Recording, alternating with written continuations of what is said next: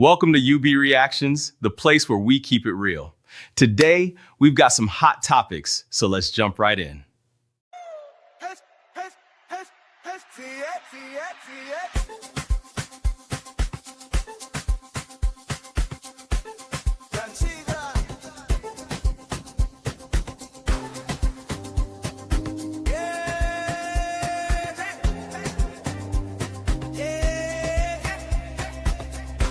UBMC, we rise. Learn the skills that we grow online. Uncle Beno show the way we shine. Create your dream, build your life. UBMC, it's our time. UBMC, it's our time. UBMC, it's our time. UBMC, it's our time.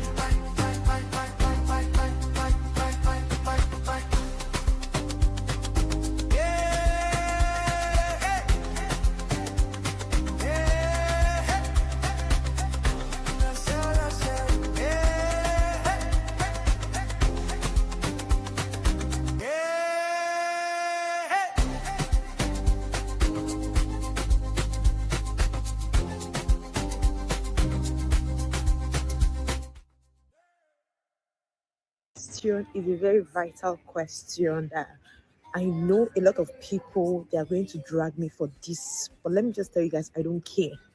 I don't care. Someone just has to say it. He asked, why are we Nigerians finding it difficult to get a job? You know, when I tell people that there are jobs in Qatar, like, okay, compared to years back, it's quite limited. Like 3 years ago, there is job everywhere. But even with the jobs that are available, they are not willing. They are not willing to take Nigerians. Why?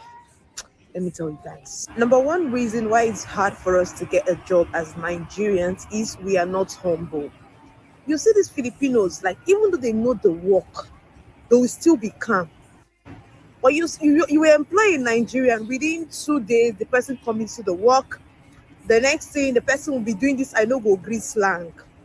We need to calm down because we are in a different country, culture. Everything is just different. It's not like back home that if you do anything, I understand what you're doing. But these people, even with our voice, when we're talking, they feel that we are aggressive. Even though you know the job, be calm, understand your environment. The second reason why it's very hard for Nigerians to get a job is our predecessors. There are some companies that have hired Nigerians before, and those people, maybe they did not complete their contract, they got what they needed from the company, and the next thing, they left the company without giving them notice, or maybe they created chaos in that company. Those companies, they would never want to like employ in Nigeria. There's a particular company I call the Qatar. They are really, really looking for people. They are hiring. But when I ask them, what about Nigerians? Because I have some people who are capable to do this job. They were very blunt. They said no. And this sector, they are really in need of workers. So you all can see that we are the ones spoiling things for ourselves. I wonder that even we Nigerians, when we even have our contracts, we prefer to go and call other nationalities to work for us. Do you know why? Greed. You bring your brother to the table that come and work here. Come, at least be getting money here.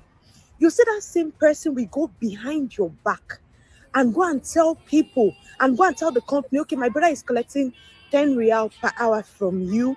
Me, I'm also going to supply people to you. I'll be collecting 7 real. Is it nice? Is it fair? And we are here complaining that Nigerians are not getting jobs. There are Nigerians that has company here. But because of previous experiences, they've refused to hire their fellow Nigerians. Even there are some Nigerians that might even be in your room. You will never know that they have companies. Because we have actually spoken them for ourselves, not only in Qatar alone, but for our fellow brothers.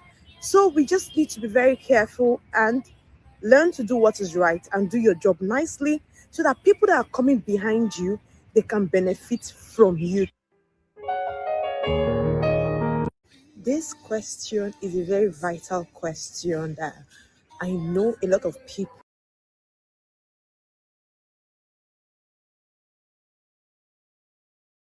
Immigrating to Canada is very glamorized to potential. How different is work in Canada compared to work in Nigeria? Canada doesn't program you to work and enjoy your work. Have you faced any sort of discrimination? Don't come to Canada if you're stable back home. It's not worth it. Immigrating to Canada is very glamorized to potential immigrants in third world countries. They dangle the dream of becoming a citizen one day. And while there are a lot of benefits, the Canadian economy seems to be heavily burdened with all these people coming in. As an immigrant myself, I can see the crisis in housing, delays in immigration, and a weak job market. So today I share an interview with you of a Nigerian immigrant brother who is facing some of the common struggles we experience as a foreign worker. What is your name? Peter is my name. And what do you do in Canada? Well, I'm a research student. I'm a master's student in University of Saskatoon. And I'm also a medical doctor back home in Nigeria. Even though presently in Canada, I'm trying to have an assessment of all my credentials so that I can practice in Canada. How different is work in Canada compared to work in Nigeria? Well, two sides. In Nigeria, we are more culturally oriented. So, for example, a client walked into my clinic. There's tendency for me to ask, how are you? What did you eat yesterday? And usually there's no time limit. You want a person to talk. But here in Canada, a client walks into your place. Everything is timed. Canada is more regimented. You get to your place of work, you already have your schedule. You see task shift duty. Do this, do this, do this. Done, not done. Why? The dollar you're getting, you have to work for it. Do you understand? So there's no sitting down, no loitering around, nothing. You just have to do it. So it kind of make you feel on edge. So Canada makes you feel like you're working for your money. Meanwhile, in Nigeria, you're working and you're enjoying your work.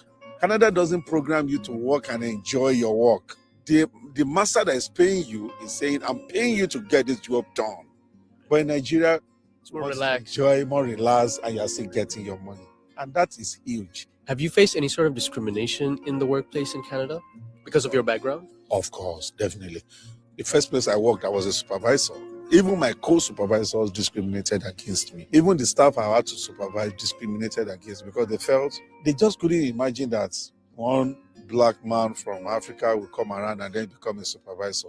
My colleague supervisor will go to the staff and will be asking, how was Peter today? Did he perform? So that was quite huge. I felt it, That's unfortunate. unfortunately. So I had to take it up with the management. I said, no, that's wrong. If you had to give any advice to someone in Nigeria who wants to come to work in Canada, what would you tell them? No, don't come to Canada if you're stable back home. It's not worth it. It's just a fleece. It's a mirage. And that's the truth. Some of us are here because we've decided to come. For example, coming to Canada as a consultant psychiatrist, I had my hospital, I had the money, I had my driver, I had everything working. I had 3 vehicles. I had built a house and I was living in a duplex. But why did I come? Some of us, we looked at it and we said, you know what? For the sake of my children. So did you come to Canada mainly for your kids? 2 things. I wanted the international community to benefit from my wealth of knowledge. I also benefit from them and use it to build Africa. And at the same time, Canada is rewarding me with citizenship that my children will benefit from. How do the salaries differ in Canada compared to Nigeria? Salaries in Nigeria is better, you understand? Because I can be making an equivalent of $1,000 in Nigerian naira. The amount that I'm going to spend out of that $1,000 to get my house, rent, everything, may just be about 300 or 400. I have opportunity to save like 500 from my salary. But you can't try that here in Canada. Your rent You takes... know what I mean? It's not even enough. You have to cut your coat according to your clothes in Canada. Because your rent, many things are competing. So it's like they give and they take. The system will take it away from you, from parking lots, from the toll gate, from bills, from charges, everything, bus pass, they will take your money. It comes and it goes fast. You can save more back in Nigeria. You Really? get 1,000, you can, if you are not a extravagant person, you save half of your salary. That's good to know. I didn't know that. Do you have any regrets coming to Canada? At the beginning, I had a regret. But the reason why my regrets were very limited was because I knew what I was going into. I knew it was going to be, there were going to be challenges. But, the unemployment rate, the housing, the discriminations, sometimes you don't prepare for some of these things. Even if you knew theoretically that you're going to face them, when they hit you, then you know that it's real. At those moments, I had my regrets. But I just discovered that as you ease into the system, as you get acclimatized, you just begin to you understand the system for what it is. There are a lot of systemic discrimination that you won't see it as a form of discrimination because it's already systematized. It's already part of the system. They won't put it to your face. We call it systemic discrimination. It's quite huge, but it's hidden under laws, organizational rules, and code. But you will know that it's deeply hidden. But they won't put it and shove it to your face and say, oh, you have been discriminated upon. They'll tell you we are against color, we are against discrimination, we are against bullying and harassment, but it is systemic. So those things you regret. But by and large, when you look at the brighter future, the knowledge you are getting, so for that, I give it to them. Brother, you are amazing. You're amazing. Give me a hug. How different? All right. Welcome, everybody. Welcome, everybody. How you doing? Mic check. Please drop a 1 if you can hear me, my sisters and brothers. Drop a 1 if you can hear me. I see my own sister Sue of the Most High. You're welcome. Sister Didi. Wow. Which miracle we performed that you showed up today, Sister Didi? Yinku's Pepe. Sister Yinka, how you doing, my lovely sister? Bill Bakay. You're welcome, everybody. Okay, do me a favor, hit the like. I see we got 12 people watching already. Can you please help me get the likes to 12? Yeah, that is the only way you can motivate me right now, or you will pay my ticket to Bora Bora. If you are not hitting the like, come and sponsor my tickets to Bora Bora. We have 9 likes so far. Let's get the likes up. This is a very important topic. I'm not expecting a lot of people to show up for this because, of course, it's not gossip. It's not getting involved in other people's business. So definitely a lot of people will not show up. But one beautiful thing about this type of content is we call them green content. They are green content because when you produce them and you leave them on YouTube, people who desire the information, they will search for it and they will watch it. So thank you, everybody. Just a quick reminder, this is a continuation of what we got going on yesterday. Welcome, Abby, our baby of the house. You're welcome. My own Misty, Misty, my own special barrister. I don't even know how they say we should call Misty now. Esquire. Yeah, Misty in the building. And of course, Sister Debbie, how you doing today, my lovely sister? You're welcome. All right, so we're going to continue the part 2 of our ongoing series, JAPA Stories. Like I said yesterday, our intention for doing this is to help people understand that living abroad is not like a death sentence, and living abroad is not a ticket to suffering like some content creators make it to seems to be. It's not a ticket to suffering. And people are having the argument, people like DF, they were like, hey, living in Nigeria is better than living abroad. Living in Africa is better than living abroad. Well, the truth of the matter is we're not going to live in the same place. Why some people can live in Africa and be super successful, have a fantastic life. Others live abroad and they are also living their dream life. And at the same time, there are people who live abroad who are truly suffering, and there are people who live back in Africa that, they are wallowing in poverty. So it's not like one narrative fits all. It's all different. But for us over here, our goal is to describe our experiences so that those who just migrated abroad and those who still want to come, or those who are not even traveling, but they don't really understand what's going on abroad, they can learn from our stories. Because as for me, I do believe in going to the source. Yeah, if I want to find out anything, I like to go and ask people who have first-hand experience, and that is why we are sharing our story. So if you're just coming, please hit the like. Don't be a stranger. Join us on this episode. I see Uncle Patrick in the building. Welcome, Uncle Patrick. Welcome, sir. So today we are continuing with the part 2, and today we want to focus on navigating. I don't even see that spelling is not right. Navigating employment and career abroad. So I'm gonna fix that anyway. So today we are looking at navigating employment and career abroad. What are your experiences when it comes to job hunting abroad?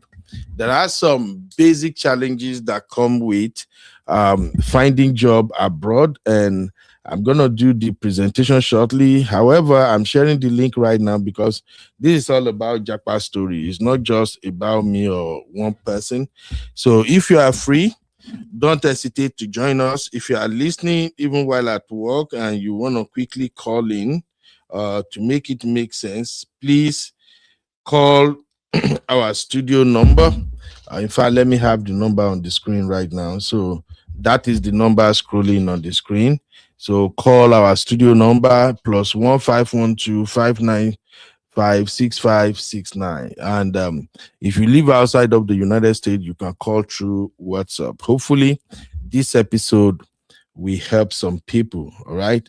Okay, let's go into today's show proper. Yeah, where is my favorite Uncle break? Welcome to UB Reactions, the place where we keep it real. Today, we've got some hot topics, so let's jump right in. I am UB, your favorite Gen Z uncle, and this is my take. All right.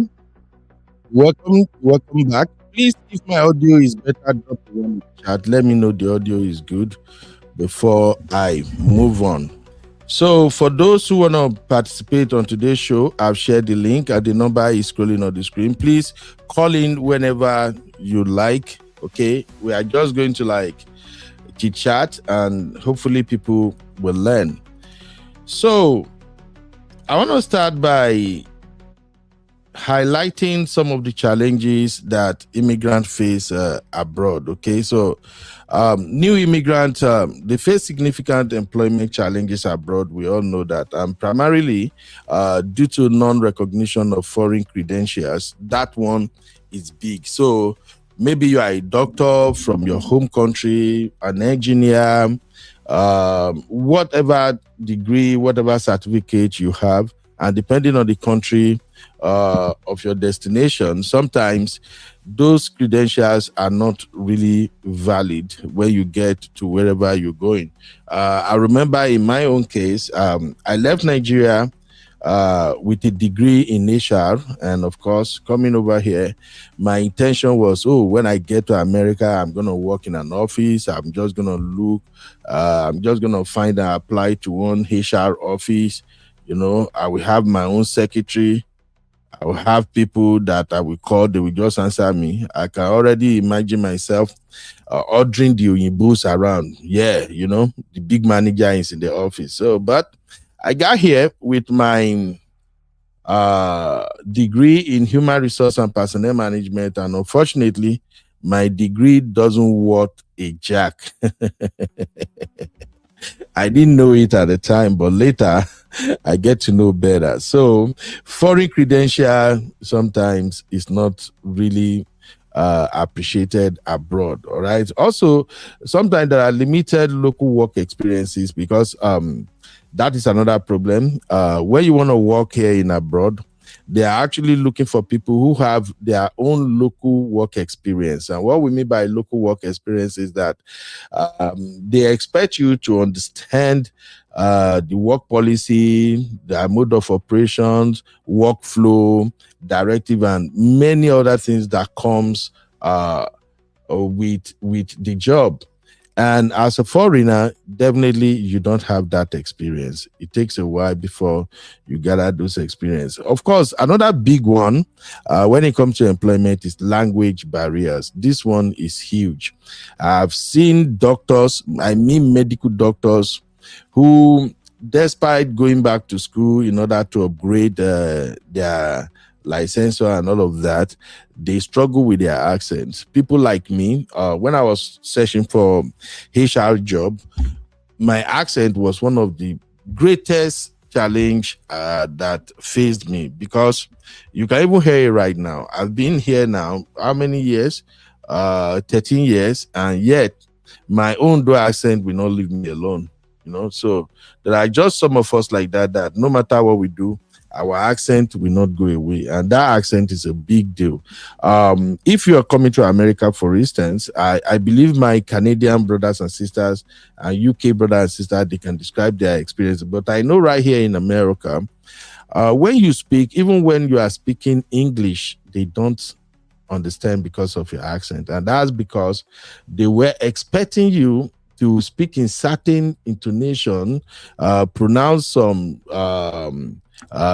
terms. It's just a mess. Now there are people who migrated abroad and they blended easily. Of course, if you attend maybe private school in Nigeria, there are some schools in Nigeria, for instance, where English is a big deal for them.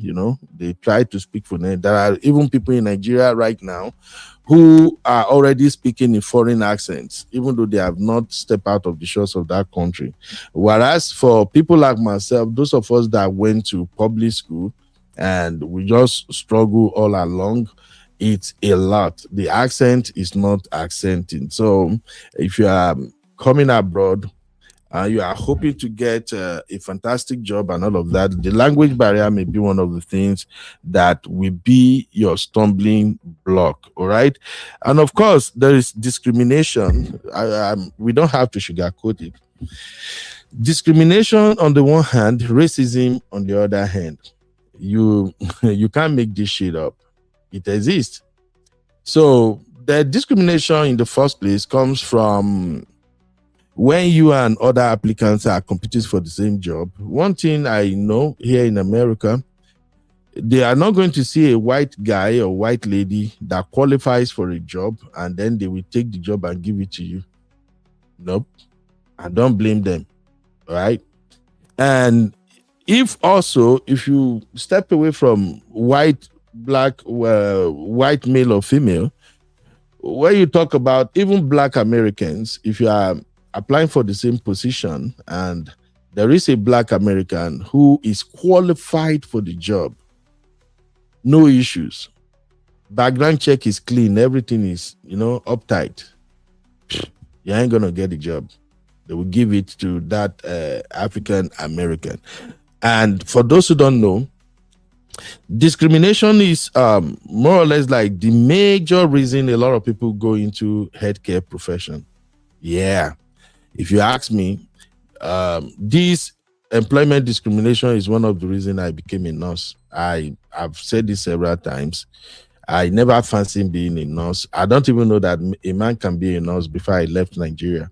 Because back in Nigeria, when we talk about nurses, the image that comes to mind is a female wearing white with their paper hat they have on. Those are the people we think they were nurses. So it was when I got here, I saw a lot of Nigerians, other Africans who are nurses, both male and female. And because of this discriminatory employment environment, I just decided that, you know what, let me go and do nursing. And then I kind of examined where I found myself, and I discovered that when it comes to ease of employment, the health profession really don't discriminate that much. They are always looking for staff. And especially if you are a nurse, there's always going to be job for you. Now, going for nursing, however, is another huge mistake a lot of people make. If you are going for nursing and you don't have a backup plan, you might become a slave for life. Yeah, you might become a slave to your license. Nursing, we make it look so easy, but it's not easy. One mistake, your license may disappear just like that. You may even catch a lawsuit if you don't take time.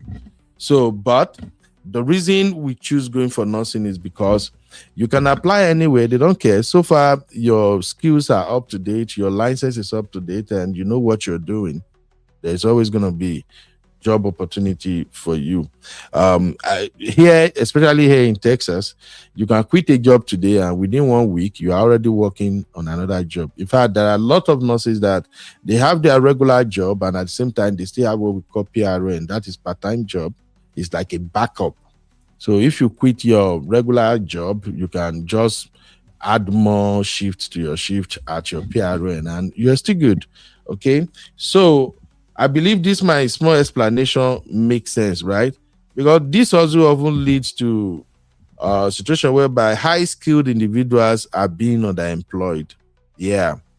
A lot of high skilled. I think our sister Bimpe was even talking about that yesterday, that she applied for a job and apparently it seems like she overqualified for the job. It did happen. It did happen, you know. So many immigrants find themselves in jobs that are way below them. So they are underemployed, you know. And sometimes you have to accept low wages just for you to be employed. And suffering from a lack of professional network too is a big deal. I think Honey Babe emphasized this yesterday. Professional networking is huge. It's huge. You're gonna have to find people in your feed, find them online, find them on social media, join their groups, you know, and keep up with updates in the industry, you know. So that's it. Now, anybody who wanna help me make it make sense, I'm sharing the link. Please do not hesitate. Come and tell us what are some of the challenges you faced after relocating. How was it? And more importantly, how were you able to navigate your career advancement and hold on to a job and all of that?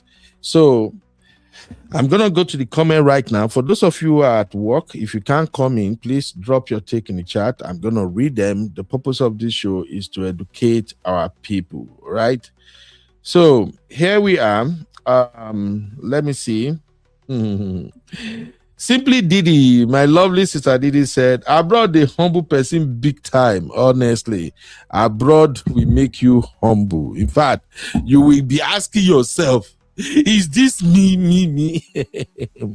In my case, when I was gonna relocate to America, I have to shut down my consultancy business in Nigeria. You know, at the time, I think I have like 3 staff working for me, like 4 self. You know, I have some people who just come around my office just to hustle and all of that, but I have to shut down the business and I have to come over here. And when I got here, hoping I was gonna get an HR job, and I waka. Let me put it like that. Like my Data Ibu or guy go talk when I did Lagos, they work for hotel. I waka. The interview, when you go for some of those job interview, they ask question and you give them answer. The Oyinbo will tell you, yeah, perfect. Oh, great. It sounds great. Then at the end of the day, they will come back and tell you, we are sorry. I think we want to move ahead with someone else. You go shock. So there's just a lot to unravel when it comes to starting out with employment. All right, my people. I got Uncle Patrick in the building. Uncle Patrick, good morning, sir. How you doing? Oh, it's already afternoon, sir. How you doing today, sir? I'm doing great. Hey, Uncle Beno. Yes, sir. Well, good introduction. You did very well. Oh, thank you, sir. Thank you. I greet everybody. Abby, Missy, Auntie Kuz, Bibake. Yeah, very good introduction, Uncle Ben.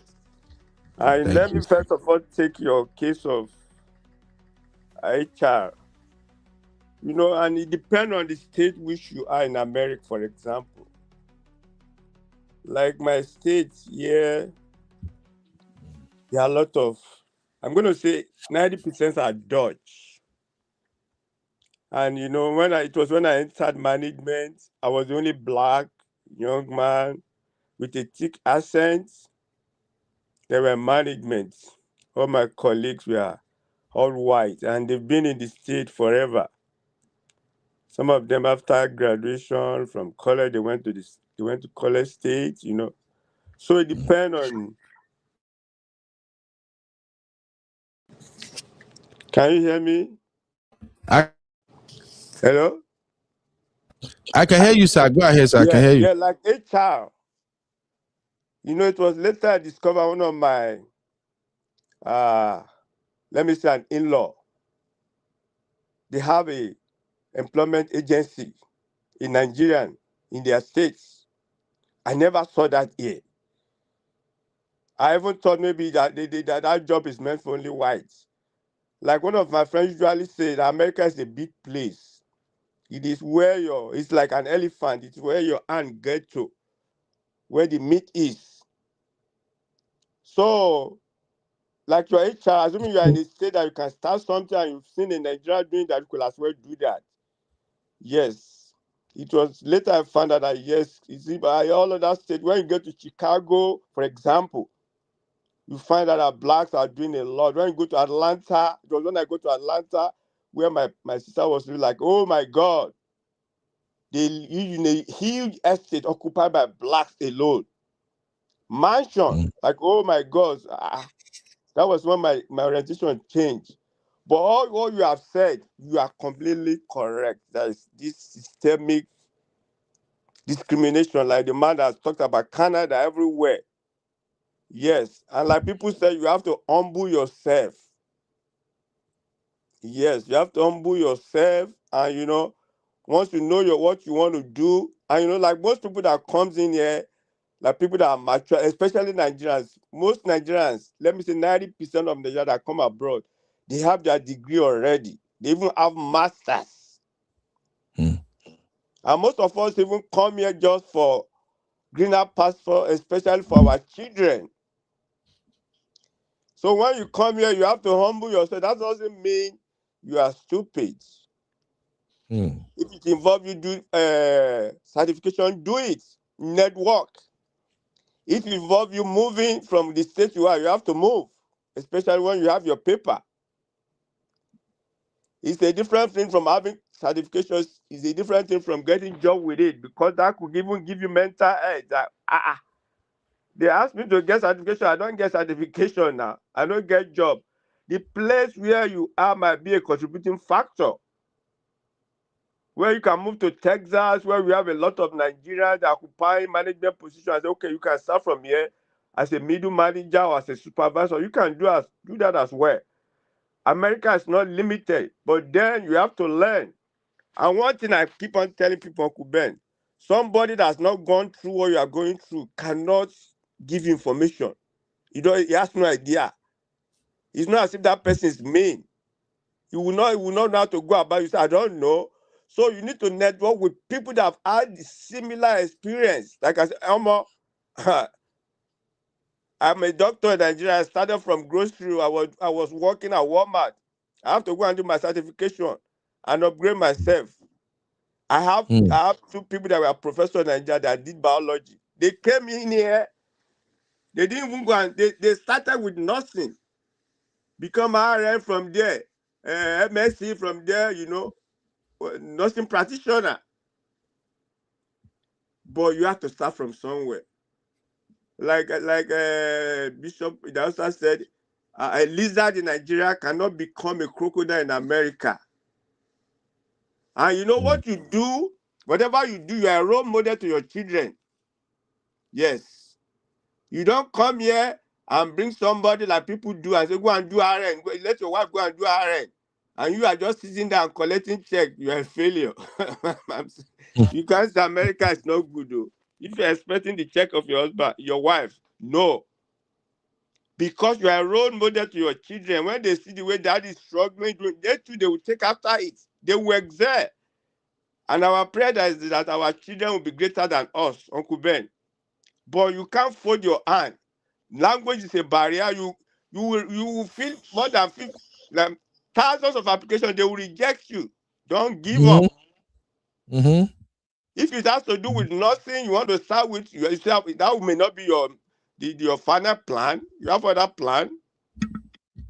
You can do it. And one thing I love in America, there is dignity in labor, Uncle Ben. Absolutely. It doesn't matter what you do inside, it doesn't concern anybody. In as long as you take in your pay and take care of your family. Uncle Ben, let me shock you. It was when I entered management that I discovered that the managers that we are working with, they do not have college degree. Some of them only went to a community college. Yep. No. It was the same company that paid for my MBA. The CEO of the company don't have an MBA. But I use the tuition reimbursement to get my MBA. So don't be naive. Some of them were just there. They came out of high school and started doing the work. I've been there for 40 years. They were Yep. promoted because of experience and because of their country. And Yeah. it's no big deal in the job because you are going to be doing the same thing all over. It's not as if you are going to go to school for the job. Once they train you, so it just get into the system. Yeah. Yes. And like you said, healthcare, doctors, those ones are. Have you seen how many doctors has a LinkedIn profile? Or no, they don't have LinkedIn profile because the job is there. So network. Yes.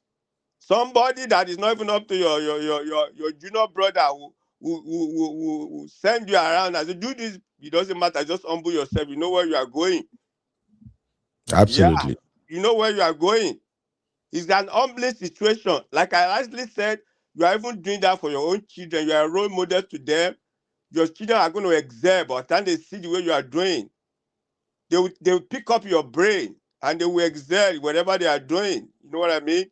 But if you sit down, you are saying America is not good, Canada is not good, UK is not good. I beg, I don't understand that one. Uncle Ben, I'm done. Thank you. Thank you, Uncle Patrick. I just have like a few questions just for education purposes. If you are going to help us make it make sense, sir. Okay. Sir. Okay. I see Sister Didi said, my first job in America was a pharmacy technician. My master's degree went out of the door.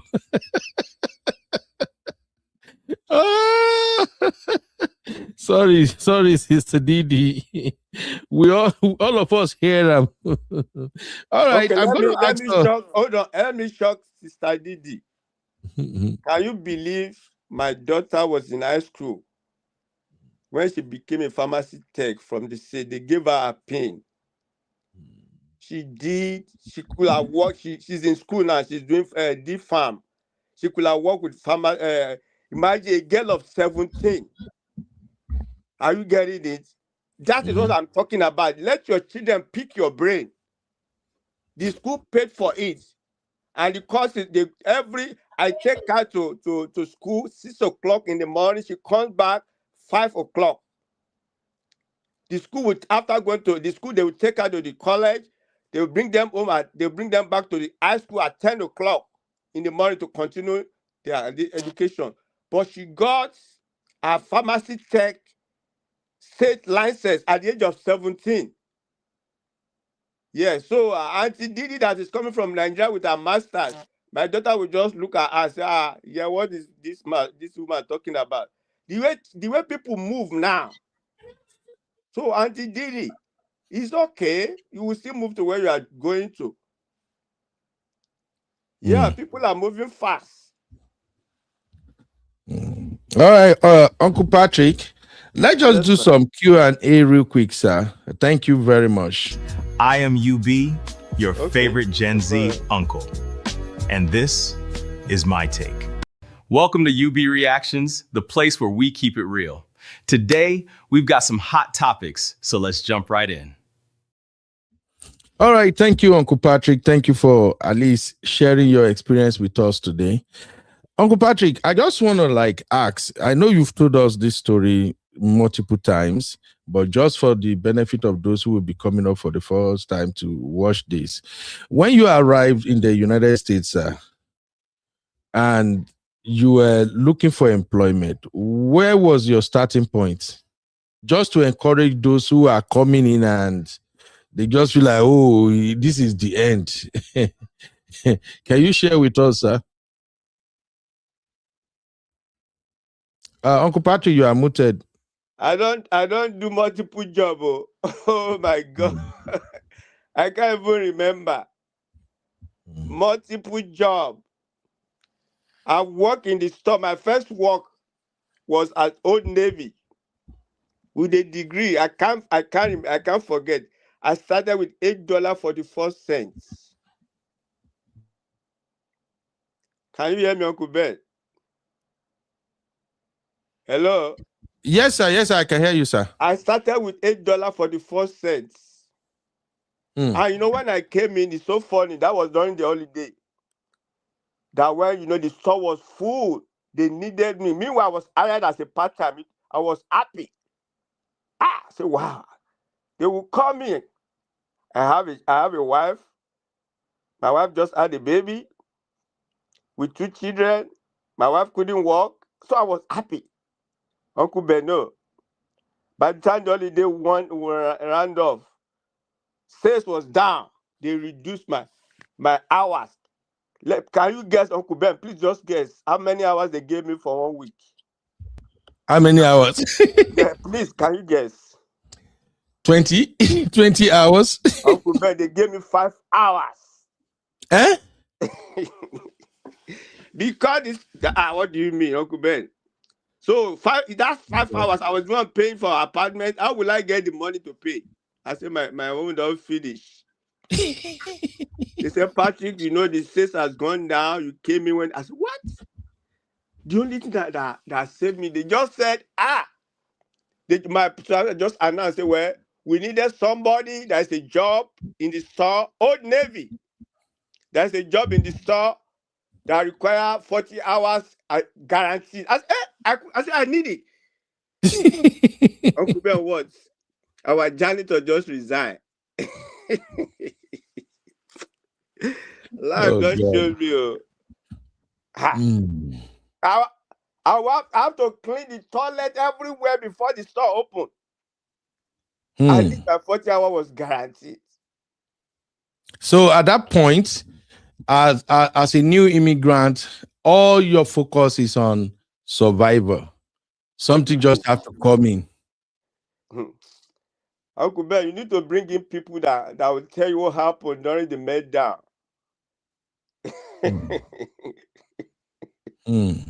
That's why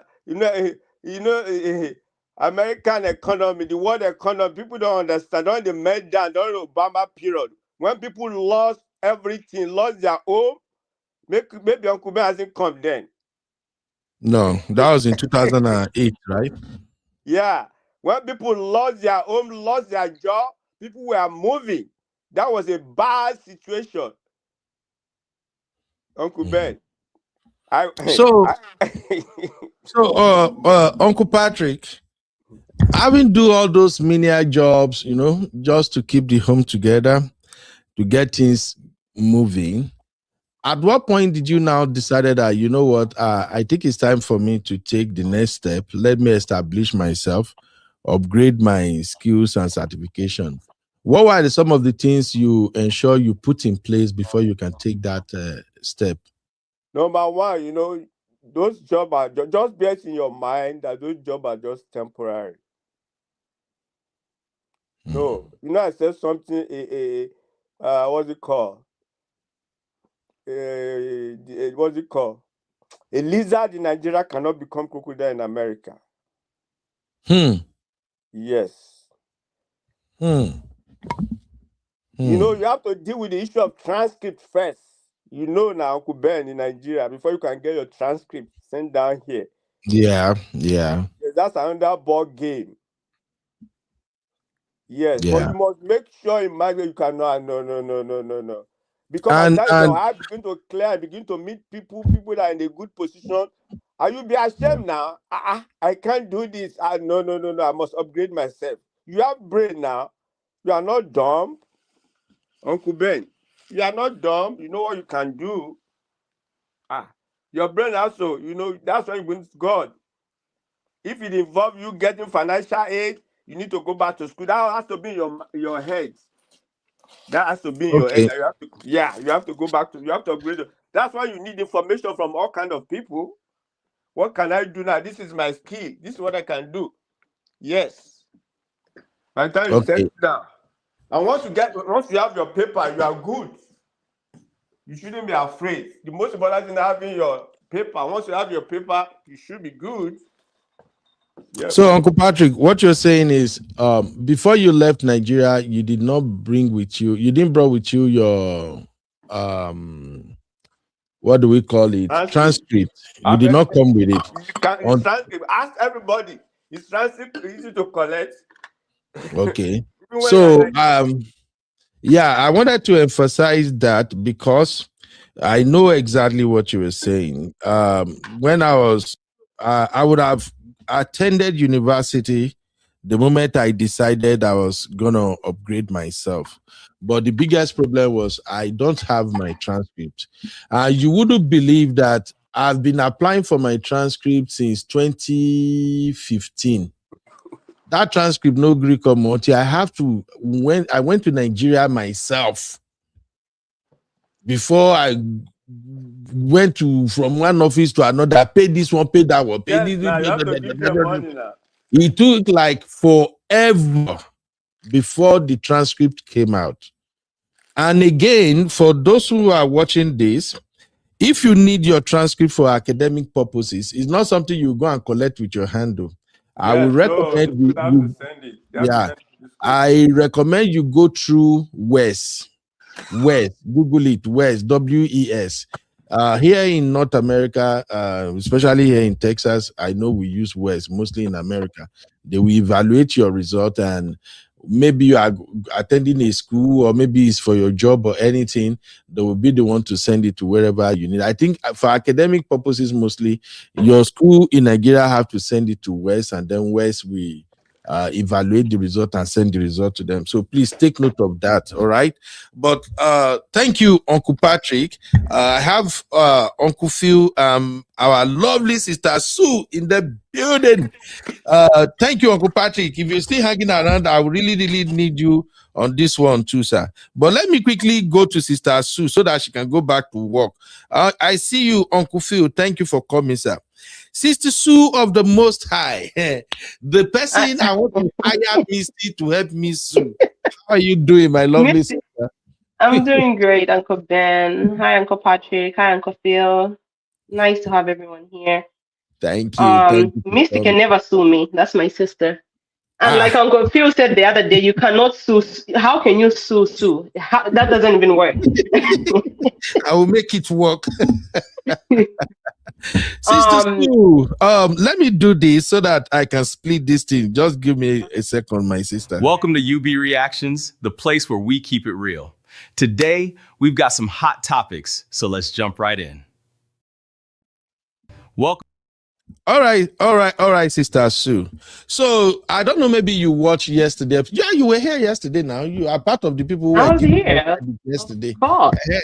So today we're trying to examine employment and career advancement abroad, how it affects immigrants. So we just want people to just share with us, because like I said yesterday, a lot of people are running with all this negative narrative that people abroad are suffering. Life is difficult for them. And for me personally, I know a lot of Africans who are balling abroad, even though we are all walking around the club, but the money the life is good. And I just want people to know that employment, looking for a job, and all these stressful or challenges that are confronting us is normal. We just have to walk around it. Do you want to help us shed light on that, Sister Sue? All right. First of all, thank you for giving me the opportunity, Uncle Ben. I want to say something. Africans were very smart. And I think when we come to the US, we come with that mentality of the bookwormer, like you study so hard and everything. But when you come to America, Americans are very creative. I mean, this is a capitalism, right? So, of course, creativity, of course, strives over here. In Africa, you're coming with that mindset of studying. You're a bookworm. You want to get this, and that. America, the difference between Africa and America is being creative. In America, they are very creative. In Africa, we are book smart. That's number one. Yeah. Mindsets. You need to change your mindset when you come to the US. So for me, when I came, of course, everyone's story is different. I came when I was very young. I just finished high school, so I was still a teenager when I came here, and my sister was already here. So I didn't have to go through the thing of paying bills and all that kind of stuff. So when I came in, I got a coffee job. My first job was at Dunkin' Donuts. And by then, my sister's Dunkin' husband. Donut? Yes, that was my first job in a coffee shop. Why are you laughing? And my sister and the husband had already filed my paperwork because they were doing their paperwork too. So they had already included me in their paperwork. So I didn't have to worry about that. I just had to wait for my paperwork to be ready. So I worked at Dunkin' Donuts. And then from there, I think I was there for a few months. My sister was like, you just have to raise money for your laptop because I was getting ready to get into school. So I went to school in Florida. That's the school I initially came for. I went to school in Florida, but the school wasn't accredited, and I hated it. It was called Pensacola Christian College. They wanted you to wear skirts and all that kind of stuff. I was like, it was a Baptist school. I was like, this happens in America. I was like, I can't deal with that. And then it wasn't accredited. And initially I went there, I was doing pre-law because I wanted to be an attorney. So I was doing pre-law, but the school wasn't accredited and the rules were just too much. So I came back to Connecticut. And then when I came back, I went back to the coffee shop where I used to work. Then there's a lady, she's Jamaican. She used to come over there. She used to get on the bus and she used to wait. So she used to come at that Dunkin' Donuts. And I would ask her, why did you work? And she was like, yeah, I do this babysitting job. I was like, do you know anybody that's looking? I think I would like that. I love kids. So then one time she came up, she was like, there's a lady that's looking for someone. You know, the daughter is 3 years old. They just need to teach her, somebody to teach her how to read and write and take her to the park. I was like, I can do that. And then they were offering, I think it was $12 an hour. And then that was 2006. And then Dunkin' Donuts, by then, the minimum wage was like $7, right? I think 2006 was like $7 in Connecticut, the minimum wage. And this lady was like, it's $12 an hour. And then I was going to start going at a community college. I was like, that's good. So I went over there. They interviewed me. The lady was from Cayman Islands, and the husband was from Bangladesh, but they all went to school here. And they were successful. So the man was a professor at Yale. Then the lady was a physical therapist, but she wasn't working then. So they just loved me when I interviewed. The kids loved me. So I started working with them. And then I started going to school. So I told my parents, I was like, they shouldn't pay for any fee. Like there was no need for them to pay. I was making $12 an hour. I wasn't paying any bills. And then by then I started at a community college. And community college it's very, very affordable. I think Sister Inka is here. She can talk about that. Even Uncle Patrick, I'm sure, knows that. Community colleges are very cheap. So, and then by then, we were waiting for our papers to be finalized. So when I went to apply at the community college, because I didn't want to pay, the whole non-resident whatever. So I wanted to get financial aid and all that. So when I went to the community college, I told them my papers were already in the system. We're just waiting. Then they were like, we just need a letter from your attorney to explain all these things. So I came back home. I told my brother-in-law. So my brother-in-law spoke to the attorney. Then the attorney kind of gave me a letter to take to school. So it explained everything, like we're just waiting for the paperwork to be finalized and all that. So that way, and thank God, so they made me pay as a Connecticut resident, which was cheap. I think a class was like $400 a credit. I can't remember. But I was making $12 an hour. So, and then I would go to school in the morning. And then in the afternoon, when I get out, my friend would drop me off at the place where I was working. So it worked out very well. So I would work Monday, Tuesday, Wednesday, Thursday, and Friday. Just take the kid to the park, teach her how to read and write. That's it. And the family was awesome. Wow. So, yeah, so that was community college is 2 years, right? So that was going on. I was paying, everything was going well. Then the lady was like, because she saw I always love to clean. She's like, we have a cleaning lady that usually comes in on Fridays. Do you just want to be cleaning? I was like, okay, that's fine. I can, which means they'll pay me whatever. I think they were paying that cleaning lady, I think $150 or $200 for just that Friday. So she added to whatever she was paying me. I was like, of course. My mother taught me better. I know how to clean. I was like, I'll clean. That's fine. It's just vacuuming and all that kind of. I was like, I'll do it. That's fine. More money in my pocket, right? I was very determined. I came with them. I wanted to be educated. That's all that I wanted. So whatever I was doing at that moment, I didn't care. I just wanted to go to school. So anyway, lo and behold, by the time I graduated at that community college, guess what? Our papers were finalized. So our papers were approved. So now I have to transfer to UConn. So now I can get financial aid because UConn, of course, was expensive. That's the University of Connecticut. So now I graduated. The papers came out. Look at how God is. God is awesome. Papers are out. I got accepted at UConn. So I was going to live on campus. So I was going to leave my job. But that family was like a family anyway. So anytime I'll come back over the weekend, sometimes if the lady and the husband, they just want to go for dinner, date night, they'll always call me. I'll stay with the kids. So that was fine. So anyways, I went to UConn. My papers were approved. So now I was able to apply for financial aid at UConn. Went to UConn, I did economics there. So I did 2 years at a community college, then finished the other 2 years at the University of Connecticut. And then I wanted to go to law school, but it was in my last year when I think we had to write like a 20 to 30 page paper for your last whatever. And I just did not enjoy that. I was like, you know what?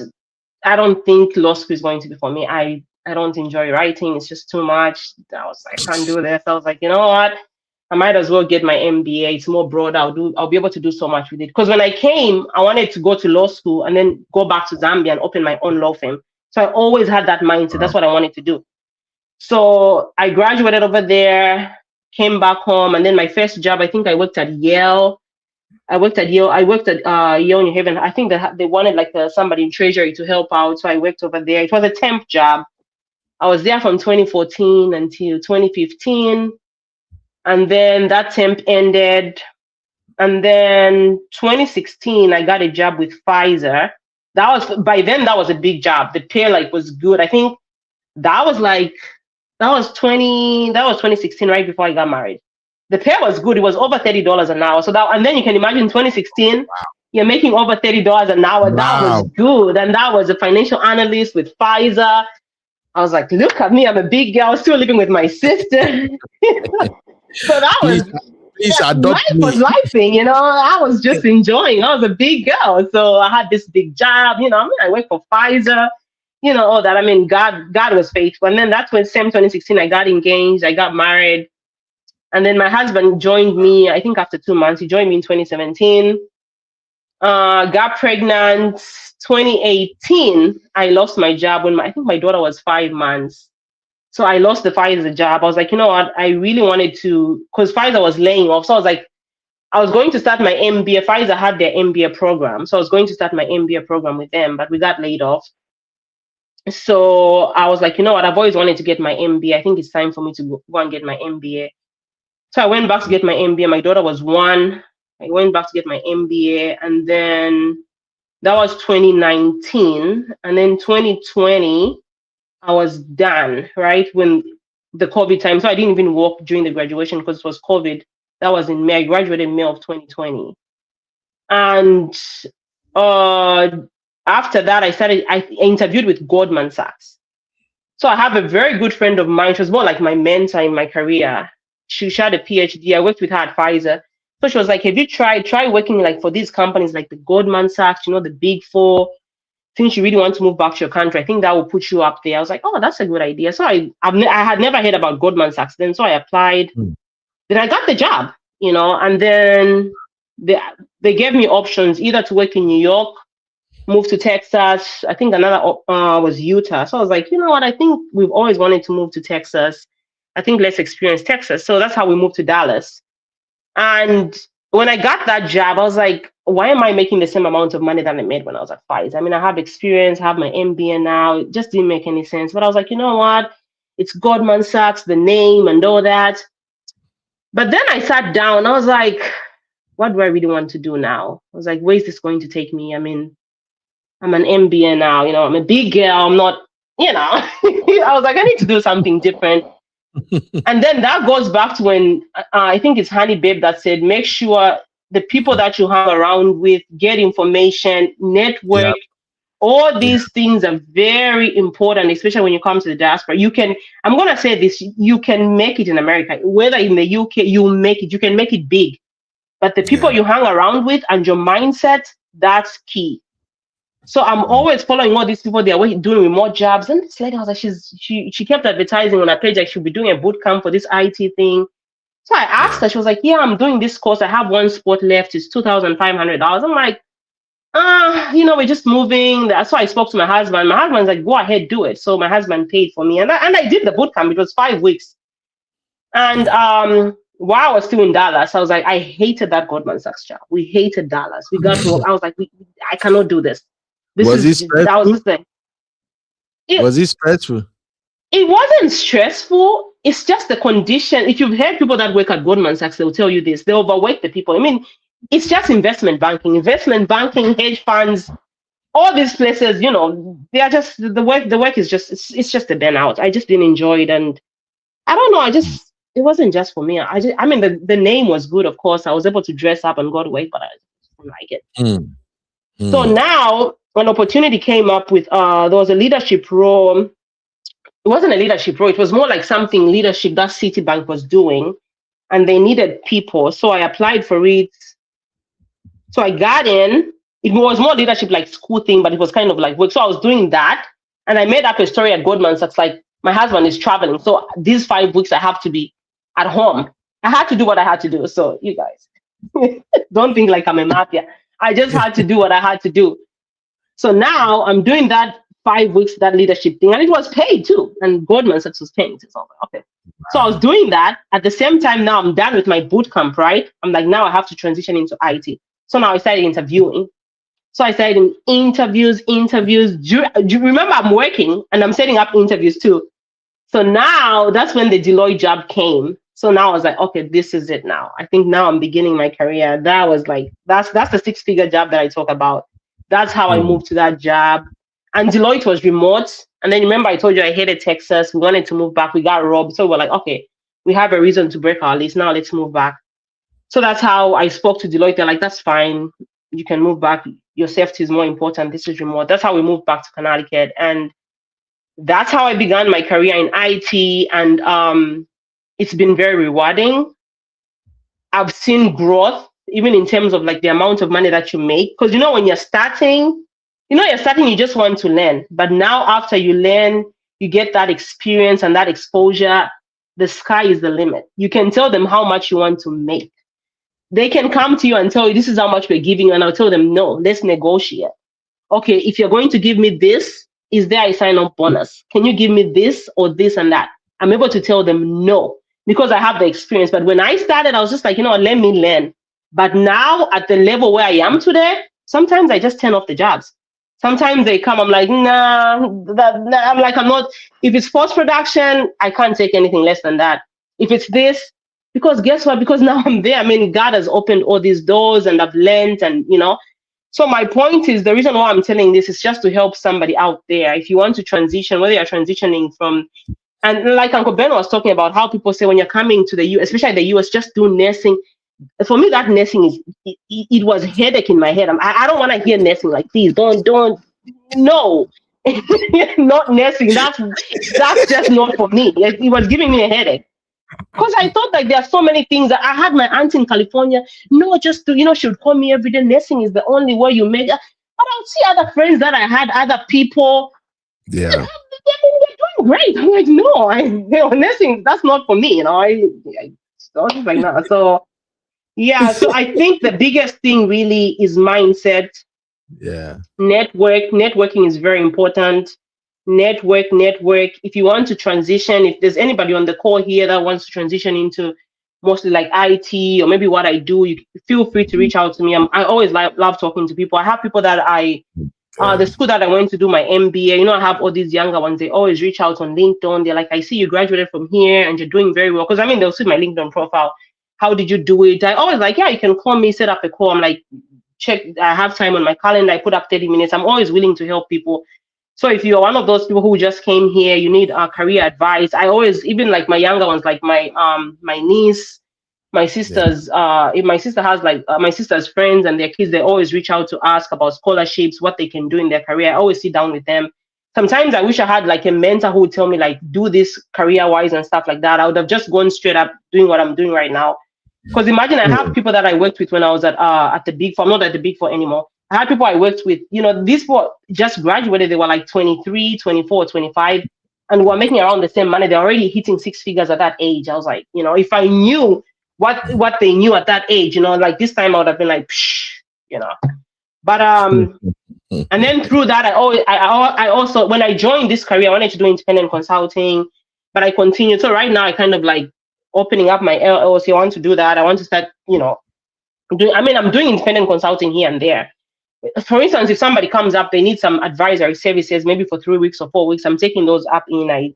I did my first one, which I just finished. I'm trying to work on another one, see if I get it. It's extra money out there. Like, there are always ways you can make extra money. Like, Yeah. when you're in America, honestly, you can make it. I will say this: you can make it. I have friends that are even doing multiple things. They're just really making. Sometimes we get on calls, we just talk and laugh and looking at where we're coming from. You can make it. So number one thing, mindset is a big thing. Network. Yeah. Number two, network. If you even see somebody, most of my friends are Nigerians. The stuff that I'm doing today, I learned it from Nigeria. That's why I love my Nigerian people. I love you guys so much. I love you.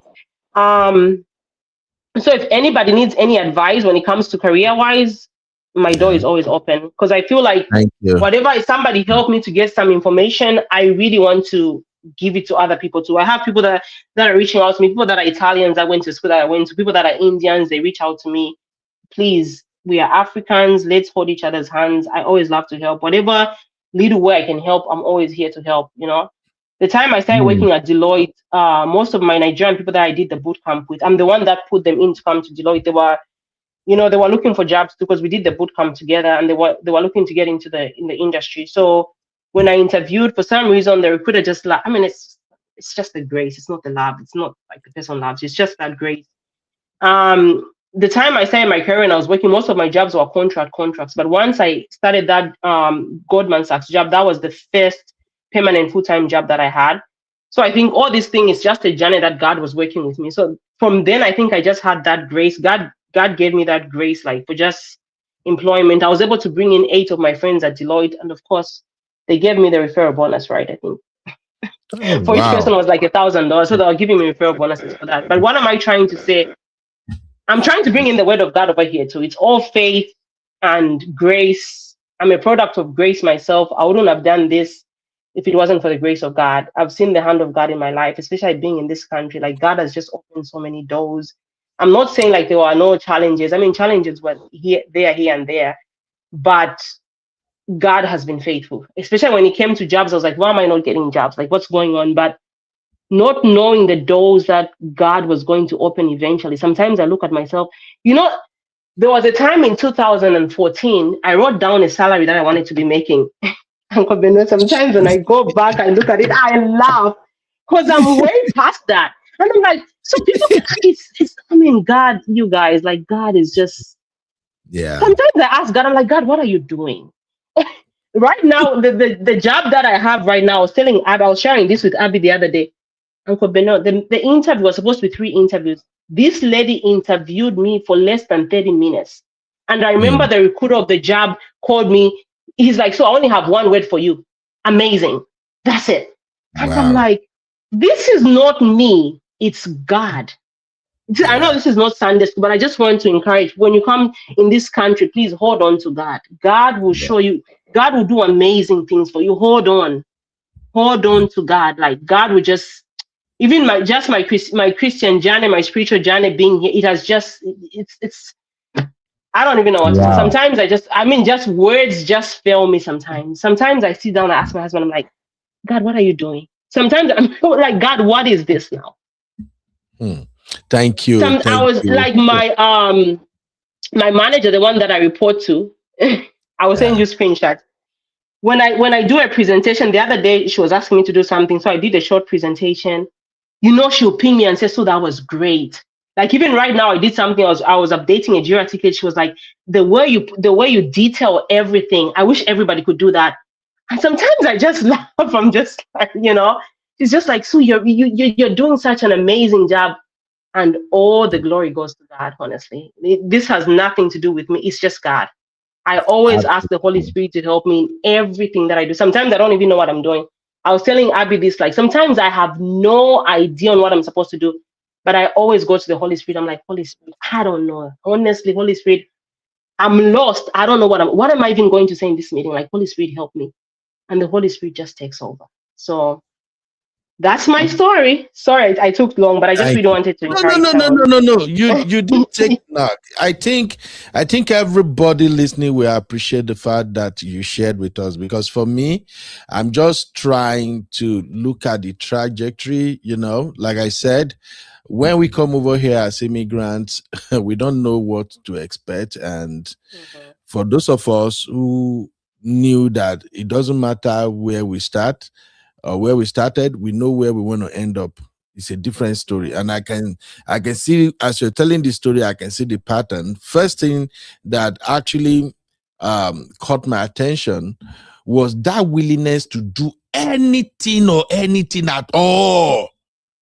You have Just to make sure you get the education you wanted. That's one thing I love the most.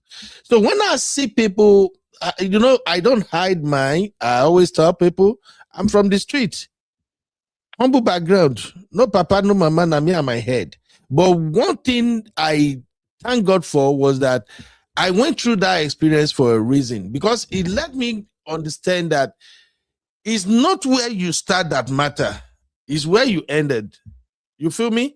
So if you focus on the goal you want to achieve, then you know that whatever you are doing now is nothing. It's just a way of boosting you towards achieving that goal. So I enjoy the story. The way you tell it is so encouraging. It's fascinating. And if they leave me alone, say I go ask you tons of questions. But one question that I want to ask, because of the purpose of today's episode, is how were you self-motivated?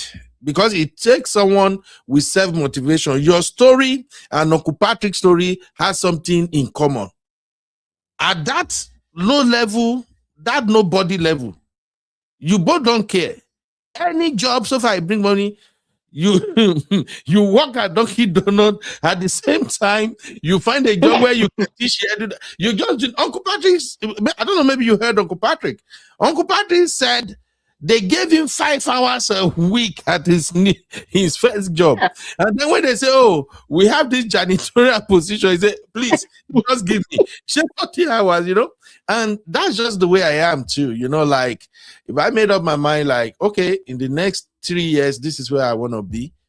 Then whatever is happening now, I see it as the sacrifice. I see them as stepping stone to get it. So how were you able to self-motivate yourself as a young lady? Because from your story, it's not like you came here with a husband. You are a young girl, fresh, come here. I was a teenager, exactly. You see, so when you are supposed to be shaking bum, like a lot of new female immigrants now want to do, shaky bum, rubbing your pancake, your eyebrow, everything.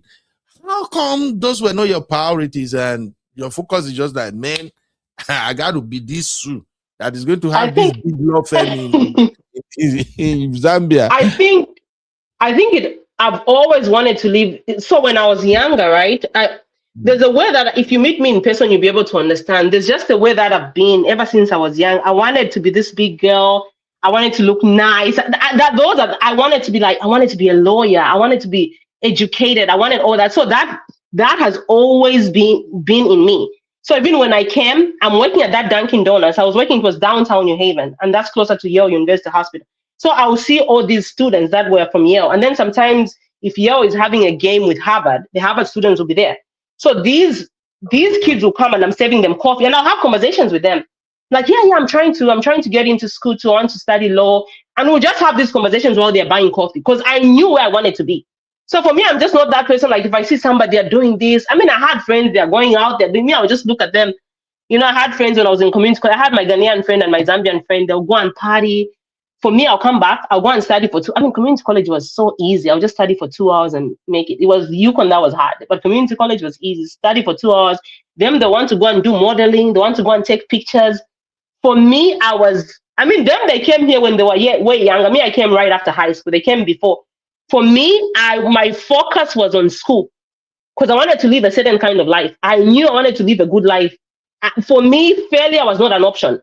If I get a B, I'll have a headache. I'm at a community college getting a B. That's not possible. I was like, nah. My father taught me better. My dad was a chief accountant. My dad was a very smart man. I came from a good family. We're middle class. I went to private school. So I know the family that I came from. I know the way we lived.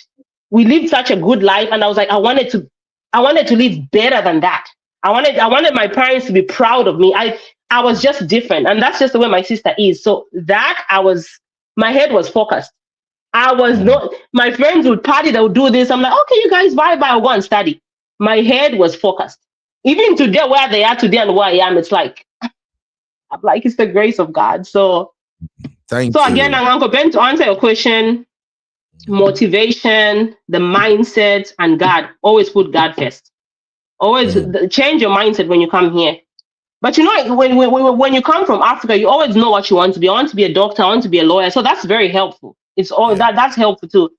You know, yeah. But also the people you're surrounded with, the people that you're surrounded with matter a lot too. Sometimes you have to be picky. Sometimes you have to be picky. I'm sorry, but sometimes I'm one picky person. Sometimes I'm laughing. I love everybody, but sometimes when I want something, I gotta live a certain kind of life. So I gotta do what I gotta do. Thank you, Sister Sue. I actually thank God that we are doing this series and people are getting to learn from it. I think maybe by tomorrow we will explore how Africans in diaspora, a lot of successful African in diaspora, how they were able to manage relationship, because I was going to explore that with Sister Sue, but I'm like, okay, let's hold on. Today is just employment and career. Uncle Ben wants to have more of me again. You are coming back. You know, Everybody, I have my pin now. I'll send you an invoice. Again? Why is everybody sending my services are not free. I'm a consultant. Remember that. So I know the charges. I charge hourly. So please, and I'm not cheap. And I'm not cheap. Please, I'm just letting you know I am not cheap. So I will give you Don Pedro. I will give you Don Pedro. No, that won't work. Thank you, my lovely Sister Sue. All right, you're welcome. All right, bye everyone. Thank you. Bye, Baba. Oh my God. Oh, Sister Sue is always motivating. It's always really, really good to listen to her. And she's always like 100% vulnerable and honest. Thank you, Sister Sue. Okay, Uncle Phil was here yesterday. I see Abby in the building too. Uncle Phil, in fact, Uncle Phil helped us trial yesterday. Uncle Ben, won't you welcome me? So what? Won't you welcome me? Ladies and gentlemen, join me to welcome the one and only troublemaker, sweet, beautiful, cute baby girl in the house. The blood pressure raiser, Abby. Clack it.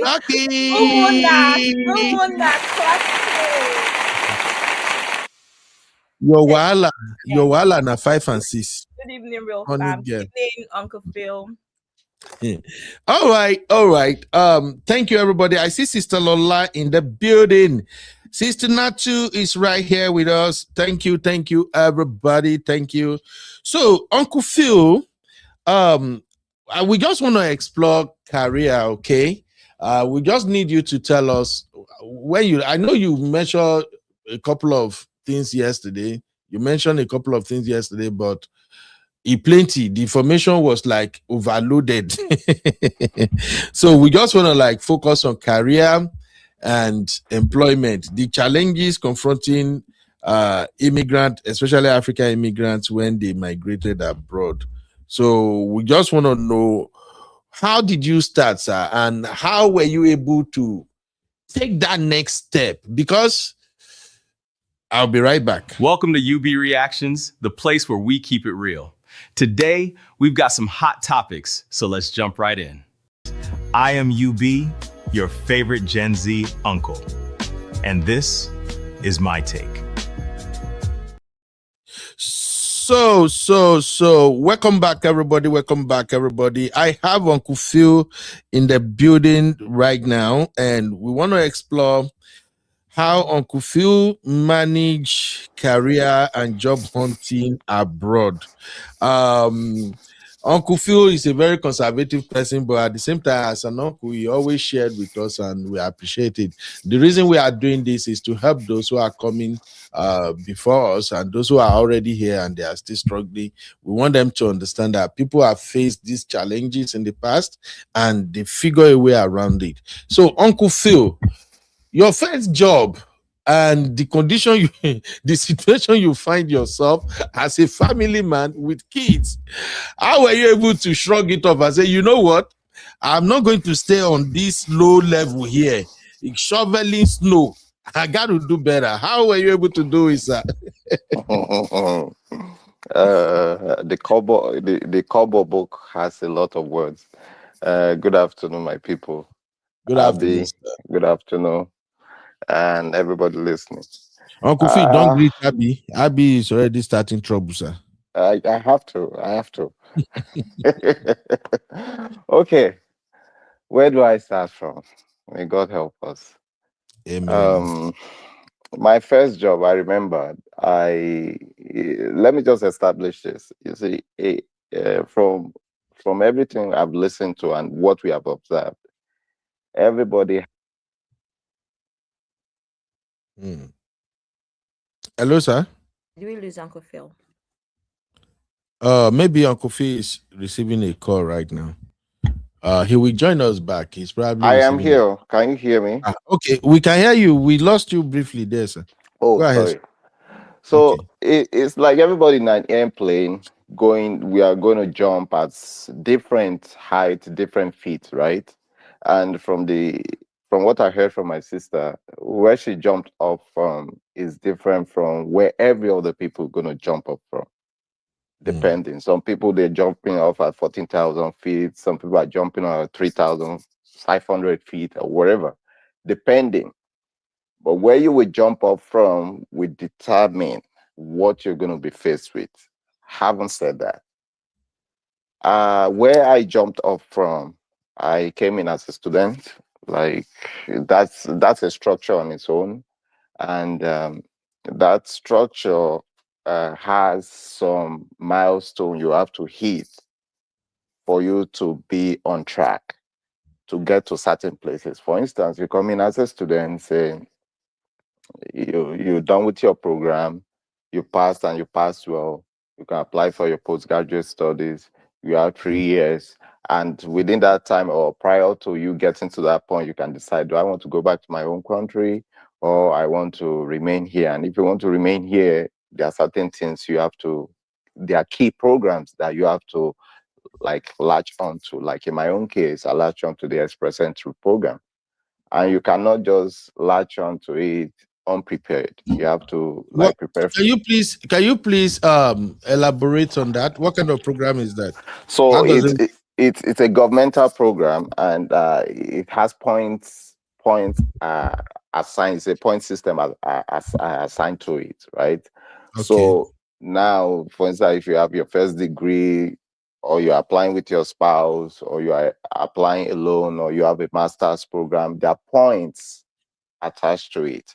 And the government they invite people, they give at a point in time, they give a certain point, okay, people within this point, let's give them an invitation to apply and all that. So if you have like maybe your master's, that gives you an edge. If your age is not way up high there, you also have an edge. You know, all these things ties together. And sometimes your wife can be a primary applicant, or you can be primary applicant, or whatever. It's a combination of a lot of things. So why am I saying this? I'm saying this because people just think JAPA is just get your visa, come to go wherever you go into, and everybody just go through one tunnel. No, it is that it's a channel that is funneled, is hydra-headed into different direction, but the goal is always the same. Okay, so where did I start from? I was in school, and at the time you can work, I believe it's 24 hours now, but at the time it was 20 hours per week. At the time when I was in school, but you still you must be in a program to be able to do that according to your study visa. So I got a job with one of the telcos, one of the giant telcos here, as a call center agent. I don't know if they call it sometimes customer service agent or whatever, but call center agent, people calling with their complaints or whatever, what they have to rectify and all that. Then don't forget, I'm this heavy accented guy coming from Nigeria and working in call center. I have to speak to people. I don't know if you can hear me on your end. You have to speak to people who calling. Hello, is anybody there? We can't hear you, sir. Yeah, we can Okay. hear you, sir. Okay. Now, just imagine that people calling in and they're like, "Oh no, what are you saying? I would like to speak to real person." I mean, like you can feel it right there and there that you don't belong there. That's one shocker. Uncle I, Phil, I don't know if you are. you are AI. So you are an AI, sir. So now, I mean, you can tell in a subtle way that these people they don't enjoy speaking to you because of your accent at the time. So I don't know if now I'm different, but at the time it was horrible. Like I, for the most part, and some of my colleagues who were hired like from my school at the time, we had the same complaint. Like when a call comes in on your log, you are so you are so afraid to pick up. It was that bad. And sometimes we get people who call in who are from back home, you can tell from when they begin to talk and all that. They will be one of your best calls because they monitor these calls and they have these, hub meetings and all that. They discuss who did well, who did not do well, and all that. They have some metrics you have to meet and all that. So it was becoming very stressful. On top of the fact that you have school pressure, assignments chasing you. The school here is totally different from school back home. Oh man, they will drill you through your nose. You have assignment loaded, you have due date, I I was so pressured, plus work, because I have to keep the family running. And at the time, my family had not even joined me. I was just doing the work just to be able to pay for my grocery and rent, right? And I was lucky because back home, I've done well. That's another story. I've been Glasgow's back home. I was able to pay my school fee, all all my tuition. I paid it before even leaving my back home. I paid everything, so that pressure wasn't there, and I thank God for that. But on top of that, too, even with just house rent and feeding, it was a lot of pressure for me, for school and for work. So I did that for a while. Then, thank God I graduated. Then I had to leave the place. Why? Because it was just too much. I couldn't take it. And a lot of people were just living in their droves at the time. So then I had to do my internship. So I left that place. I came to Toronto. And, well, I don't know anybody in Toronto when I was coming, but I heard people just, I mean, like, colleagues and some of my flatmates at the time. Oh, we're going to Toronto and all that. We have to do our internship. Okay, I just packed my bags. I just joined. I didn't know where I was going. But one of them that had gone earlier before me was my next room neighbor. So I had communicated with him. He said, okay, I can come and all that. We start together and all that, blah, blah, blah. Not knowing that he too was squatting in Toronto, right? So on touchdown, I got to Toronto. I saw him with his bag by the curb. What's going on here? Oh, I've been I've been Uncle kicked Phil, out. Uncle Phil, Uncle Phil, you know you have a way of being funny, sir. You said he was 40 in Toronto. Oh my God. Yeah, he was like, but the curb, what's going on here? I'm coming here to be with you. I mean, to manage with you. He said, no, he's been kicked out from where he was squatting. I said, okay, a squatter trying to squat, another person wants to squat. Now both of them are out on the streets. So I was, oh my God, how am I going to go? And I need that to complete my program. I need that internship to complete my program at the time. And without that, you can't apply for a postgraduate work permit for another extended stay. So I was like, okay, what do we do from here? So we're just at that junction, like, having that conversation, about 4 or 5 of us. And there was one other guy just standing by. He was just listening to our conversation. So he was like, so it took interest in me. It was like, so you're here to do your internship and all that. I said, I have not even found the internship, but I have to be on ground. And Toronto to where my school was is about, if I estimated well, about 3 hours drive or 4 hours thereabout. So there's no going back. So it was like, okay, if we have to, is it to sleep and wake and all that? I said, no problem, let's go. I didn't know this guy from nowhere, but obviously he's from Nigeria. So I followed him. I was dragging my bag. I was like, okay, at least this is another stepping stone. Little progress like that. I followed him. I got to his room. His room was as small as my room was where I was living in my school environment. His room was very, very small. Because if he comes down from his bed and I'm sleeping late into the morning, he will be stepping on me. That's how small his bed was. I mean, his room was. So I'll allow him to go on his bed. It's not a double bunk, just regular. I will have my, what do we call it now? What do you call that blanket that you can wear on your body? Like, what do you call it? It's a camp In, mattress?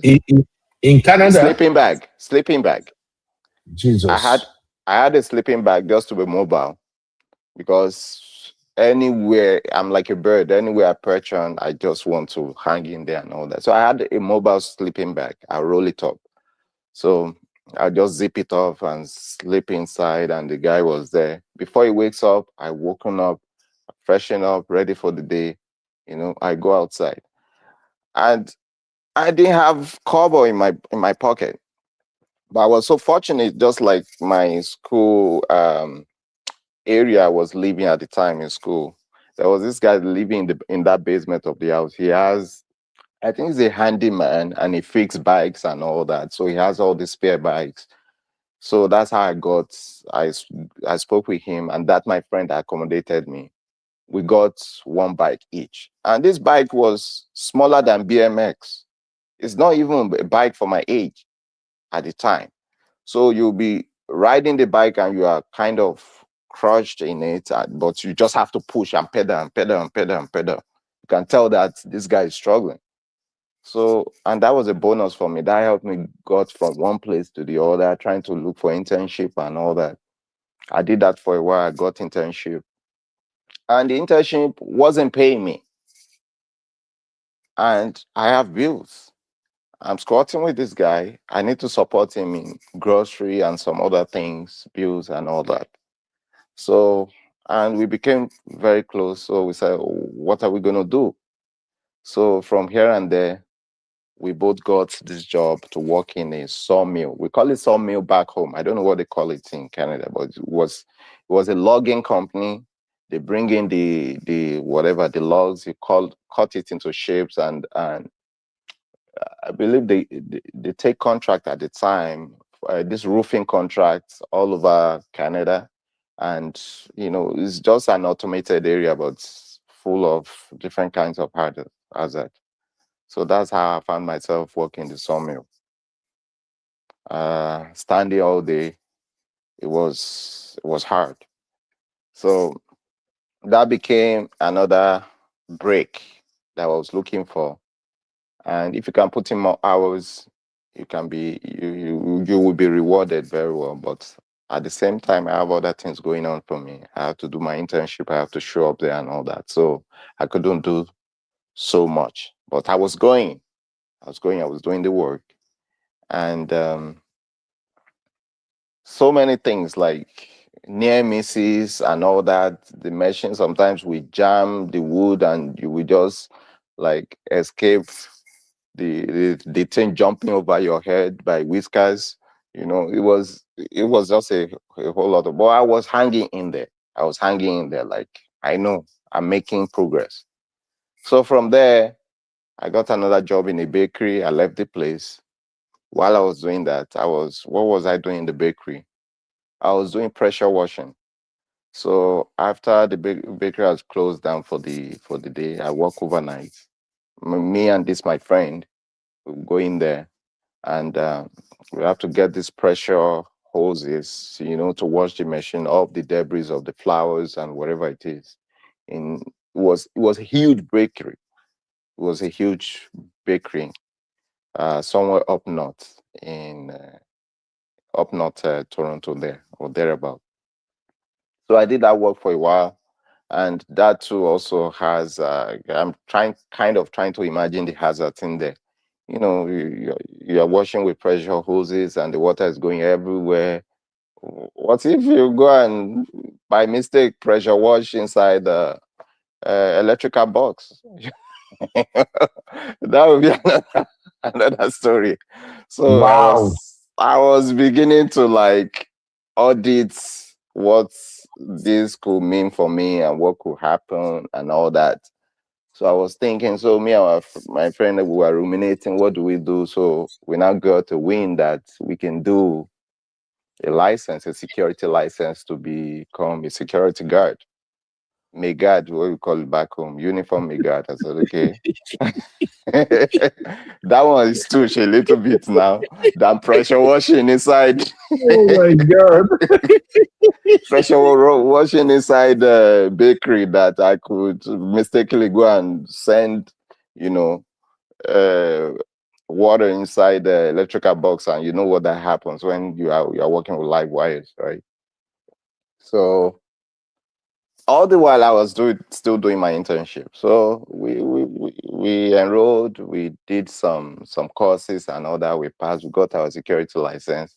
They gave us uniform, and that's how we ended up behind the desk as a MIGAD, security guard. That is what we were doing. And I was posted to the downtown core, working overnight. And I was in one of these houses, very notorious houses for different kinds sort of things. You can imagine how downtown can be. So we're doing a lot of things. And my job was to just keep people out of the building that is not supposed to be there. And these people will not just they would dig the ground to get into the building. You're shutting someone off, suddenly they are coming down the elevator, you're seeing them in the building. How did they get there and all that? Work with the police at the time, just in case you have some calls and all that. So it was very terrifying, like to do that type of job. So I was there, I was hanging in there, I was doing all that. Then after a while, I got another break. All the while I was tweaking my resume, hearing this, hearing that, listening to people, Then I got a job with these telcos. I know you can remember these telcos that drive around with, what do you call it now? Company vehicle. They have their ladders on top of the vehicle, and you have to you save calls, you go to whatever building, you're raising ladders into high poles and try to fix wires and all that, for internet connectivity, and all that into the home phone and all that. Then you have to sell product at the same time. So I was doing that. Then winter came. Oh my God. -40, -30. I have to be outside doing this. My hand will freeze and I will think I don't have my hands anymore. I was like, no, this is not good for my health. I got to continue doing this. You walk 5 minutes, you go into the car and chill for another hour. It was very, very bad. So I said, no, I can't do this because of my health. And at the time, all this I'm saying, my family had joined me, right? So I cannot for 1 minute sit and say, no, I won't do anything. I have to do something. So that happened. I was doing that job, and I had this mentor at the time, and he was telling me that, oh, Philip, I see your resilience, you're pushing and all that and all that. He now advised me that, this job you're doing is part-time and very limited benefit. That he too is part-time. And guess what? He's been working at the time about 6 or 7 years. He said, Philip, you have a time, you have an opportunity to leave now. Don't be stuck like me. I can remember what the guy was Middle Eastern guy. He was telling me honestly that I'm not telling you to to listen to me because I want you to lose your job, but I'm just telling you, but on the long run, you're going to be stuck like me. And he was saying that, look at me, I have mortgage, I have wife and all that, that he still cannot get a full-time with them. So if I was with them and anybody's going to get full-time, it will be him, then I have to wait my turn. So he said, if you have any opportunity, just leave now before you're stuck like me. I thanked him and I was working with him. So on my last day with him as a mentee and as a mentee, someone working under his wings, I heard one of my guys around me was talking about the last day of one application closing up for one of the major carriers in Canada at the time. So he said, no, that he doesn't know that his brother was talking about. So I heard it, I eavesdropped, and they were just saying, passing, I just heard it. So I went to my desk, I just applied, and that was it.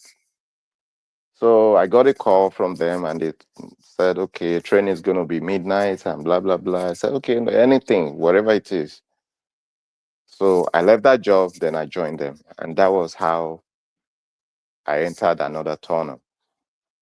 So I got into that tunnel, and I realized that this is it's just a foot in the door.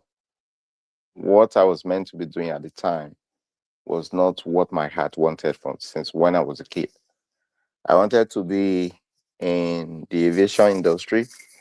I wanted to work at the time as an aircraft engineer.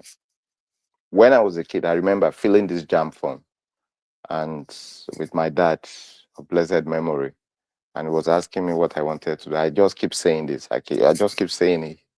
So, but I mean, I don't know, for some reason, I couldn't do that because you have to go to NCAT, I believe, in Zaria at the time.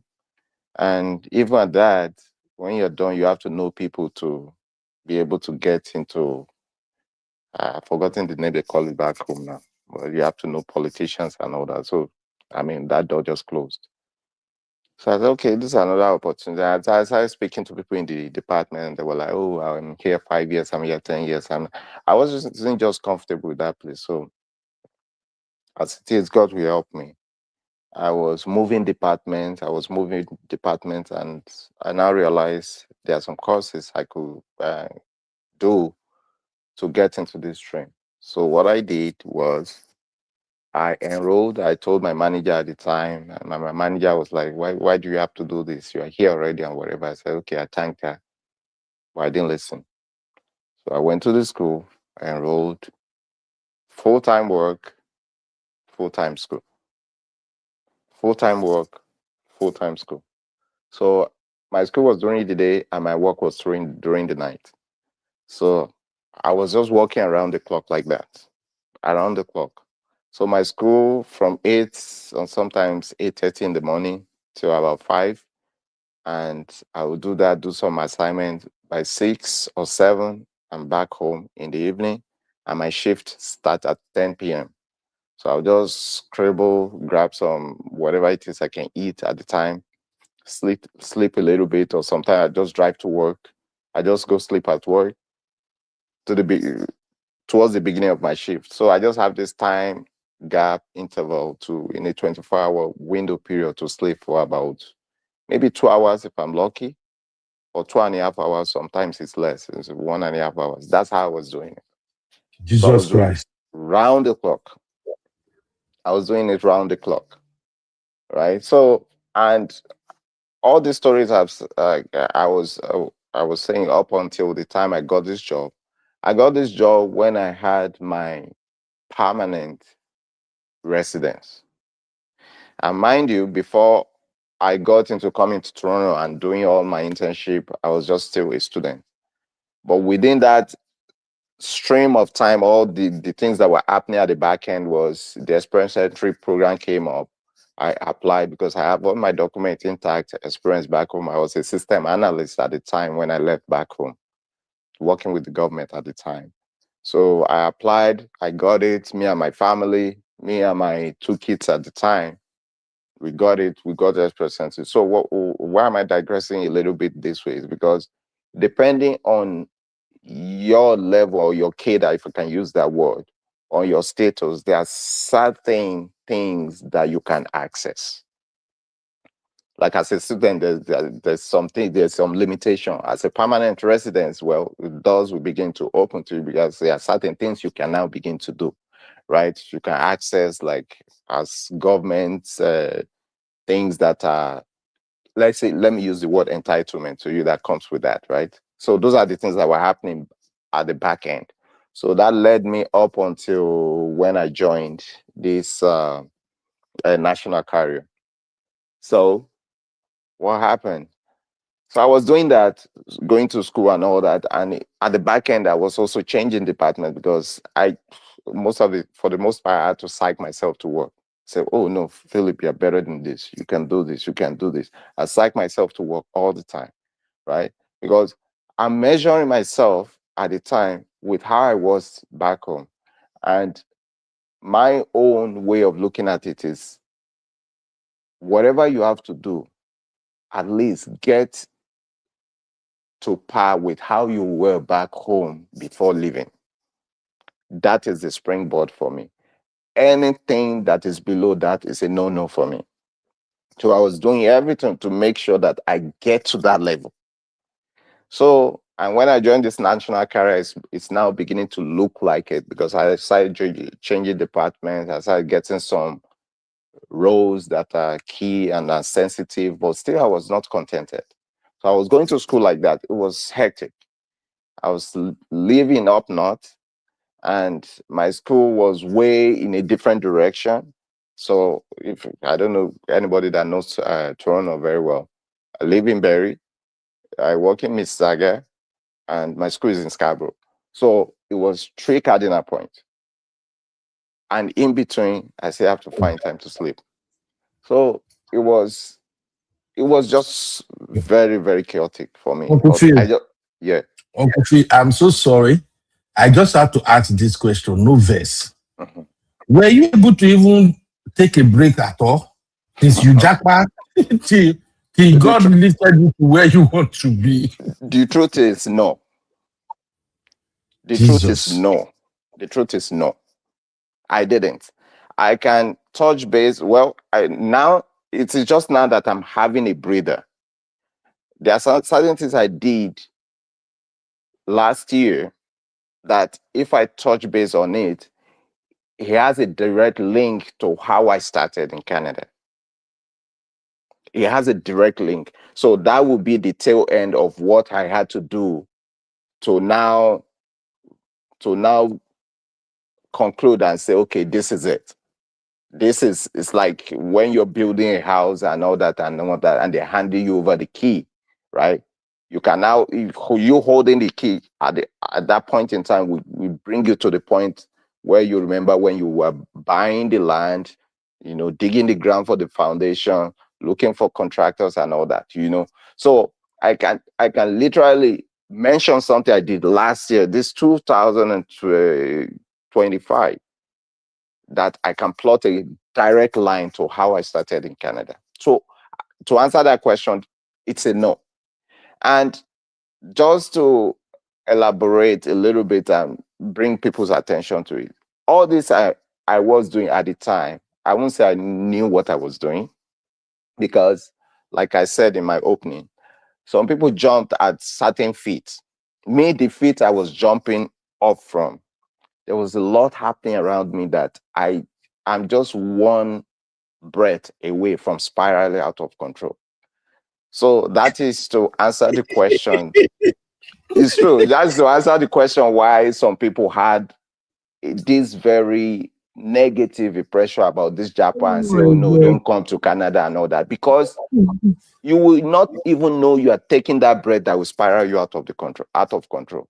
But for some reason, I was just dogged, and I was like, okay, no, this is it. This is how I'm going to do it. I had this tunnel vision, and I was doing it.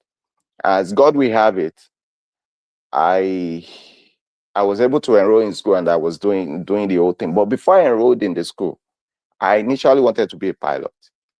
So me and my friend, we went to that aviation school. and we were discussing. And when they mentioned the price, I turned around. I was looking around. I said, if I graduate, will they be giving me one plane? Will I have a plane to my name that is my own? They said no. That these are just the fees I have to pay. I said, but this is too expensive. Like, are you going to give me like a brand new airplane to me and I'll be flying around? He said no. I said, oh no. Then I called my friend to the corner. I said, yo, this is not for us. There's nobody who's going to bankroll us in all of this. And at the time, there's a government program that we call it OSAP here. And I went back, I asked them, does OSAP cover this? They said, no, OSAP does not. So OSAP is like a government program where you can get tuition and towards your education, whatever program you're doing at the time. But then you have to pay back certain percentage. So I'm sure they have something like that in the US too. So they say tuition you have to pay out of pocket or whatever. Someone has to sponsor you. I told my friend no. I said, okay, so what else can I do? That's why I said to say that I'll have to do another more important role in this regard. And that will be aircraft engineer. So, and that was how we backed out from that. So I'm just telling you the back end, how I decided my course. So, and I was doing that over and over and I graduated, thank God. But another thing I want to point out is this.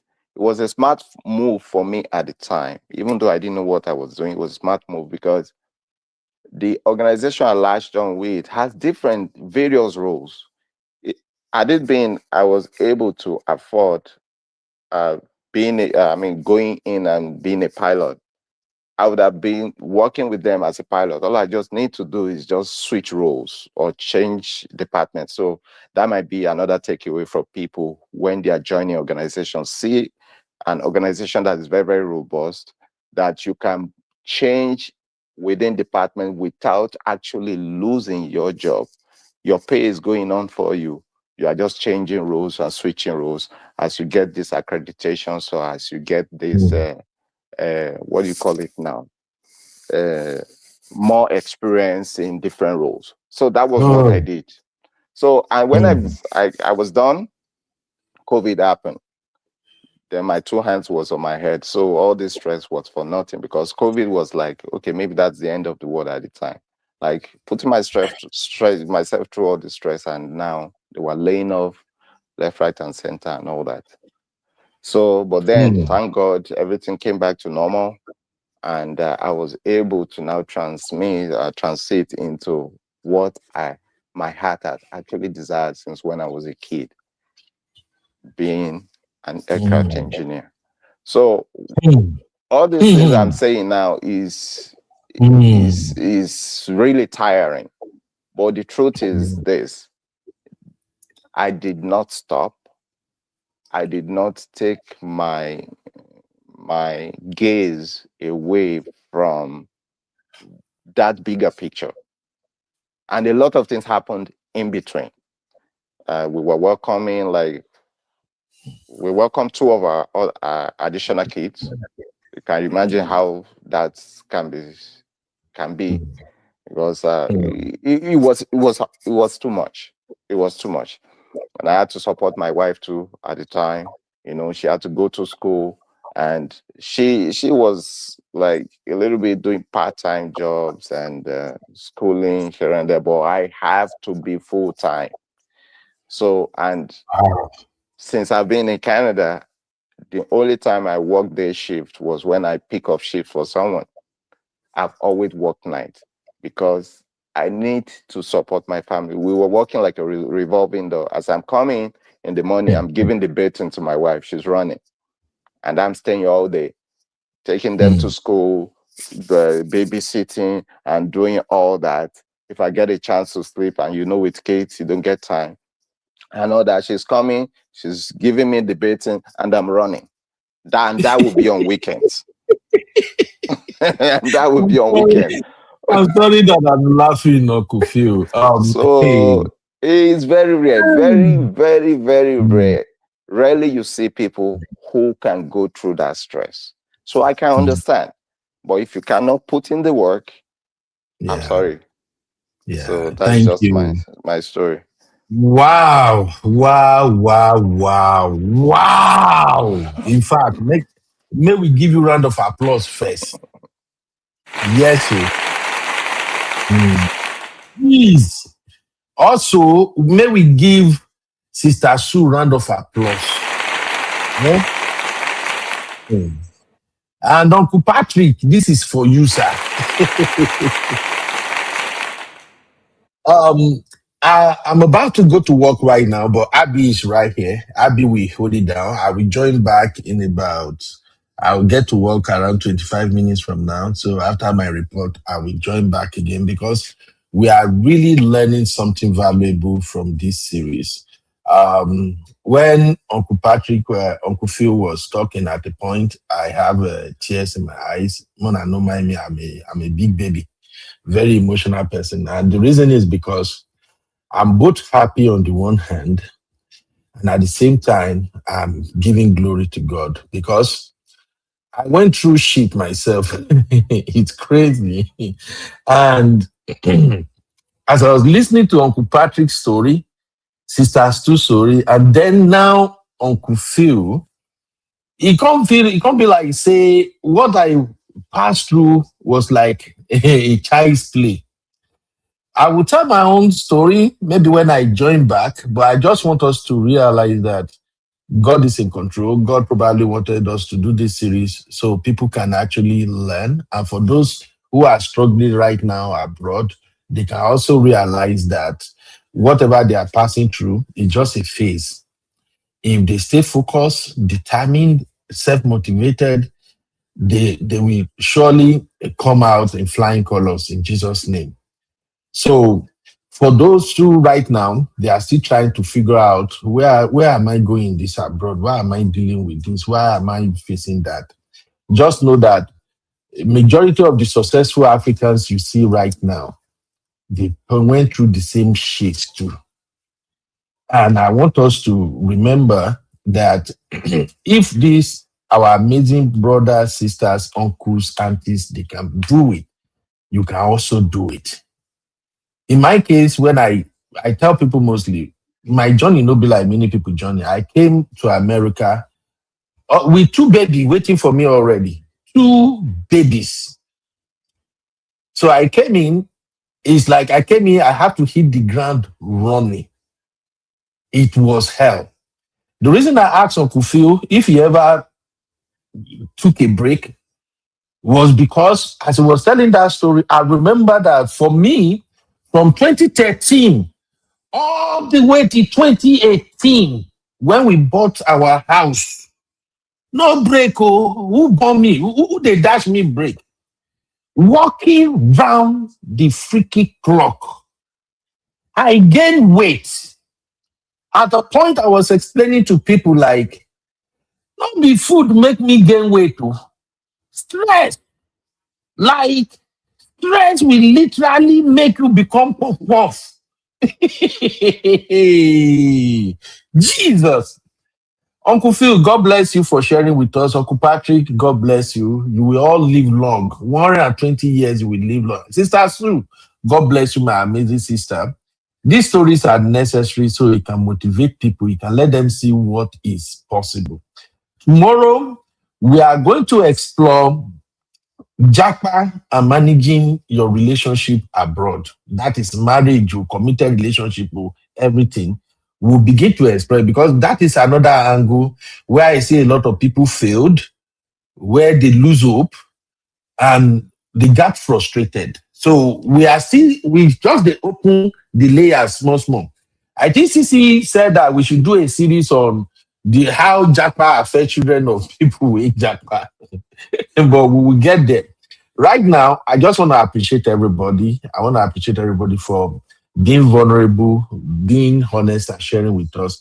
And like I said when we started this series yesterday, this type of story that Sister Sue, Uncle Patrick, Uncle Phil shared with us now, the stories that were shared yesterday, my Bilba, Sister Peju, the people will not come to social media to share that kind of story, to let you know how successful they've become. It is all these people that after 2-3 years, things never rhyme. They don't come social media, they cry. Now be the people wait, then they see. So that's why I said, for those, I think we are doing this series because God wants you to use it to help some of our African brothers and sisters. And I'm glad we're doing it. So I'm going to yield to Abby. Biba is in the building. I thought Sister Ngozi came in twice and left, maybe network or something. But please try. If you want to share with us, please, like I said, you don't have to go into details. Let people just know that when you came in, these are the ropes you have to like work with. These are challenges you have to like figure how to survive and how to kind of conquer them. So we can encourage other people to do the same. I said it here before, I don't hide my own. I've lost count of how many times I cried in this abroad. There was a time I wanted to run back to Nigeria. But my madam read me like say I be textbook. I don't know how she figured that thing out. My passport and my 10-year green card, the two of them disappeared. I wanted to run because I was working, doing everything, money no day. And as I'm working, my wife also was working. When I perfected the plan, say, oh, mo, I got to run. I sat in my living room. We were in an apartment then.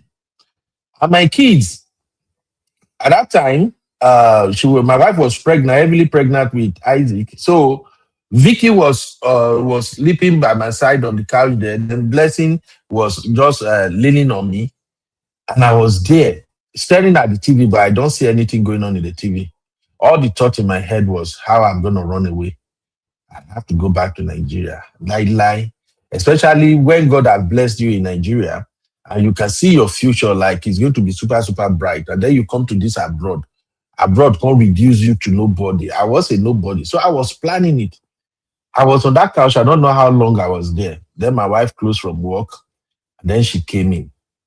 Heavily pregnant. I think the pregnancy was like around 8 months old then. When she came back, I look at her eyes. She was exhausted, everything. As she sit down, and my wife is one of those women where say when they get belly like this, it could be like saying 4 children, 9 days they are belly. The belly big like don't tomorrow. So she too, she came around the couch. She just fought there, yakata, belly be like mountain. And she asked me, I asked her, babe, are you okay? How is work today? Say, babe, it's stressful. Then I said, I think we spoke about this. You are supposed to have stopped working by now. She said, I can't stop. I will work as long as I can. We need the money, we need the time. And that was when it hit me like, if this woman is not giving up, if this lady is not giving up, with everything she did, everything she put in to get me to America, if she still carry this belly like this, they drag, go work, then why should I give up? Why? I stood up, I went into the restroom, and tears was dropping from my eyes like, man, Ben, you are a failure. What is wrong with you? Tina, no give up. Why you won't give up? Why? And at that time, it's been like almost going to 3 years that I've been in America. My wife herself, I've never caught a break at that time. She did work at the work. We're doing everything. I now said to myself that, hell no. If Tina no give up, I won't give up. Any I won't be. So we explore all of that. I just wanted to like share just an insight of the struggle people do. You listen to Uncle Phil now. I've lost count of how many jobs Uncle Phil even do. I remember when Uncle Phil said he go work for where they carry ladder. I just picture in my brain how Uncle Phil they try to climb ladder. Oh, anyway, Abby, our YouTube Biba is in the building. We are still considering navigating employment and career advancement. And our purpose is to tell you guys that it can be tough, it can be rough at the beginning, But if you have a plan and you have God on your side, like Sister Sue said repeatedly, when you put God first, just the shook head, God will make a way. So, Sister Bilba, let me put a break here so that we can get your JAPA story as relating to work and hustle and raising kids. Welcome to UB Reactions, the place where we keep it real. Today, we've got some hot topics, so let's jump right in. I am UB, your favorite Gen Z uncle, and this is my take. All right. Baby of the house, I'm gonna yield to you right now, so you can take it from here. I will join you back shortly. Thank you everybody for your contribution. Sister Ngozi, I know you came in twice, but I don't know, maybe it's network. Please, that's why we started earlier today, so that more people can actually share their story. So I'll be over to you, Mama.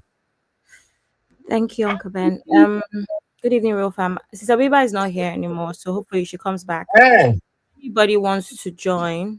Yeah, she's Okay. not around. She's not here. If anybody wants to join, please feel free to click the link to join in. But for now, it seems like I'm going to now say my own story. Okay, let me go and find your this thing, because yesterday you almost want to analyze me.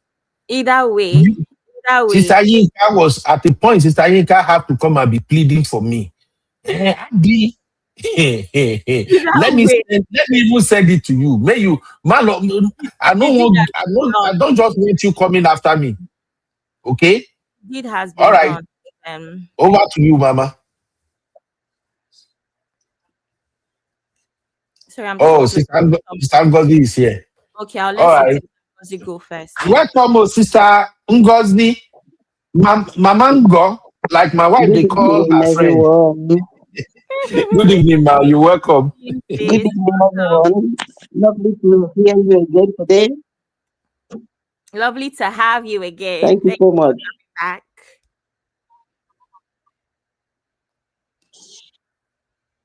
Hi, sis, are you there?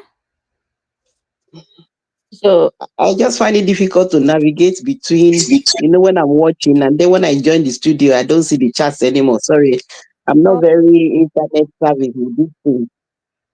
Okay. Auntie Ngozi, you won't see the chat when you are in the studio. You won't see the YouTube chat. So just continue. I get you. All right. Yes, okay. Okay. Yes.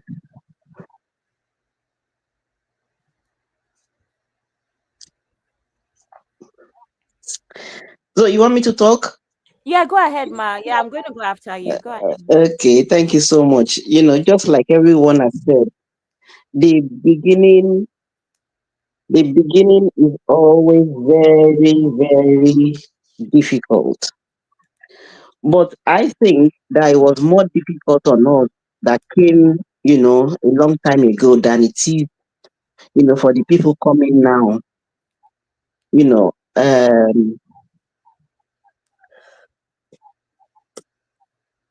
So if I start from when I came to the UK from Germany, I told you guys yesterday.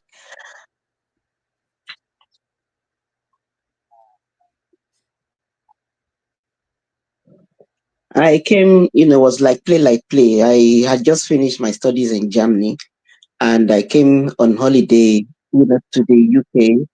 I landed, with my cousin and her friend. And, everybody was just making fun of me there. And so I told them, I said, you people are working, you should get me a job.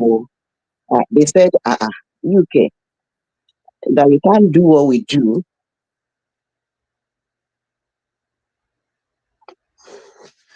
Okay, I need you to tell me how to stop myself echoing, please. What do I need to do? Okay, so I think what has happened is you have two tabs open. So you need to close the original YouTube tab so that you only have the StreamYard. Right. That's why. So are you using a phone? Okay. Okay, can you hear me? Yeah, we can hear you fine. Beautiful. I think I'm on now. Thank you. All right, So, perfect. and if I tell you what was the first job, this was in 1993. They were working cleaning public toilets in central London. Now you can't beat that. And they said, you can't do what we do. I said, "No, I can do anything, because I'm from a, middle class family in Nigeria, and I didn't JAPA, to come out for greener pastures. I came to study and all that. So like play, I followed them. They took me to the place and I was employed, cleaning public toilets. Now, that time I hadn't done my master's yet. And my supervisor at that time, I tell you, was a medical doctor from Nigeria as well. So that was, cleaning public toilets. I didn't even see it as anything, people were doing it and I was doing it. I was just doing it. And I did it for some time. And then I graduated to working as a kitchen porter in hospitals, washing plates and everything. I don't even know what was in my head in those days. But and on the other hand, my mom was sending everybody to me coming because there were no real phones, in those days. My dad is late. So my mom, anybody coming, my mom will tell them, they should tell me I should come home. She will buy me a car, get me a job, do this, do that, do that. I ignored everyone because I just wanted to be independent. I think that was what it was for me at that time. So I graduated to, working in the kitchen and everything.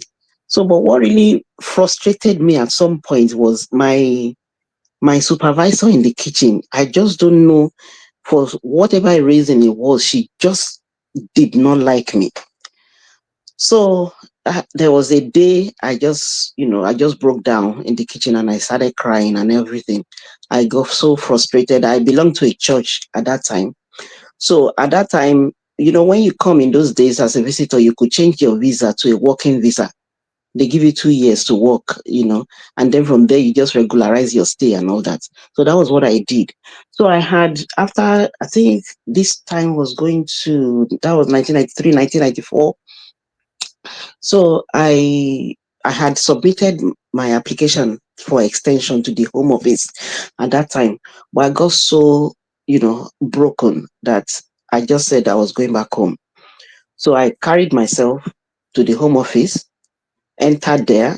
This was it was crazy. People around me, they couldn't understand what was happening. I told them that, I wanted to go home. I didn't want them to look at my application again. They should give me my passport. Let me go home. So they gave me my passport, stamped it that they gave me 28 days to, put myself together and go home. So, but I would say God sent someone to me in church, one of the elders. It was, after the fact, I went to them, the man and the wife, and told them what I had done. And this man sat me down and lectured me and did all sorts and encouraged me and everything. So after the talk, I went back and resubmitted my application. And that was how, I continued to stay. So I graduated from, working in the kitchen to working, with a real estate agent. When I was there, I just knew that there was a gap, in my education. I had studied German both in Nigeria and Germany.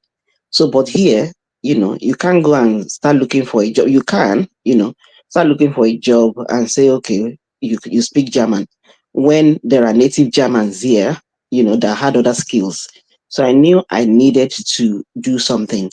With the right advice here and there, I was able to, apply for a master's degree. It's not MBA, but we had all the same units with the MBA students. So it was a combination of MBA courses plus my language. So I was able to do that. And as soon as I did that, I was still single, mind you, in those days. So as soon as I did that,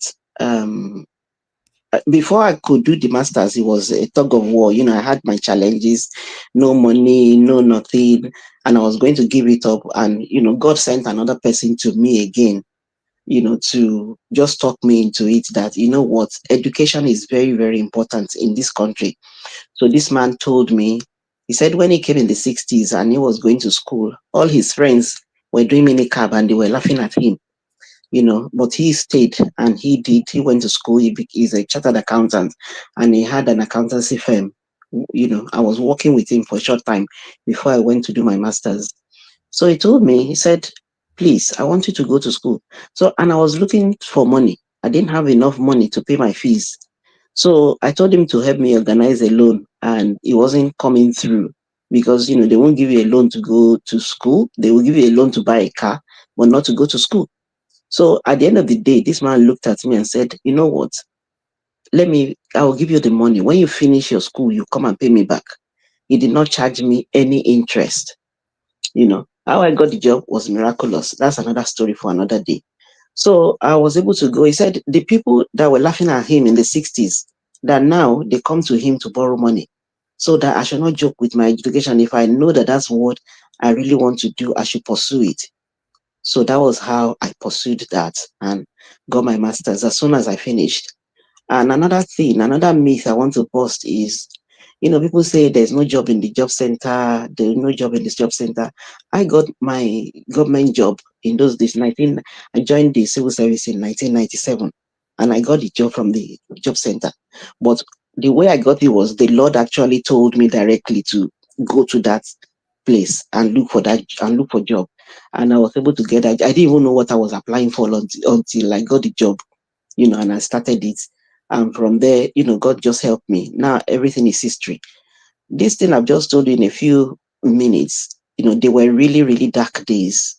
Those maybe 4 years. I came in 1993 from Germany. And by God's grace, I was able to get my first property in year 2000. So that was like a space of 7 years. But before then, it was really, really, really tough. But so you need to address any skills gap that you have, you know, do something relevant to the current day market, something that, that can get you a job, not just anything. And yeah, so that's it for me from now. For now, if you want to ask me any questions, Abby. All right, thank you very much, Sesongozi. So I was actually going to ask you about advice that you have, but you already said you have to address any skill gap. Yes, That's your advice, right? Okay. yes, very Is there important. any time that you would say you almost gave up and made a decision to go back home? I did. I just said that. I said that in my story. There was a time I decided, I went to the home office. My Yeah. application was there because I was so frustrated. I went there and collected my passport before they assessed my application and told them I was going back home. So they gave me my passport, and I was preparing to go home in 28 days before I met this couple that Yeah. God sent to me. Yeah. Yes, that spoke to me, and then I went and resubmitted my application. So I got so frustrated, to that point that I just lost all hope at that point. Yeah. So from the point of entry to the point where you kind of felt almost free, or the time where you're like, okay, things are beginning to make sense, what would you say the rough time frame is? Well, I would say it took me about 4 years. 4 years. Okay. Yes, until I finished my master's, because it was at the end of the fourth year that I finished my master's. It took, 2 years of, doing dirty jobs and all that. And then another 2 years, 1.5 years of, doing my master's degree, which, was extremely challenging, that was extremely challenging, but I was determined, to do it. Mm. Yes, so yeah, it took about around that. But it doesn't have to be the same for people coming in now, especially if you're already a graduate, you know, maybe come and do a master's in a relevant skill in a relevant field. Yeah. And yes, so it doesn't have to be, these things that we suffered, if people can listen to, to the right people, to people that have gone through the system, not just some people telling some stories on the internet about how it is abroad. If people can actually listen to people that have weathered the storm abroad, it will be a lot easier for people. Some people come, they're not concerned about looking for job or anything. They just want to come and cheat the system. You don't listen to such people. Absolutely. Would you say there's anything you would change if you could do this all over again? Is there anything you would do differently that you think would have made your journey easier? I think, I was young. I was young. If you're young, you have time. You just Mm, need to be, you need to be committed. You need to be focused. You need to know where you're going and what you want to do. And even knowing all those things doesn't mean that you won't get to a place where you are so dejected that you want to give everything up. That will happen. But you just need the right people around you that can lift you up in those moments, that can tell you, no, get up, it's not that bad. mm, Get up, you can do it. You need those people around you. true. Thank you very much, sis. Mm. Thank you. Thank you Thank you so for much. sharing with us. Okay, Thank you. I've dropped the link for anybody else that wants to come up to share their story. While I wait for that, I'm just going to share my story. Like I said yesterday, I don't have any heart-wrenching, the most inspiring story, I would say. But I think that with every story, what I've learned is that with every story, there's always something that someone can take away, especially since I'm the Gen Z president. Who knows? There might just be younger people that are in their 20s that may pick something from my story. So I finished secondary school in Nigeria, came here to the UK by myself. I literally was an unaccompanied minor on the plane, because at this point we were already in talks with the college that I was going to go to do my A levels and then go to university. So I was 14, by the way. I finished secondary school at 14. Now, for some reason, I don't know if that was missed. Remember, I'm a child, so I wasn't the one directly talking to the college. It was my parents that were talking to the college. So I don't know if it was missed. I don't know, Mr. Nee. I don't know. There's someone that's trying to come in. So sorry, but it's saying device is not connected. I think this is Uncle Ben's friend, right? This is Uncle Ben's friend from South Africa. Please, sir, you have to try again. It's saying that your devices are not connected. Anyway, so I don't know if it was missed in communication or if it was just not communicated. I don't know what happened there, and I would never know. But what I know is that somehow the college did not or somehow we missed that I had to be 16 to start college. They were okay with it. My results were amazing, all of that stuff. So it just seemed like, okay, they were going to give me a pass because we knew it was 16, but it seemed like because of your results, we will give you a pass. Anyway, I had an interview a couple days before I left Nigeria, which is why there was a rush and none of my parents could come with me. But of course, I have aunties here, I have older cousins, and also I still had adults that would look after me. Anyway, I came to the UK now, and I went to the college and everybody was shocked, or whoever was interviewing me was like, you're 14. I went with my auntie. You're 14, you can't go to college. And we're looking at each other like, wait, what? Anyway, it's not like there's anything much I could do because remember, I said yesterday I was British anyway. So I didn't have any visa restrictions. So it was not a case of, are you going back to Nigeria or are you going to stay in the UK and find something else to do in that time while you wait for admission? Now, prior to this, while I was a science student, I did all sciences because at this point I was being prepped to be a medical doctor. So I was going to study medicine at university. That was the plan. So while I was a science student, I've always been into, the creative side. There used to be a running joke when I was younger about how I would be Genevieve Naji and all of that, because if you don't know, I'm quite dark skinned and Genevieve Naji was popping when I was growing up. So there used to be that running joke about how, oh, Genevieve Naji upcoming, that kind of thing. And I wanted to be an actress. So it was always in the background. But of course, in typical Nigerian parents fashion, actress, where? What? You're going to be a doctor, especially if you're the child that is, I guess, in quotes, bright, and all of my grandparents' friends would talk about it, how, oh, I'm going to be your patient and stuff like that. So being an actress was not an option. Anyway, so I managed to persuade my parents with the help of my aunties, my older cousins that were here, for me to go to performance art school anyway, temporarily, to while away time, and then when it's time for college, I will go to college for my A levels. So I ended up going to Lambda, which is London Academy for Music and Dramatic Arts, and that was where I did a bit of acting, I did a bit of music, a bit of dancing, the usual. And that was a course that lasted a year. And then one of my cousins, I remember was studying law at the time, she was like, I think we should contact college again. I know they said 16, but that's 2 years. They may take you now, So we contacted college again. I'm like, guys, is there a way you would take me 1 year earlier? And they agreed. So I ended up going to college at 15. A levels is 2 years. So I did my A levels, and that's that. So at this point, my parents didn't really want me to leave with my family. So they just wanted a situation where I could go visit them, but they wanted me to, they just didn't want that burden. So I ended up doing this whole boarding system as well. And then I went to college. Now at this point, I ended up being top of my class. This was when I think the UK started I had an extra grade thing where before I went to college, it was just the highest was A.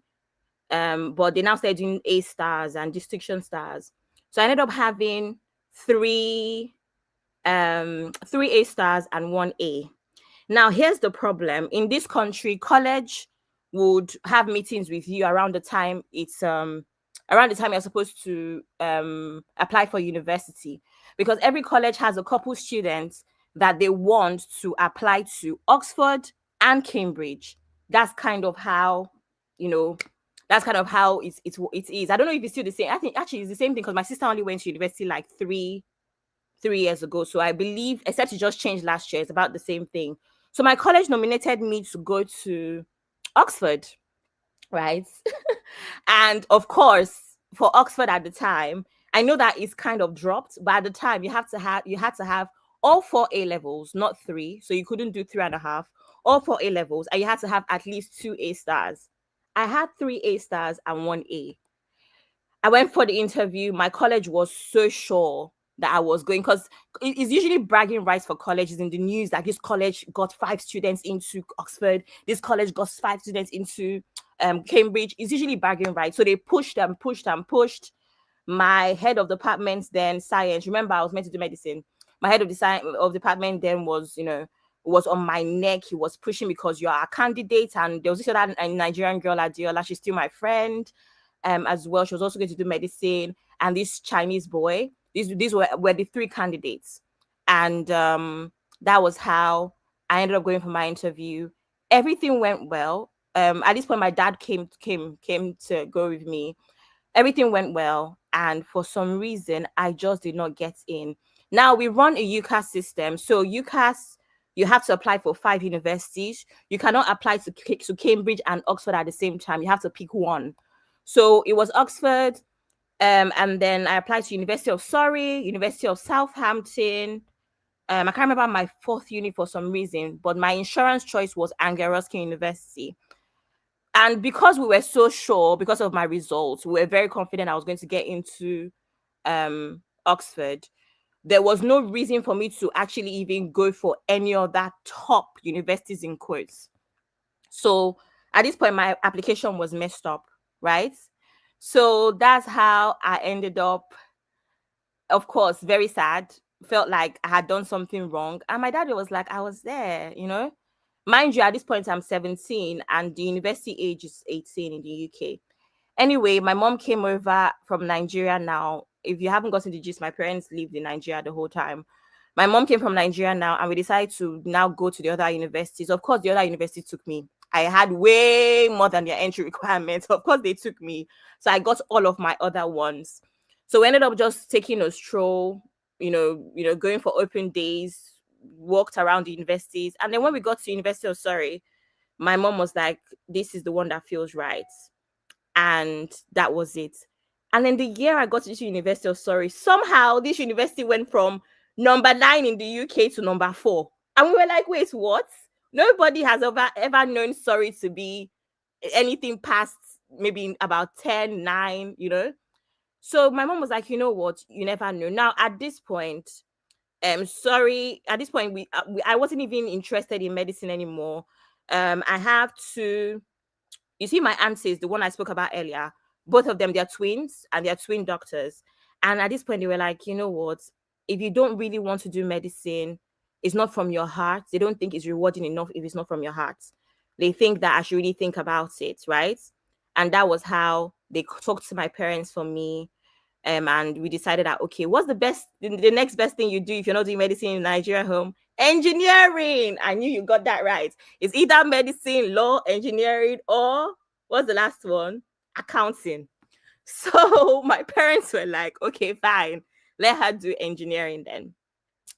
So that's how I now decided, you know what, I thought about it.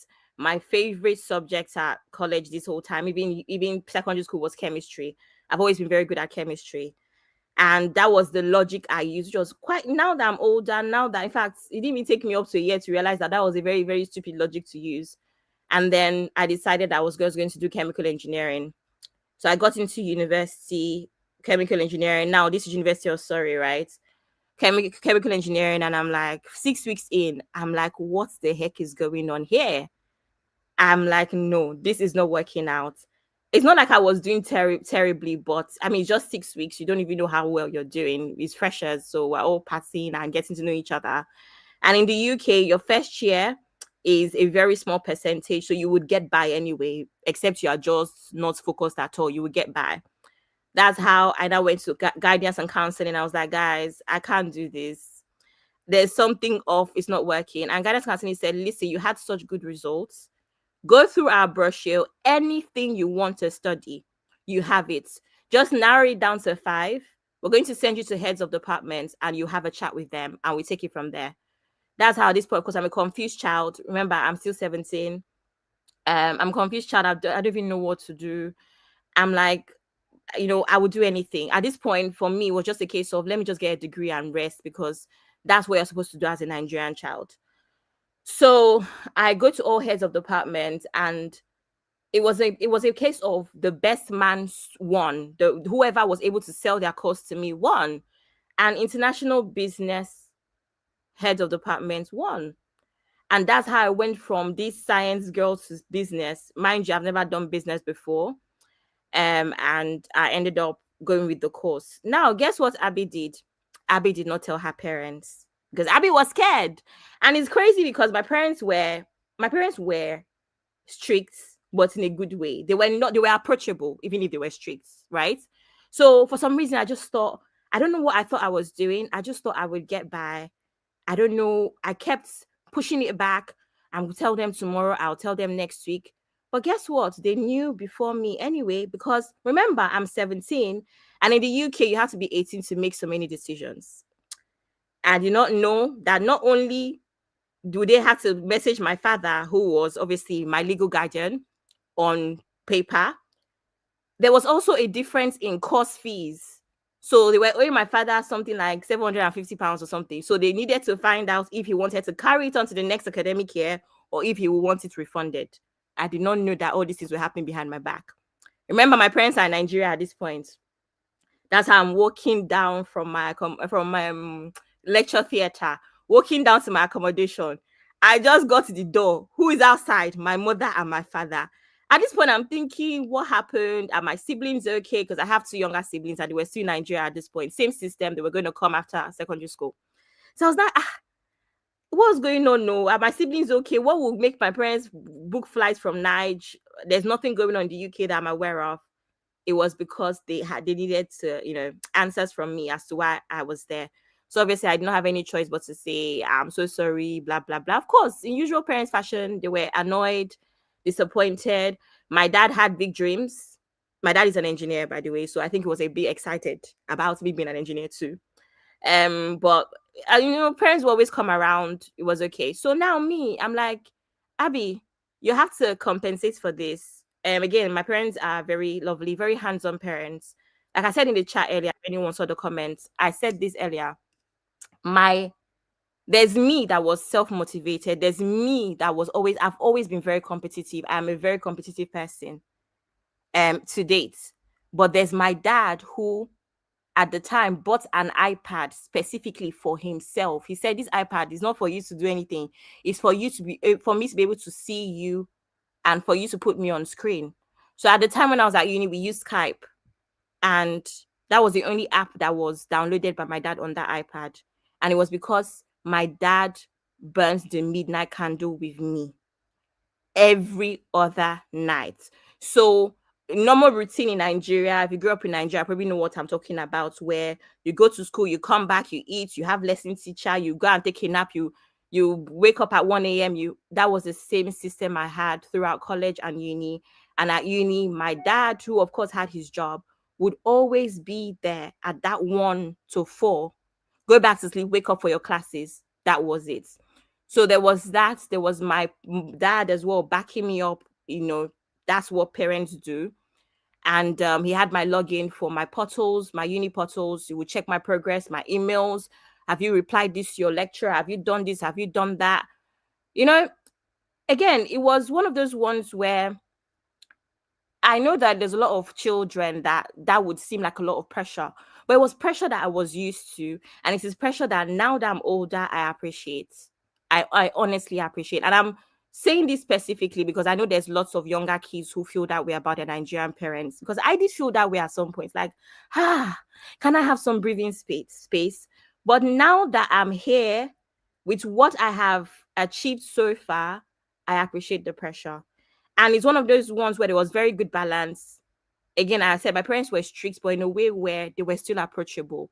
So there was a friendship there, and there was proper Nigerian parenthood where I'm sure my father, if he comes down to it today, I turned 29 in February, I will still collect Agbara, if that's what it means. If that's what it means, right?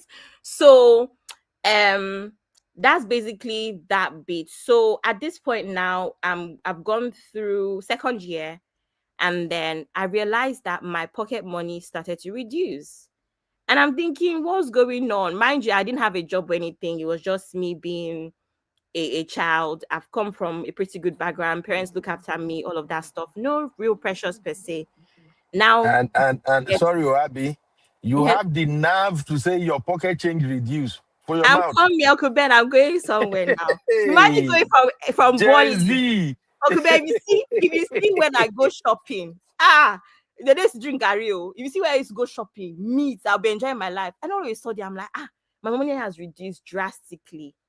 So obviously, I'm also the first child. So there's that responsibility where could I even open my mouth to say, parents, what's going on now? I couldn't say anything. I was just understanding. I was just like, you know what? At this point, of course, I have younger siblings. My brother is in secondary school now. He's in a private school. My sister as well is in junior secondary school. So in my head, I'm like, fees have increased from primary to secondary school. Maybe they're even prepping for my brother because my brother is about 4 years behind me. So I'm thinking maybe they're even prepping for my brother to come to the UK. I didn't really complain. And then that's when I realized that the reason that happened was because my mom had now been diagnosed with cancer.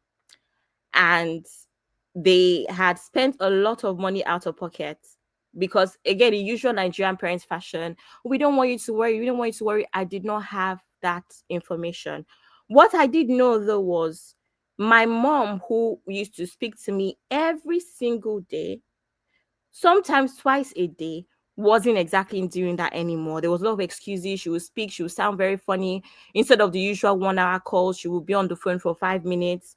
I knew something was off, but I did not know. I didn't have the information. So what I did not know was the money. There was not enough money because there was a lot of money being spent on my mom's medicals. And then eventually she had surgery and she was okay. And this was the point when I was aware that was what was going on back home. Anyway, I'm now in my final year. Of course, it's graduation. And guess who comes top of her class? Me. So if you go to university, my name is on the wall. Clock it. So I'm best graduating student, and I mean, for me, that's the least I could do with the news from my mom. That's the least I could do with changing my course without my parents' permission. And my parents, of course, came for my graduation. My grandmother came for my graduation too, because that's how my grandmother is. she's amazing. And that was, we had a little party as well. And then guess what? I got a Chancellor's Award. So I got a Chancellor's Award that allowed me to have my master's degree paid for, 85% paid for. So we only had to pay 15% out of pocket. And then I had a bunch of universities I could choose. And I chose University College London, UCL. And that was when I now did my master's degree in strategy and analytics, right? So I went from that, and again, it's Abby. So I did that 1 full year. Oh, sorry, I forgot to mention that when my pocket money reduced, I got a job in retail, Topshop, right? Topshop, obviously, Topshop is now shut down in the UK, but that was what I did without even saying to my parents as well. Because for me, I'm like, I need the extra money. So I worked 3 times a week at Topshop during my undergrad when my pocket money reduced. So What do you need? What do you need the extra money for, Abby? my lifestyle to keep up with my lifestyle now. What lifestyle? Lifestyle of You see, eating this is the good, problem. enjoyment. Problem with sending children abroad. Make I sound like that the Leave freeze me now. alone. Let me sound like that the freeze. What for? Don't send your children abroad. At least I was not quacking.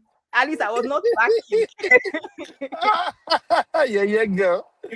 Anyway, so okay, move forward again. Master's degree, finish my master's degree now. Guess who got a distinction? Me. And then I landed my first graduate job. My first graduate job was in magazine. So I worked for Hearst magazine. So that would be Cosmopolitan, Elle magazine, Women's Health, that group. So I worked there, and then I now decided that after a year and a half, guess who wants to actually be a doctor? Me.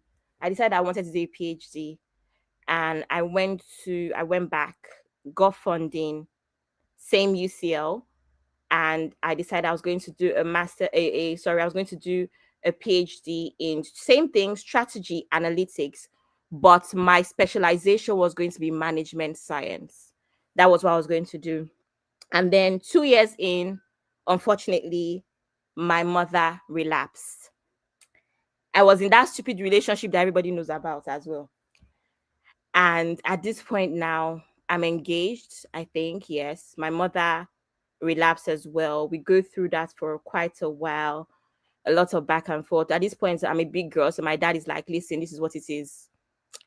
And then I'm doing okay. I'm engaged to this guy. And then unfortunately, I'm packing my bag to go to Lagos midnight, and my father calls me, Abiola, your mother is dead. I say, okay, interesting. My flight is in the morning. And then at this point, I'm like, what the hell is going on? My life, obviously, losing a parent, I'm just like, you can imagine what was going on. So I catch my flight anyway. I go to Niger, all of that stuff. 6 months later, called off engagement. 3 months later, blood clots in my lung. I give up at this point. I'm like, clearly, God is not watching over me anymore. I stopped going to church. At this point, I was also a church worker. I forgot to mention. I was in ushering department. I stopped going to church. I'm like, what the heck is going on? I don't like where I'm at. And then I now quit. So at this point, I'm attached to BT, British Telecoms. Because with PhD, obviously, you can do industrial attachment, or you can also lecture. So I lectured for a bit. I didn't like it. Plus, I just felt like I'm such a child lecturing. Like, what am I doing? So I moved on. I decided to get attached to BT. So I quit now, and I'm just I wasn't able to cope. I'm not going to lie. It was such a tough time. It just felt like back to back, you know. And then that took me about 8 months. I mean, again, that is privilege that I was even able to quit, by the way, just putting that out there. Because some people have to keep going. It takes you about 8 months to be like, okay, you need to figure things out. So I do, and I get back into employment. At this point, I had to make a decision about if I'm going to continue on this path to be a doctor, or I'm going to just move on and do something else. And I had to be very honest with myself about why I wanted to be a doctor. Did I want to be a doctor because it was really the path that I wanted? Did I want to be an academic? I looked at I don't want to be in academia. I just don't want to. But it now dawned on me that it was more for, in a sense, bragging rights. A lot of people have always expected me to be a doctor. So I'm not going to be a medical doctor. So maybe I can bring back a PhD. I think I was obsessed at this point with being a doctor by 25. This was my obsession. At 25, I'm going to be a doctor. And I had to be very honest about the reason. And I just thought, you know what? It didn't make sense. So I ended up wrapping things up. And I decided that I was going to. So I wrapped things up and I ended up having a master's of research, right? Instead. So, which is how I have my 2 master's degrees. And then I went back into employment. And then this was when I landed my job at JSK. I was there for a while, moved on, took another break because I had not addressed all of the things that went on. I took another break, and then I traveled, again, privilege, traveled, and I went back to employment. What, about 2 years ago now is, yeah. So all of this is more recent. I mean, I'm 29, so how far back were all these things going to be? So about 2 years ago, I decided that, you know what, I'm ready. And I said this when Sister Sue was saying her own story. Of course, I have an amazing CV. Of course, I've done a lot for my age. But the way I bagged where I'm at now, I'm at Shell right now, and I work in energy trade. I have a friend who messaged me, Abby, what did you do? I said, I did not do anything. I went for, same with Sister Sue, it was meant to be a 3-stage interview, ended at 1, and I got the job. I did not do anything special. I just showed up. I just prayed, and I was just ready. That waiting phase of about 9 months, it was meant to be a year break, and I was just like, I'm tired of traveling. I did a few certifications. That's about it. I shared this, and I feel like that friend does not believe me. She feels like I'm just not sharing, but I did not do anything. All I had to do, I came back to God, of course. Remember, I told you at some point I quit. I said, God, you clearly don't love me. I came back to God in that time that I took a break. I did what I had to do, worked on my mental health, got off social media, and focused on real life, focused on enjoying moments rather than sharing moments on social media. And yeah, I bagged where I'm at now, and that's it. Did not do anything special. And that's why I can also say that I relate to the grace of God, the hand of God. You just have to do your part and leave the rest. So I think that is, of course, there's so many other little things in between, family this and family that, but this is the short, the summary of my trajectory, pretty much. So yeah, that's it. Uncle Ben. Thank you, everybody in the comments. Uncle Ben, are you here? Wow. Oh, Uncle Phil. That is another dimension to it. Sissy said Abby rebelled. Yeah, it's another dimension. It is well. Anyway, I say all of these things to say that I know that there were stories, and even when Misty was sharing her story yesterday when we were talking about cooking and all, where I did learn how to cook in Nigeria, but my parents were very focused on my academics, where I never forget. It's actually very funny. I didn't even mention that. Do you know that I didn't watch TV as a child? I didn't watch TV as a child. There's so many things where people talking about, I'm like, I never watched that because my day was so weird. Like, I will come back. So my dad was in the military, right? My dad was in the Air Force. So my first 3 years, I went to Air Force Secondary School. And my last 3 years, I went to a private school called Vivian Fowler Memorial School for Girls. And I remember I will come back from school around like 4:30 because we do extra whatever, maybe like 4:35.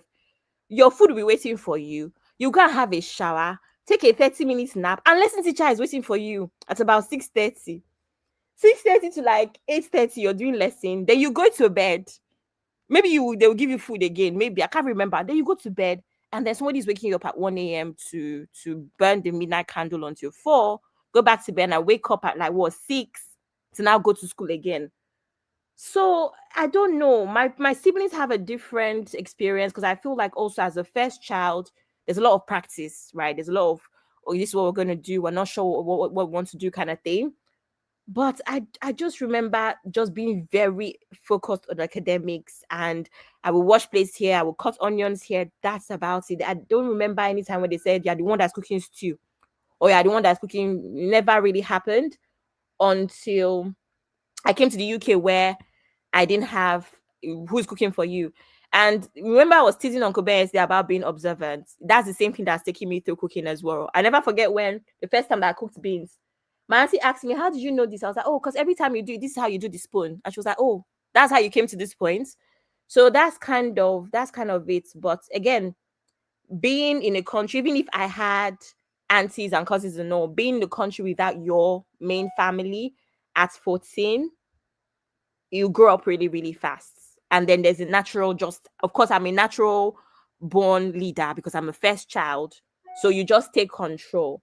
So my last words really is, I always say this to all of my friends. If Zeno was here, Zeno would laugh because I always say, nobody's coming to save you. I live by that every single day. Nobody's coming to save you. You have to actually go out and get stuff done. And the one thing that I've been brought up on, regardless of my comforts and being sheltered and my privilege, the one thing that I've been brought up on is tenacity. We don't give up where I'm from. So you have to keep going. You can take a break, you can cry, but you need to keep going. Nobody's coming to save you. So that's all I have to say. Thank you Mm. very much. I can relate to everything my sister have said. Like, but in hindsight now, I don't know if you can hear me. In hindsight, I think Hey, sir. you are kind of prepared for all of this because that it makes sense to me now. Like, because sometimes I just wonder how I was able to like go through all of these things. Sometimes I think about it and I find it there's exhaustion that I should have had at the time. Thinking about it now, I'm now feeling the exhaustion, right? Mhm.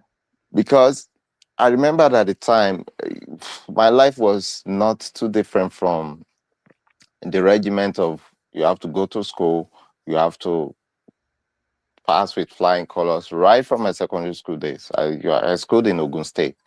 And at the time, it was really very, very competitive.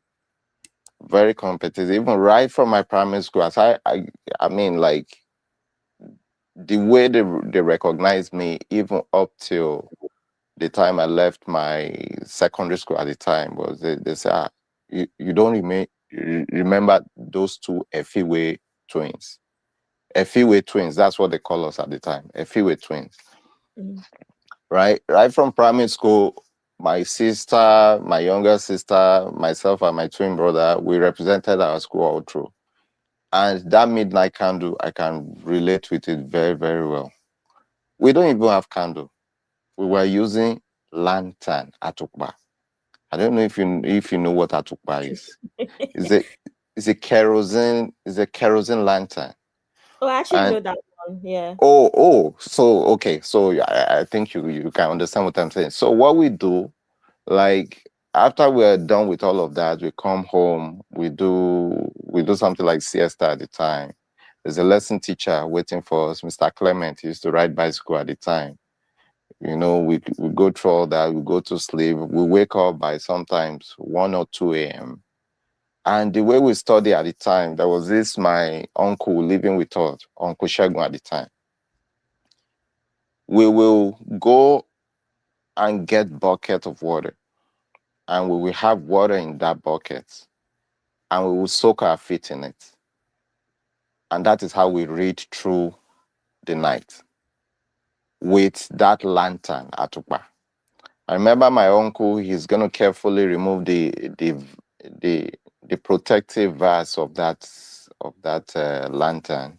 He's going to clean it. You know, sometimes when you use that lantern after a while, it gets really cloudy and it's not sharp.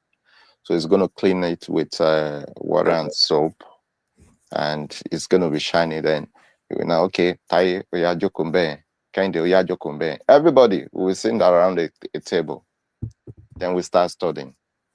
We'll have our feet in the water. What's the water doing so that we don't get to sleep? Oh yeah, I did that too. Oh my God. Like I felt like I was in the military. So all along, I didn't know this was prepping me for what is to come in the future. So I never and until I got into the university, I was like, still, I have that ingrained in me. I never stray away, even though I have these friends around me. In fact, there's no how you can influence me. That regiment will kick in right away and bring me back to the center, like a gyroscope. So it has always been like that. And that helps you focus on what you're doing. Like even when I got out of university, I graduated University of Ilorin at the time. And one thing I remember, saying to my God is that now that I'm now done with my first degree, I'm not going back home. Not going back home doesn't mean that I don't like my home as it is, but I just want to move on from here, really hit the ground running and all that. So, and from then I got a job in the bank in Abuja. I went, as a teller at the time. Got a job as a teller. And how did I get the job? It did not just land on my lap. All the jobs I got in Nigeria before leaving, except one. I've always jumped the fence. I've never been invited. Mogbomoya, that's what I've been doing. I'm just walking around seeing people going in with, when they are going for interviews or they are going to write exams, you know how they do it back home. You will see the way they dress. They will carry this very unique brown envelope. I'll just improvise right there and there. Jump the fence, they will be taking your name. No, you are not invited. I'll jump the fence and write the exam. Lo and behold, I'll be one of those who was called. So everything was like, no, you have to push for this. You have to strive for this. You have to do everything, right?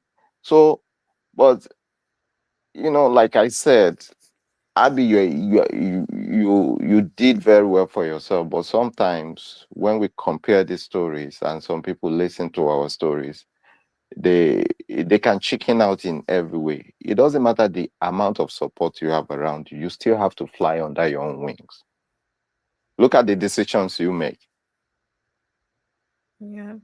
Okay, no, this is not for me, this is for me. Even though there are certain structures that are in place, you have to be here, this is what you have to do and all that, right? I didn't tell my dad that my parents that I was coming to Canada until 3 days to the day I would be leaving. I didn't tell my parents. Mm. But I was married at the time. We have 2 young kids. They're very, very, very, very young. One of them was about, I think, about 3 or 4 at the time. But the sister was still in Pampas. So I came and my dad was like, what are you doing? This is another, all this, he was very good. He was doing very well for himself. My dad and my mom, they work for the oil company. They were doing very well. So, and I couldn't see through their lens because their time was very, very good. Their time when they were coming out of school, they are giving them brand new vehicles, their job is waiting for them, all that. My time wasn't like that. So there's no how I could say, okay, I will not carve a path for myself. And that is what I did. And when I got to Canada, I gave it a second thought. But I now realize that there's no going back. Remember, I landed in Canada with 20,000 Nigerian naira, not even in my account. It was physically in my bag. That's everything I had, 20,000 Nigerian naira. Wow. I was looking at the money in my hand like this. That is how I started in Canada. And I did all sorts of, like, just like I mentioned, a lot of things happening behind the scene that, you just have to focus. So, and to a large extent, what helped me at the time, also, I have a place of solace. Like, I go to church, I was in the choir. So I was, at a point, I was the second keyboardist in my church. So I was very involved in church. That was a place where I go to, like, really get those things off me. Like all those tears dropping at the corner of your eyes or something. It all happened in the church. I have to pick myself up and brace up. So that's very therapeutic for me. Going through worship on the keyboard, I'm doing my thing. I like all these things just start hitting me like really hard. It Same. hits me really hard, and that is where I got my support. But it wasn't a direct support that someone has to read into your situation and sit you across the table and say, okay, it's okay, it's fine. But I had to, like, find that, and I got that from the foundation I got also growing up. We were the apostolic. We came from the apostolic family. I was in the choir too. Was very young. My mom was in the choir at the time. All of us in fact, we were the youngest. Four of us were the youngest in the choir at the time. They line us up in front. The Apostolic Church at the time in Ogun State. So what am I bringing out of this? Your foundation, your rooting sometimes, when we are talking about this JAPA story, you can draw a direct link into how your outcome will be from the root and how you get to where you were, right? Yeah. And at this point, I've left home since I finished my first degree. In fact, from school, I did not go back home because we were living in Lagos at the time. But my school was in Ilorin, University of Ilorin. So from there, that was, in fact, the job I got, I started from Kano. And how did I get to Kano? That bus just came. They were doing excursion, like, I think biochemistry department. I was in computer science. They were there and all that. I was like, okay. And I was in the school, and my departmental ESCO, I was one of them at the time. So I was like, okay, Kano, okay. I just went to the hostel, grabbed my stuff, paid the fee, joined the bus. I found myself in Kano. And from there, I started the process, latch onto this, one stranger here, one stranger. I can't even try that now. Well, for so many reasons, how this country is now.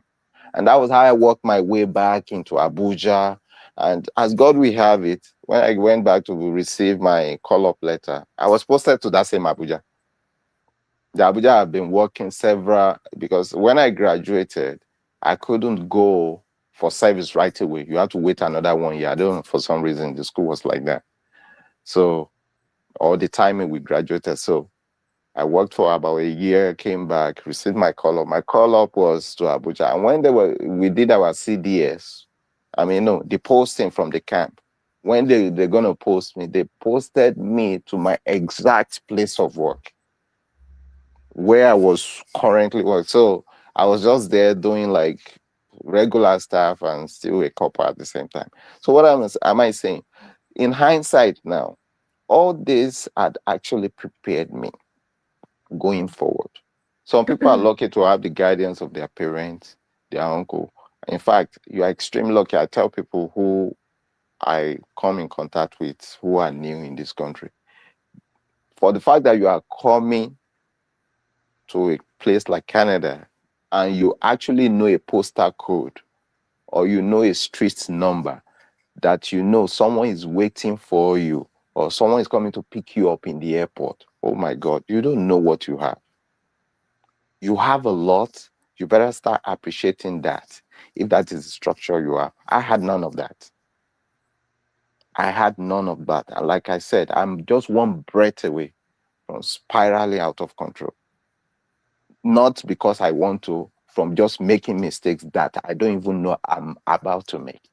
right? So we should begin to appreciate all of these things. And that's why we have platforms like this to talk about situations like this. So you may not necessarily have someone who's waiting for you on the other end. Listening to you, to all of this, we encourage you to know how to take the steps and, where to turn, where not to turn, right? And I tell people, like, if you have someone in your corner is coming to pick, even if it is on the couch you are sleeping for that night, oh man, you don't know what God has done for you. Me, I had nobody. And where I wanted to rent, they kicked me out because I don't have a car. And Wow. it was on a weekend. The school supposed to start on a Monday. And this was on a Sunday. And I started house hunting that night. I started house hunting. My load was just in the corner somewhere. I walked all over the city. I don't know how many miles I walked. And there was this guy, I think it was about 1 a.m. or 2 a.m. in the morning. This guy, I'd been there about 9 or sometime 10 or thereabout, but I was trying to locate my way back to the residence because that's the corner where my load is, where I can just pet for the night. And in the morning of a Monday, everybody's supposed to leave that place because people had actually paid for those residential place. I mean, actual students who will start on a Monday. So they don't want us like around that place again. I was trying to find my way to the residence. I couldn't find it. I don't have data on my phone. I don't have GPS. I have nothing. So I was just walking the city and I was just using landmarks. Unbeknown to me at the time, all the houses looked the same. And I started this journey from in the afternoon when I can tell which from the other. But in the night, all the houses look the same when the lights are on. So I thought, oh, Living in that's the place. That's the place I was going. I will get there. It will look different. Okay. Maybe it's that one down there. Then I had walked several miles away from the residence. I was just walking in circles. It was this guy that was outside smoking very early in the morning. I think 2 a.m. Then he now stopped me. He said, and me, the me that I am, I'm wearing native and I even wear hat on top. I wear native and I was looking so very unique with the code self. The guy said, I've seen you, like you've been walking back and forth here. What's going on? Then I explained to him. He looked at me and said, how did I get here? I said, I was walking. He said, you mean you were on foot? I said, yes. He said, do you know how far you are from the residence? I said, no. He said, from how I could see his face, he was like, no, you don't know how far you are. So, and I said, okay, can you at least give me an idea how to begin my journey? He just described, I was like, okay. I just memorized the very few turns. I said, okay, I'll be on my way.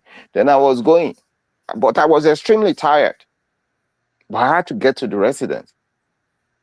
So I think the guy saw that, no, this guy cannot make it this night. He had to call his son and they got their car out to meet up with me down the road. They now told me to enter. The moment I entered the car, that was the last thing I remembered. I slept off. Guess where I woke up? It was these guys, they were waking me up in the car that I'm now in the residence. That is how tired I was. I've not even started. That morning will be my first class.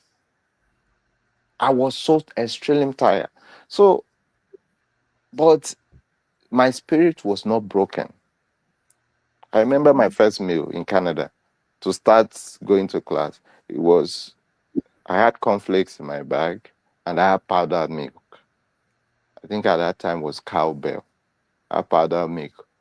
And I did computer science. I used to have this disk set, that used to, install operating system and all that. I do a lot of computer work at the time.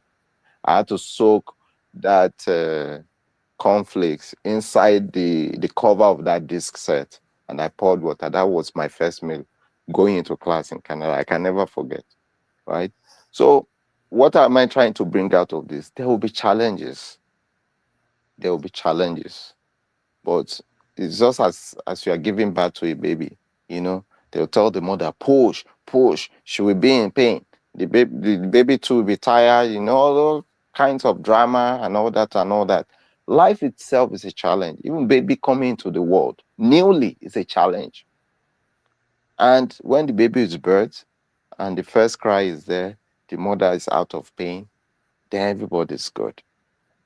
You will now begin to look back and it will, even as I'm speaking, I can't even imagine how I can just summarize it, right? So that is the way it is. So anybody coming to this part of the world, when it comes to job and things like that, don't give up. If you are in the trenches, reevaluate yourself. Are you in the right crowd? Are you getting the right information?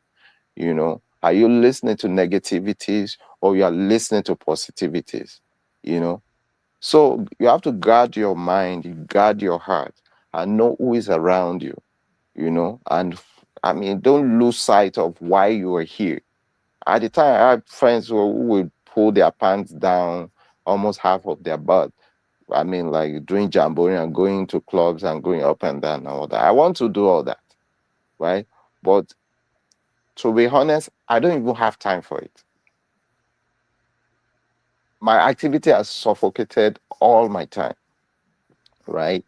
So, I mean, to God be the glory. And if you listen to all the stories, they have the same pattern. Same pattern. Something will be standing out that ties all the stories together.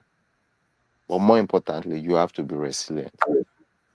So that's the way I see it. Thank you so much, Uncle Phil. Oh, God. This series that Uncle Ben started, Uncle Ben, after this series, we're all going straight to Bora Bora. It's not possible. It has to end in holiday. Ah, Sister Natsu, yeah, Beji. Are you Hello, here? I am here. Welcome, Sister Natsu. Long time. Hi, hi, Let Uncle me tell you, Phil. You know, how are you? I'm Hello. okay. Hi, Uncle Phil. Oh my God, Hey, I was how are listening to you? Uncle Phil's story, right? Abby, let me tell you, I legit cried. Because I remember when I used to walk in the store and come back and start sit in front of the heat, I can't feel my hand and be crying. And I remember one day I called my mom and told her that I can't do this. My mom would say, I thought you were the strong one. I said, no, I don't want to be strong in this sense. I just want to come back home. But going back to the story, right? I think I'm a little bit privileged than other people that traveled because I was born here. My dad came to school in the 80s. My mom came to meet him and they had us and they went back. So we already like had our papers just to come. But I think what really happened was like, when they say village people. So my dad, among his siblings at that time, had the most girls. I think they're a little bit grown. And so he had this brother that was always poisoning his mind that he should not allow us go to America, that if we go to America alone when we're young, that we're going to be spoiled. He just said something to poison my dad's mind. And to think of the kind of person my dad is, we were surprised that my dad bought into his idea. And my dad hid our passports. And my dad did not allow us to come back to America. We Wow. finished secondary school, he didn't allow us. We started looking for polytechnic. We were home for 2 years. He didn't allow us. I'm not joking. And my parents were not doing bad. My dad was a veterinary doctor. He's late now. My mom was a teacher. So like, and then my dad had this like side gig that he did, like all these Fulani men that he had, that he was taking care of their cows, that he gets like side this thing from. Sorry, you're gonna be hearing a little noise. Your nephew's in the hospital, so I'm together Music with to him. our ears. Music to our ears. He has his new thing now. He's eating his thing. This boy could not breathe last night. He was breathing through his mouth. I think he caught a virus. And Mm-hmm. his dad noticed and his dad woke me up. And we're trying to figure out how to do this. And this was just looking at us like, okay, what's up, guys? I'm breathing through my mouth. So what? But we're in the hospital though, but he's stable. That's good. So my Thank God. uncle would not allow us come. We didn't get into university. We got kidnapped poly. We did a diploma. We're trying to get direct entry. And then the worst part of it all, my dad fall into this category of people that if you pass JAM or you have good results, they'll give you admission. Nobody needs to fight for you. That's how we're struggling to get to school. We did not get to. And my uncle Sha was bent on no, my dad not allowing us to go back. That's how we started entering serious prayer. Oh, I'm not joking. At the point he wanted to separate my parents too. He was trying to come between my dad and my mom. And my mom left the house for like I think 6 months. Serious warfare. There was one day he came to the house. He even went to sleep in my parents' room with my dad. Abby, we prayed so bad that this man left our house at 4 a.m. He could not sleep. And then he was supposed to go to his children's house, and he's supposed to be like 2 hours away from us with public transport. They called us 6 hours later to ask us where he was because he did not reach them. That's how I started praying. The week that this man died, that was when our dad now I just want to meet my dad like casually. I said, Daddy, can I have my passport so that I renew it? He said, sure. I said, eh? It was like a joke. At that time I was working in UBA with my diploma. My dad had retired. Things were beginning to get a little bit tough. My mom was getting upset because when things were okay, my dad did not allow us to go back. You understand what I'm saying? Mm-hmm. So my dad now said, oh, no problem. He gave us the passport, we renewed it, and we didn't take the passport back to you. We kept it with us. I was in Abuja at that time. My parents were in Kaduna. So one of our relatives was getting married, and I went to Kaduna for a weekend. My mom was there. My mom called me. She's like, oh, Uncle Hayab is here. Oh, he's asking about you. So I said, okay, you know what? Like play, I just took bike and let me go and see him. Because me and my dad and uncle we party. He said, he used to call me America. I said, America, what are you still doing here? I said, Uncle, nothing. No. He said, where's your passport? I said, it's at home. You renew it. I said, yeah, it's only ticket. He said, this was on a Saturday. On a Tuesday, he called me. He said, send me your passport data information. I sent it. And then he now called me on Thursday. He now called me back and said, get ready, you're leaving for America on Thursday. Huh? I said, say what? So meanwhile, backstory, when I was in secondary school, I had this classmate, her name is Sarah Cantio. She was also born in Chicago and came back. So you know how in school they ask you to bring your birth certificate. And then me Yeah. and her realized that we didn't have regular birth certificate like other people. So we now gisted how we had plans to go back. For her, her dad was in the military, but he died when he died when she was in JSS1. So it was just her mom. So we now say, okay, we'll keep in touch. Anybody that goes back before the other person should, understand what I'm saying? When the other person is coming, we kind of like link up. So one of my friends wanted me to go to Texas to stay with her cousin, who is a male. But then this my friend was like, no problem, you can come to me in New York. So that was how I came to New York. So my uncle then bought my ticket, one-way ticket to New York. I remember November 2009. It was 200K one-way ticket. That's how I came to New York. When I was coming, my uncle now dashed me $200. Backstory again, I'm not very good with savings. So I was working. My dad was retired. Things were getting a little bit tight. My twin sister was in school. So my ATM card was with my twin sister because I was living with my uncle. I didn't have to buy anything. So if my sister, at that time, there was no, they didn't have this kind of transfer, instant transfer at that time. So if my sister need to do anything or they need money for anything, they will call me and I'll just tell them to go. They have my PIN number to go and withdraw. So I now came to America. My friend was working. She didn't have a car. I was supposed to take a taxi. I took the taxi. The taxi is kind of this taxi that has meter on it. I missed my way to the house. Finally, we figured our way, found our way. I paid $56 for my taxi. I was left with $146. That was how life started in America. So I came in winter. I didn't have winter clothes. Oh Lord, let me not cry. I didn't have winter clothes. Like Uncle Hey, Phil said, if you're coming to Obodo Ibo and you have somebody to come and meet, you don't know what God has done for you. You have you are equivalent to somebody that has won jackpot on loan. So that my hey. friend, I stayed with her from the November that I came till January 31st that I got my first job. I didn't pay rent. I came with food from Niger. She was buying stuff. My $146 finished quick, sha. But I had that my friend. If she's taking me to go and apply for jobs, she'll pay my transport. You understand what I'm saying? We're going to church together. And then there's this guy in our church that works with Staples. It's a retail company. And then I call him Dede. He's like a little bit older than me, but I call him Dede just because of the role that he has played in our life. I know in Igbo now what Dede means. So Dede was the one that talked to the manager after applying plenty jobs. So that the manager now gave me a job in Staples. So I started working in Staples from January 31st, 2010, I think till about August. Then my friend was now going to a private university at Delphi. So people were now telling that, oh, you cannot enroll in school in America unless you start from the beginning. Maybe you go and get your GED, blah, blah, blah. This, my friend, because she has already gone through this part. That's why another thing again, if you're in Obodo and you have people that don't gatekeep, every time you go to pray for them times 10. So Sarah was like, no, don't mind them. Carrie, do you have your poly transcript? I say, yes. She said, let's go to Adefi. Go and give them. They will evaluate it there and there for you. That was before they changed everything. That's how I took my result. They evaluated it and they got 64 credits, I think, or 62 credits. So that means that I need to do only 2 years and get a degree. Now, this is where the problem started.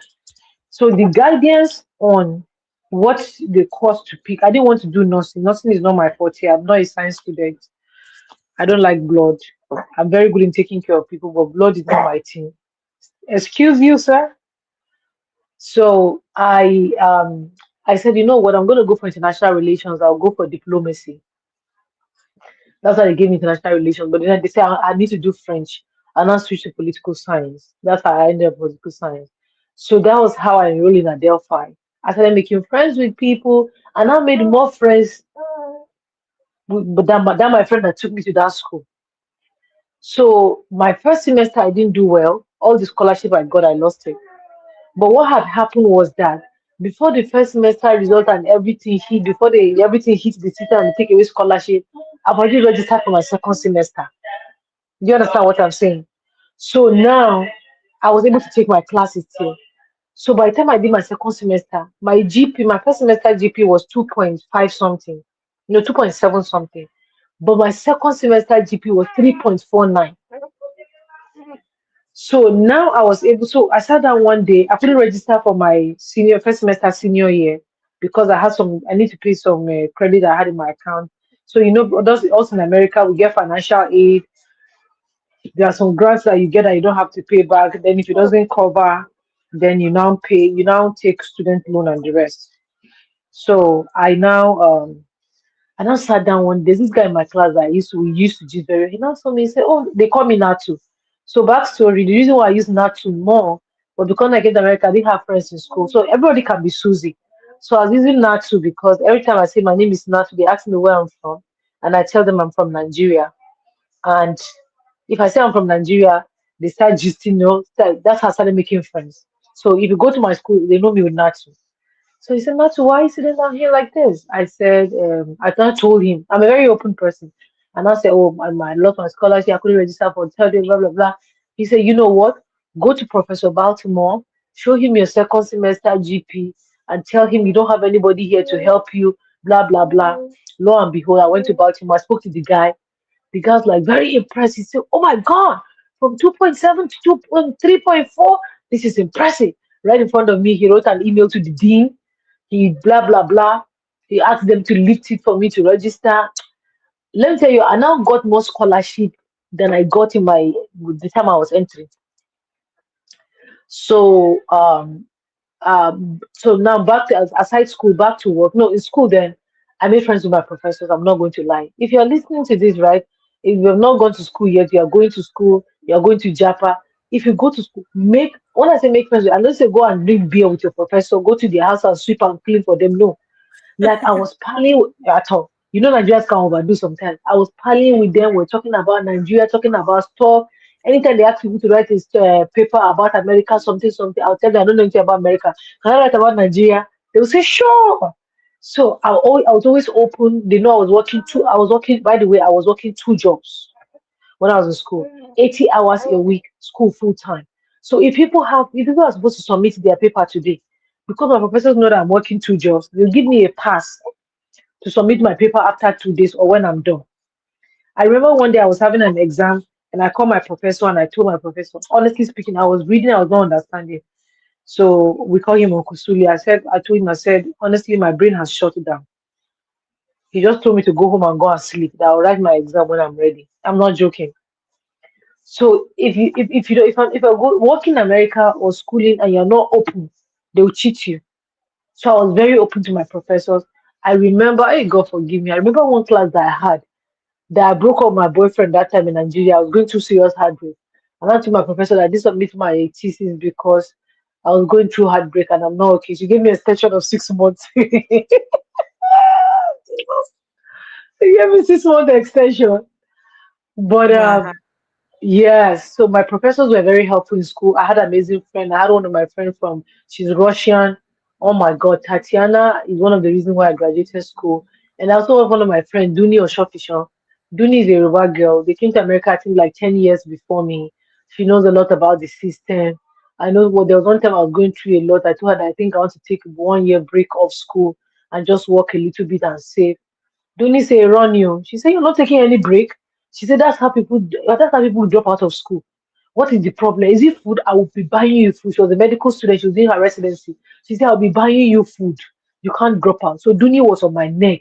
She was not telling me. She said, don't worry about people saying getting A's. Oh, it's not A's. Oh, if you don't get A's, that's fine. At least pass that course. If you get C, manage it. If you get B minus, please manage it. Don't kill yourself. But you're not dropping out. So Duni was on my throat like this, like I can't drop out of that. She was like, no, you're not doing it. You're not doing it. So Duni too was another reason why I graduated because she wouldn't let me breathe. Tatiana, sometimes when I'm in school, I'm in the library on Facebook because listen, I don't know what was wrong with me. I was tired. I don't know if I want to be in school. I don't want to be in the America. I want to go back home. Tatiana will now ask me, oh, are you submitting your homework on Facebook? I was like, oh, sheesh. I was not closing. Sometimes I'll be at home and say, I will not come to school. Tatiana will just come and say, I'm outside your house. I'm like, why? She's like, bath and come out or wear your clothes. I'll say, I don't want to go to school. She's like, I'm waiting outside. When you're ready, you come outside. So that one too was helpful to me, honestly speaking. Then the aspect of work, God. By the way, I didn't have a car till almost like after 8 years in America before I had my first car. And that's also through the gift of men. But also, so while I was working the two jobs, I was going to school, I was working, I was tired, I was exhausted, I was worn out, I was not socializing. That's another reason why I went to Nigeria to go and get married. Because the only relationship I could maintain that time was this kind of relationship. Because who is the person that you be dating here that you don't have time to see them, they will understand? Do you understand what I'm saying? Because my life was round the clock working, working, working, working.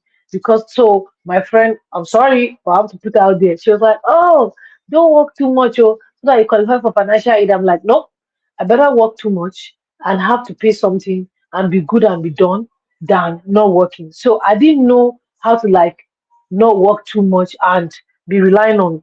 By the way, I'm an outside girl. I know outside people used to learn trade. They learn from a very early age. You understand what I'm saying? And then back home, my mom used to do stuff that we were learning from. I was when I came to America that I understand side hustle. I'm like, oh, so that show that my mom had at home was a side hustle. I didn't know, and we're suffering that side hustle for her. God forgive us. But my mom taught us plenty things, like all the things I'm doing now, Zogo, Suya, Ginger, everything my mom was doing, she'll be teaching us. You understand what I'm saying? So do that, and then my dad too.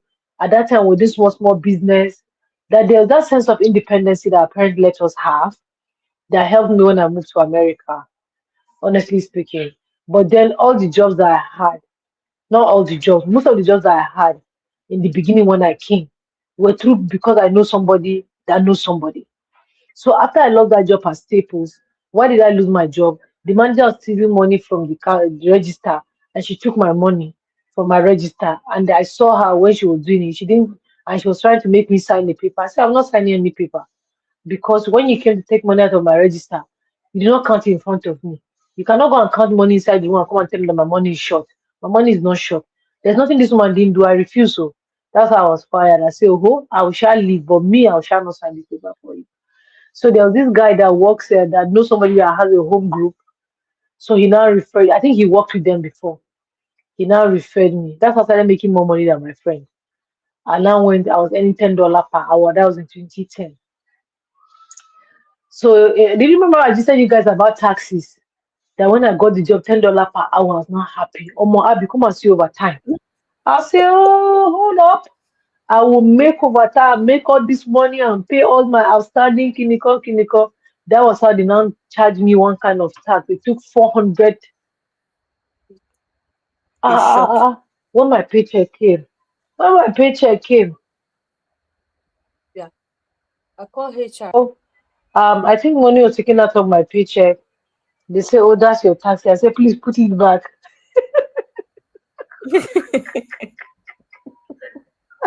I said, please put my money back. I don't have whatever. Please. They said, oh, you have to pay taxes. That was very hard for me. So that was one of my hardest lessons. That being overtime will not give you money. So they even waste your energy. Even if you decide to have two jobs, even if you decide to have two jobs, To have two jobs.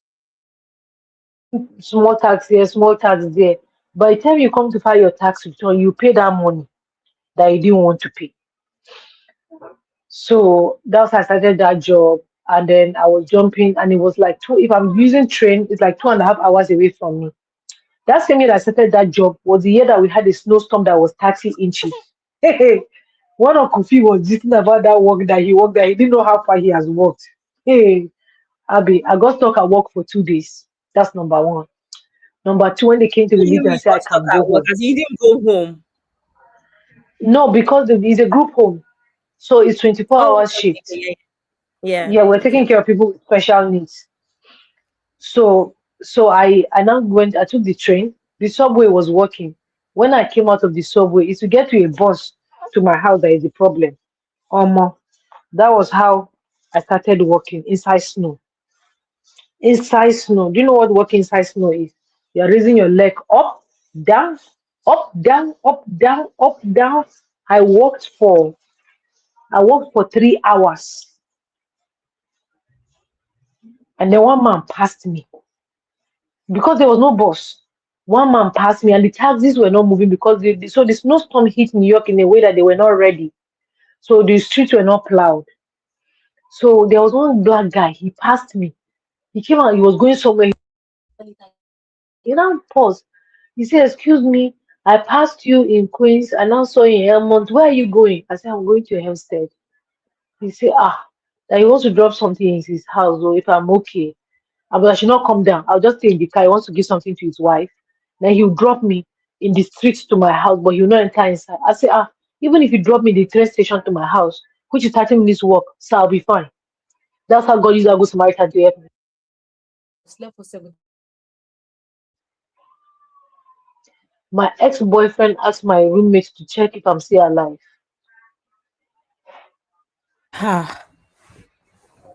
I, I slept for 17 hours straight. One more. So Nat, are you there? I'm Okay. here. Go Yeah. ahead.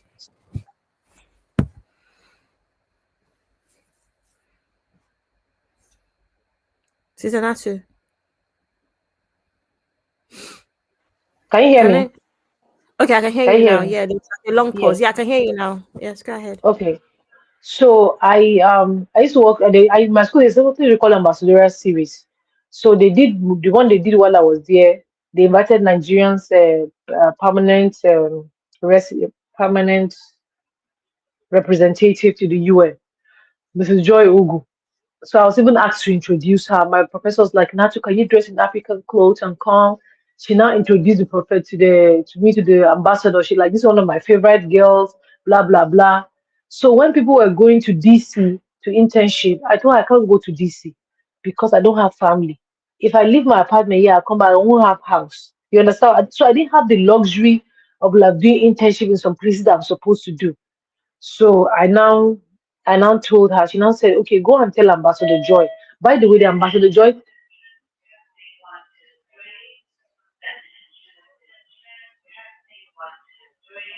ambassador said that anytime I'm in the city, I should pop in her place and say hi, blah blah blah. So every time I go to the city once in a while, I'll just go and greet the ambassador and she'll be very happy to see me. Oh. So I now told my professor, she now said, go and tell her that if she will give you an internship for 6 months, I will take it for 6 credits, which is very rare. Ambassador Joy said, sure, no problem. That was how I got into Nigerian house. So sometimes if you see me going to New York to Nigerian house and be entering like it's my father's palace, that was how I got there. And I did my internship. I made friends with some people. There's this guy from Bauchi that I met, Hausa guy. Also, I'm just giving you a story just to make some link some this thing. Hausa guy. And we're talking, and I said, oh, one of my neighbor in Kaduna is from Bauchi. This is his name. You're like, that guy is his neighbor too in Bauchi now. They kind of like related.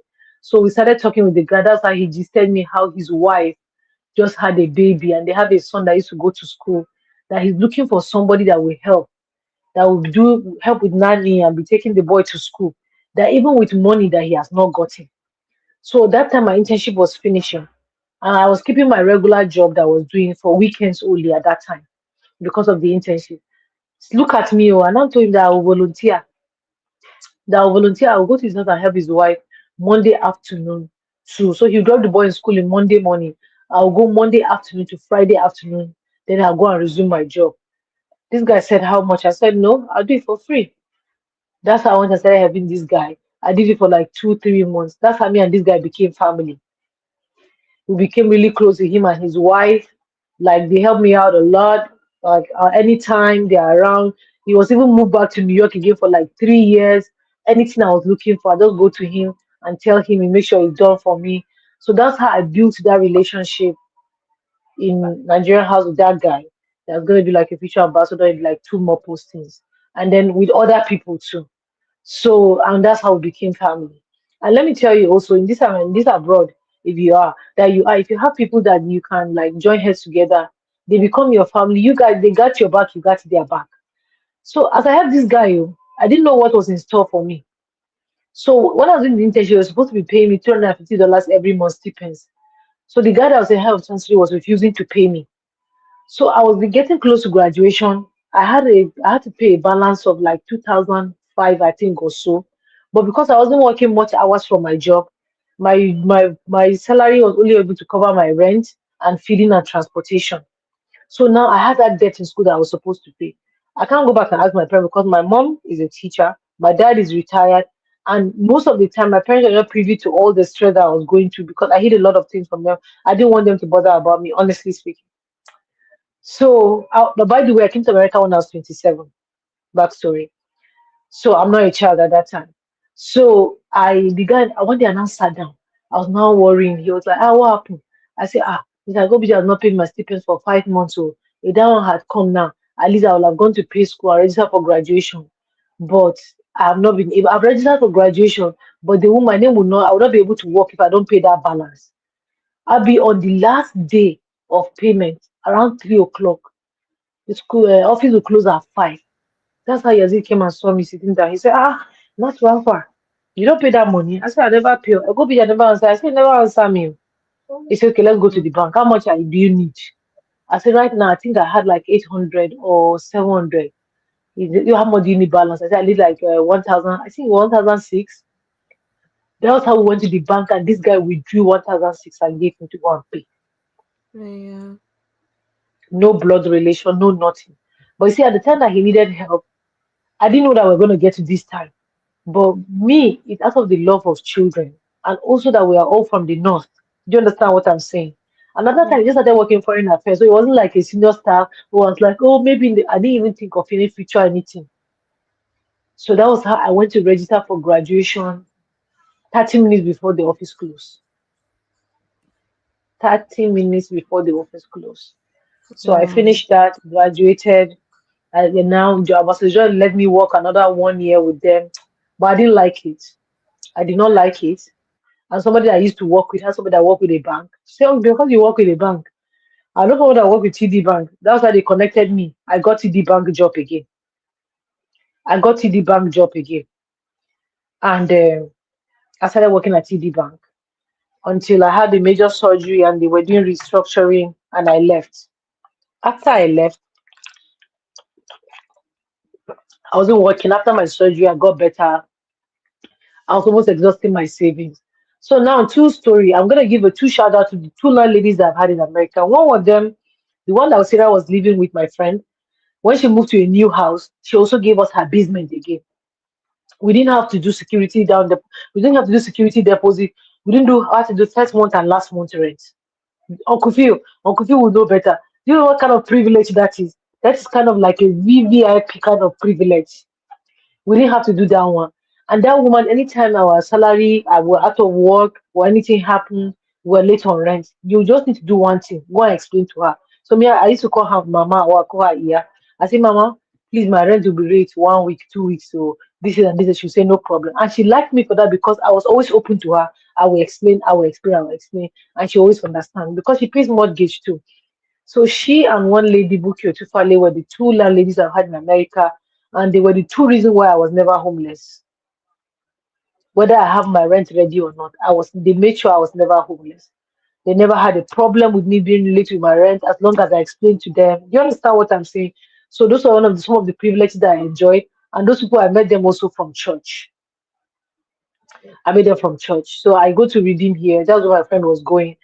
Started going to Redeem with her. I left. I said, let me go to the Baptist that I'm used to. The Baptist that I went to, they didn't have choir. I was there enjoying it. I left. I went back to the Redeem, and that's where I've been. So church, like Uncle Phil has said, have been another place of solace for me. I've met friends. My friend Duni, one of my best friend Duni, I was in church that we met, became very, very close. Her family became my New York family. If you hear me say my New York mommy, that's her mom. When I had my kids, I was in the hospital for a week. Her mom was always in the hospital every day. She'll come 7 a.m. If she leaves us in the night and she was not okay with how she left, so she's going to show up the next morning 7 a.m. So that's how we became family with them. Every time Thanksgiving, we have somewhere to go. We were never sitting down, not wondering where we can go to. If we don't have food, I'll call my friend's mom. She always have food. We'll go and shop in her house. We'll carry water, soap, bathing soap, washing soap, everything you can find in mommy's house. Meat, fish, tomato, everything. So those are some of the gifts of men that God blessed me with while I was there. So after I left the TD bank, after that one, I came and started working. I went back to healthcare again. I thought I could do that healthcare thing. But I went back to it because I didn't have an option. But again, it was somebody that I knew through my ex-boyfriend that got me that job. My ex-boyfriend in Nigeria that got me that job too again. So while I was doing that job, my woman's daughter, some issue happened like that. I think the mom had to go to hospice, and then I left. So when I left, I was going for I was already planning for my wedding when that job stopped again. I was like, Wahala. So I went to Nigeria for my introduction. When I came back for my introduction, I made a voice note on my phone. One man that has a security company, that one of our family friends that were born here together with, that came back before me, used to work with him and had me as his next of kin. So the man called me because apparently his wife was sick and supposed to go and undergo a surgery. She had a 6-month-old baby. His name is Dara. They didn't have anybody to take care of him. So the man was like, what am I doing now? I said, I'm not working right now. The man said, no problem. That's why I started working with the man. And then he also made sure I was working in his office. So I was getting 2 salaries. I was working, helping him with babysitting the kids. But then when he was leaving, I needed a car. But I was not driving. This man, out of the kindness of his heart, had he didn't buy it for me, Sha. He bought it under his business name. A small Corolla, 2000 Corolla. And see, so when you talk about people getting prepared, I didn't have a car, but I got my license ready because my friend Duni would not let me breathe until I had a driver's license. So he now asked me, do you have a license? I said yes. That was how he went and got that car and gave me. I started driving to his house to watch his kids while his wife was undergoing treatment. And me and that man, we became family. And then after the boy got better, he had me working under his company, the security company. And that's why I was able to get a lot of people. So when I started working with him, I was supposed to go back for my wedding in December. He made sure that I got a lot of money to be able to take care of myself. So after I went for my wedding and I came back, every time mom asks me, when's your husband coming? I'm like, sir, my husband doesn't want to come. He's like, which kind of life is that?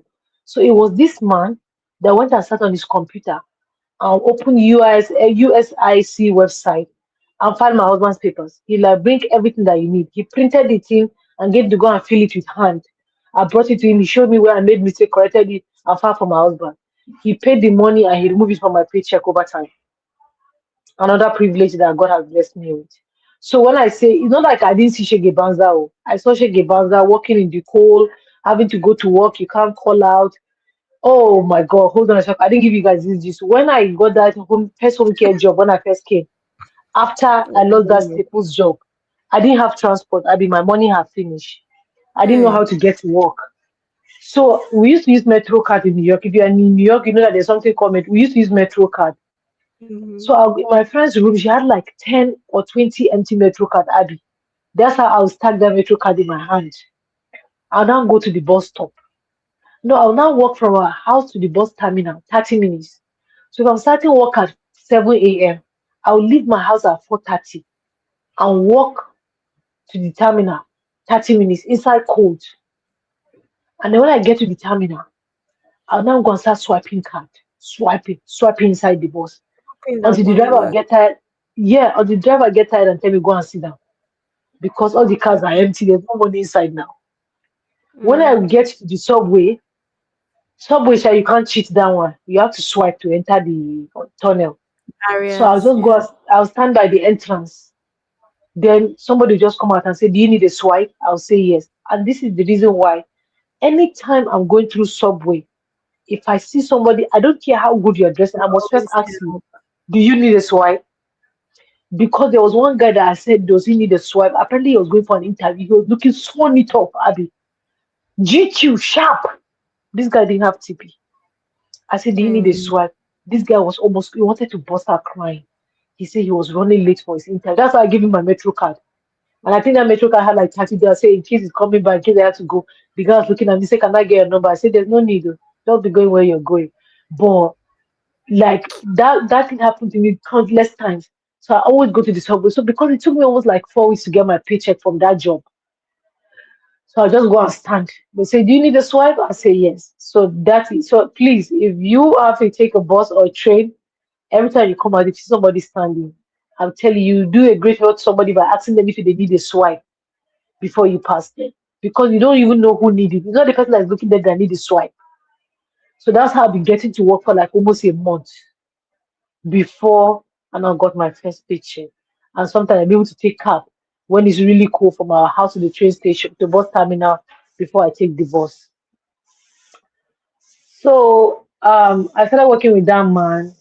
So he now said, and then he now found out that my twin sister had a baby. She was living with me. She was not working. That's how he got my twin sister a job. He found for my husband. He told my twin sister to come and meet me. He found for our husband too. He's like, nobody has time for nonsense. So he became like our boy in America.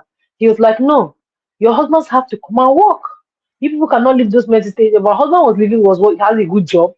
He was working in a telecom company that worked at their Globalcom outsourced them and MTN to take care of their mass. So that company, he was like the MD for that company. It's his friend's brother that has the company. So he was seeing money, sha. So that's why he didn't want to come. My boss said that is bullshit.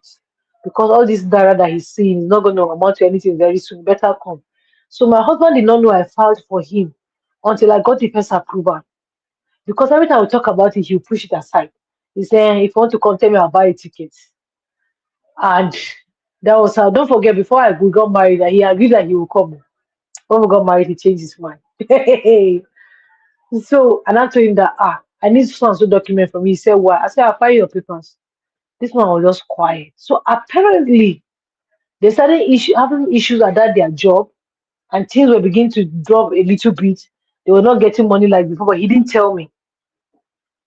But God led that man to help us to fire and not tell him until we got the approval. So everything now came at the right time.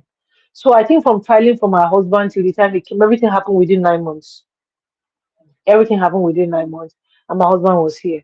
So that man was the one that helped me, helped my sister, helped my sister's husband. He said, Nati, don't worry, when your husband come, I'll give him a job. He made sure that my husband got to a site that was paying well, that my husband was making more money than me. He said, your husband needs to take care of you for me because you have tried. So that was when my husband got his footing. My husband was working as a security guard, and then they say a man diligent in his ways. There's no way that my husband worked that he didn't like him. But there's one other thing. My husband is a very ambitious person. It's In that time, he wanted to switch to IT. He said even if he does IT, even if you go to IT engineering. Hold on one second, please. The office is calling me. Just 1 minute.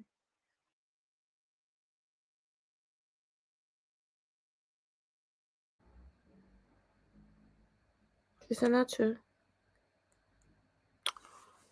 We've lost Sister Nacho. I should go a call. Can She's anybody hear me, getting a Uncle call Ben? from she's getting a call from my office, I believe. Mm.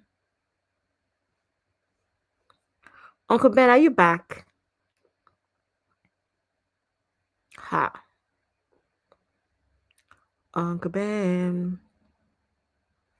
We'll wait for Sister Nacho to come back. Uncle Phil, do you have anything to add in the meantime? Or anything to shed light on? Hmm. Her story is sounding very familiar. In fact, she sounds like something that that has crossed my path before Hey. in this hustle level. I'm telling you, she's striking some chord that I can really relate with, right? So Mm. I can see Abby, and I don't know who is listening. You see, if you have not seen God, if you It have not was seen God it was in my human flesh, it if you have not was the seen God hospital in I called. if you have not seen God in human flesh, you need to listen to what people go through when they japa.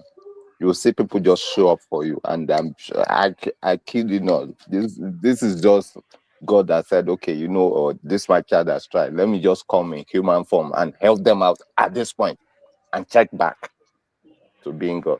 So, my sister, you can continue. All right, thank you. So I let me tell you, and that's what like Uncle P was saying. I used to say it all the time. No matter what I go through, I can never stop believing God. Right. All right. I used to say that I can never like stop believing God because of the things that I've been through and then what I've seen and what I've learned. Yes, thank you. What I've been through, what I've seen and what I've learned. Like God has always come through for me like last minute.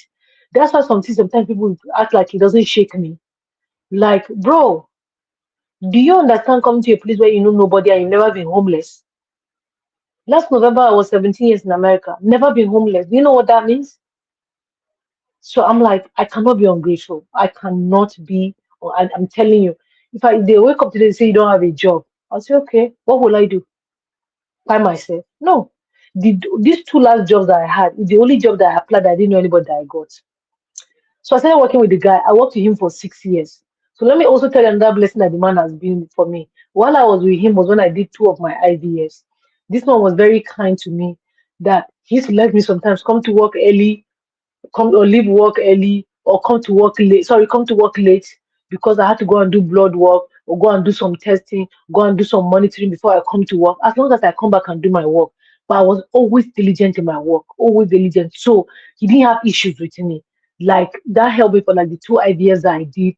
That even when they didn't work out, my anxiety went over the roof. I had to go through therapy. Like the man, I used my break time. He understood. He checked in every 6 months. And then he took me like family. So every 6 months, I have to give him updates about my life, oh, what I'm doing, what certification, what I'm prepping, can you come. So along the line, there's this sister that I met here. Somebody linked me up to her. So I not get to find out that she is a niece to one of my ex-fiancé. So, and then we became like sisters. When I say, see, let me tell you, if you're in Obodo boy, like Uncle Phil and Uncle Ben, and I be all of us sisters. So all of us right now we are cousins. So by the time we enter plane to go to Africa and Nigeria, that's when you know that you are from Lagos, you are from Kaduna, you're not related. But right now, all of us here are cousins. We don't give, yeah. So when we talk Period. about our friends, yes, we are cousins. I want to hear anything. I'm going to my cousin's house. They're like, oh, are you guys related? That's not your business. That's my cousin. Because that your cousin. If anything happened to you, before your mama will find visa and come from Nigeria, your cousin have come. Let's take me for example when I had my twins. Shebi was my mom that was denied visa. Did I have tough times here? Did people come through for me?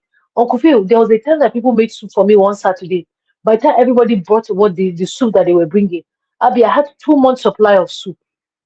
2 months supply of soup. The only thing I was going to do is boil rice, boil yam, boil, make swallow, do something light, but we didn't Mm. have to. My twin sister was making snacks and putting in the fridge, meat pie, fish roll, freezer.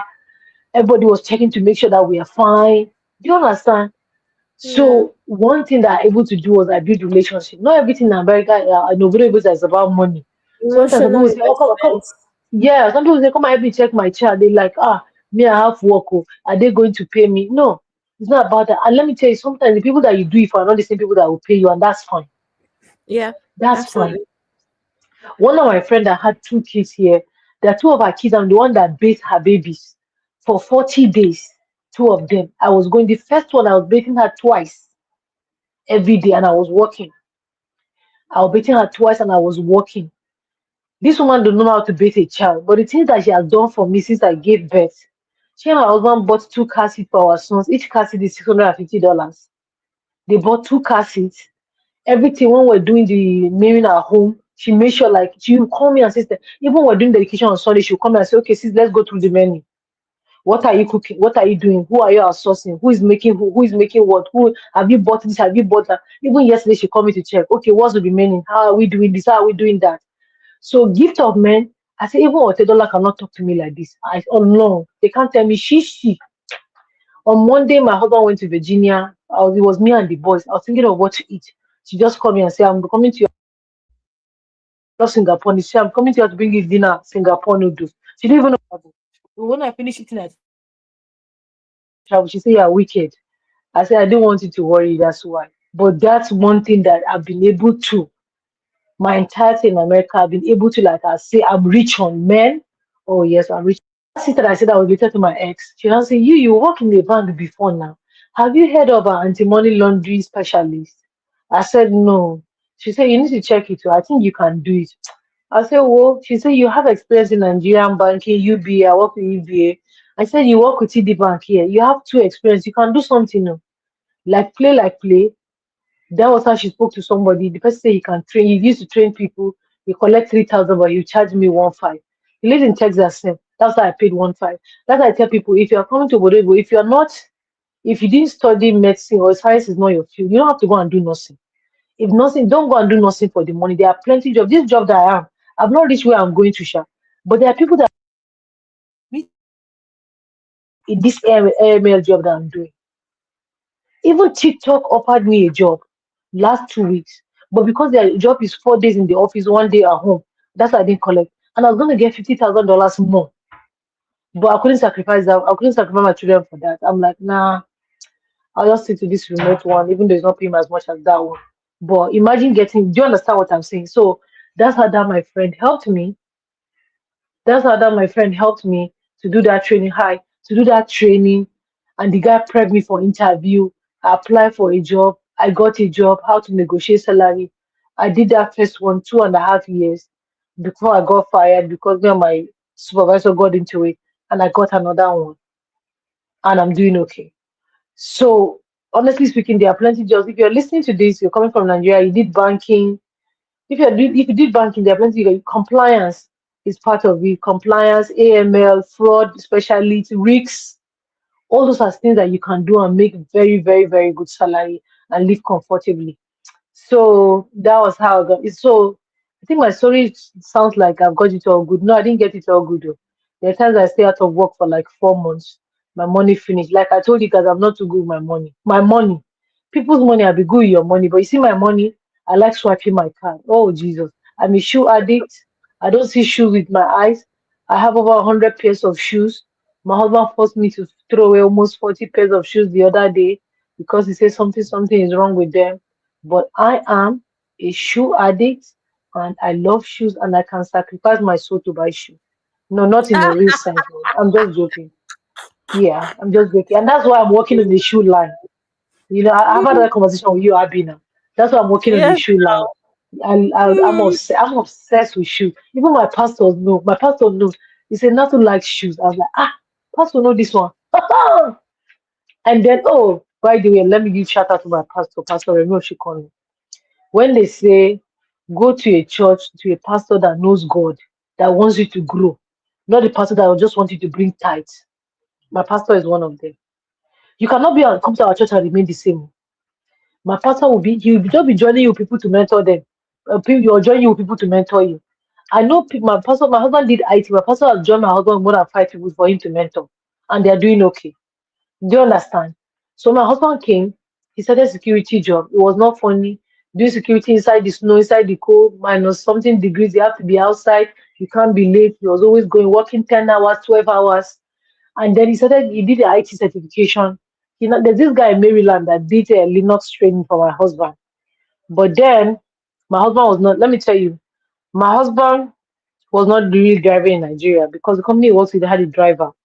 So he learned how to drive, but he wasn't driving because they were always taking him where he wants to go to. He didn't have his own personal car, he has a work car.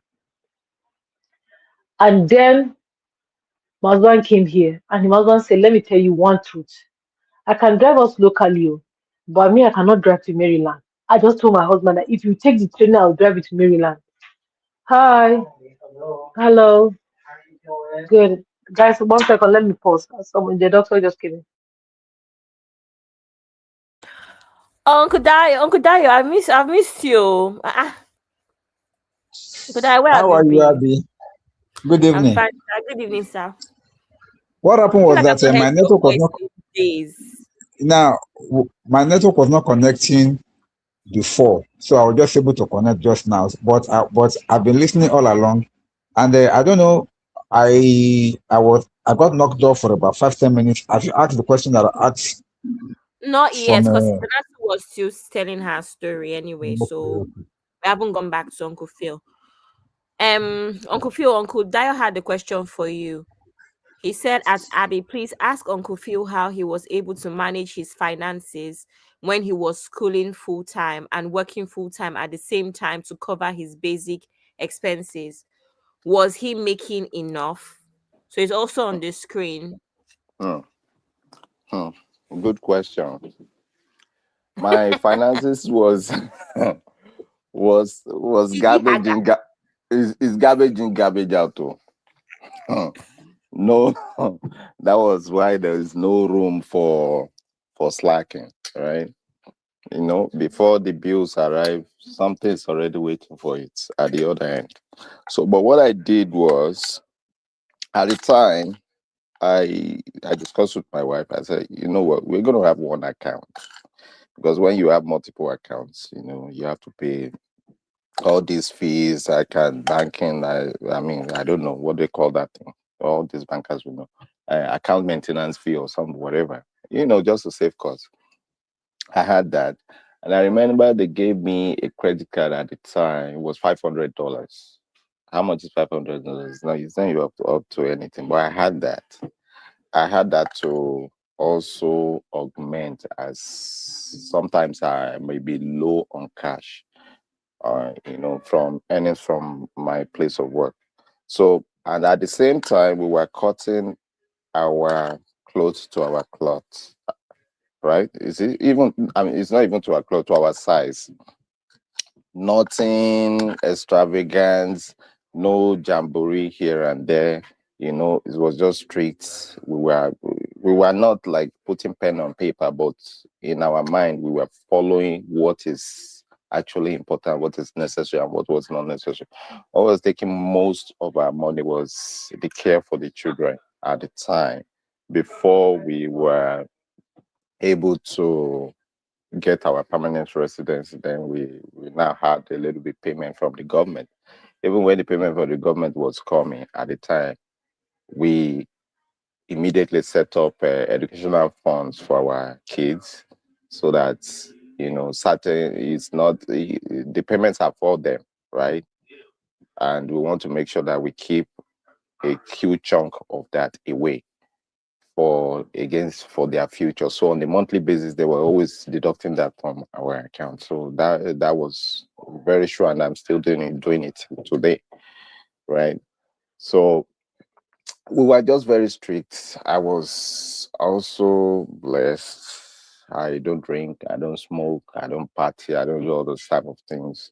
I barb my hair in the house, saving money on that. So that was just it. It was just myself, school, church, and home. That's just my triangle, and nothing more, nothing less. Thank you, Uncle Phil. Uncle Dio. Yes, Abby, I really appreciate the question on most people's minds particularly people that want to japa from Nigeria or from any part in Africa to the Western world, are two things. Number one, I'm the back. the issue of settling down, and then number two, integration into society and finances. Because without finance, you can't go far. That was why I asked that question. And I also see the same trait with Stanatu also, but in case of Stanatu, she she was a little bit um helped, so to say. Her own situation was a little bit different because she was able to get some help to be able to manage in that aspect. But majorly, when Sister Biba and my Sister Peju, and every other person were talking about their Canadian experience, they do not really explain as per how they are able to cope with the initial financial challenges that you face when you enter into diaspora. But Because Dayo, I had financial challenges. So remember, I told you that I came with only $200, and I remember, I took taxi for $56 yeah, to my friend's house, you had and then I was there 146. 140 something. Yeah, I and I remember, didn't have but a job in till your own after case three now, you months. were able to get somebody that was able to, you got good friend that really supported Yes, you. the housed Aha. me. Yeah. So that was why I said yours is different from Uncle Phil. Okay. Uncle Phil had only 20,000 naira in his pocket when Uncle he Phil, how landed much in was that Canada. in Canadian dollar? To be He had honest, I only have 20,000 no idea. naira. It was not up to anything. It was not, in fact, Yeah. I didn't even know even where to go and exchange it. But what helped me was I had paid for my tuition in full before Oh leaving wow. Lagos. I had done that in full. So I had no challenge regarding that.